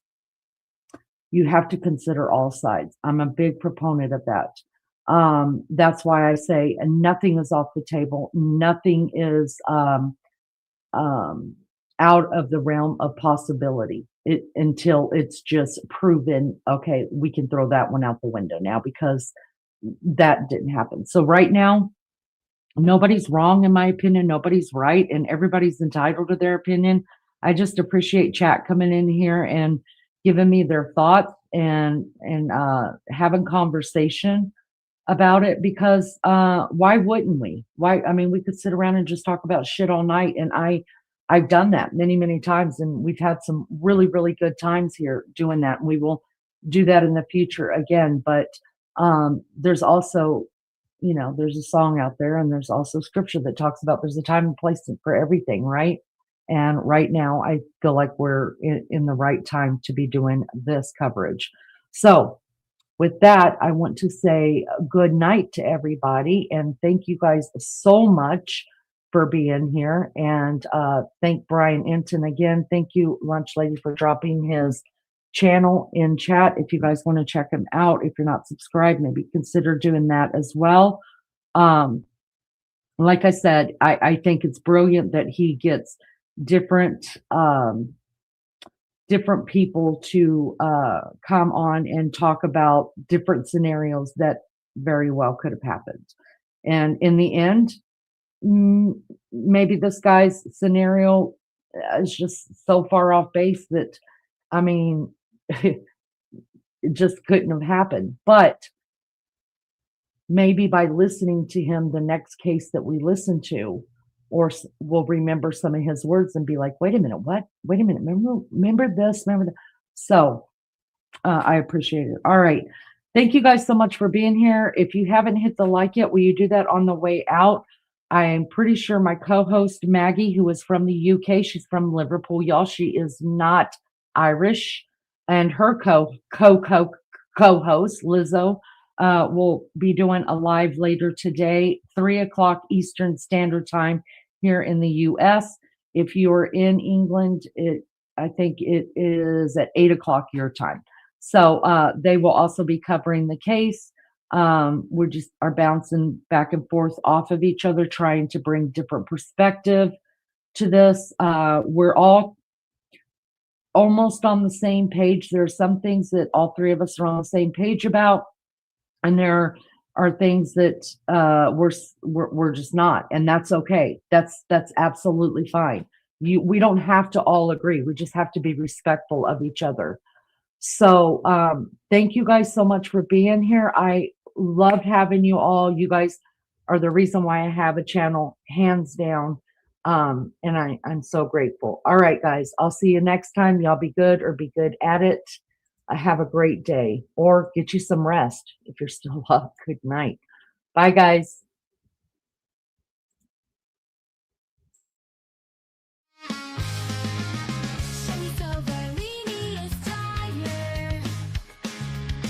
Sitting and sassing is really hard. White hair has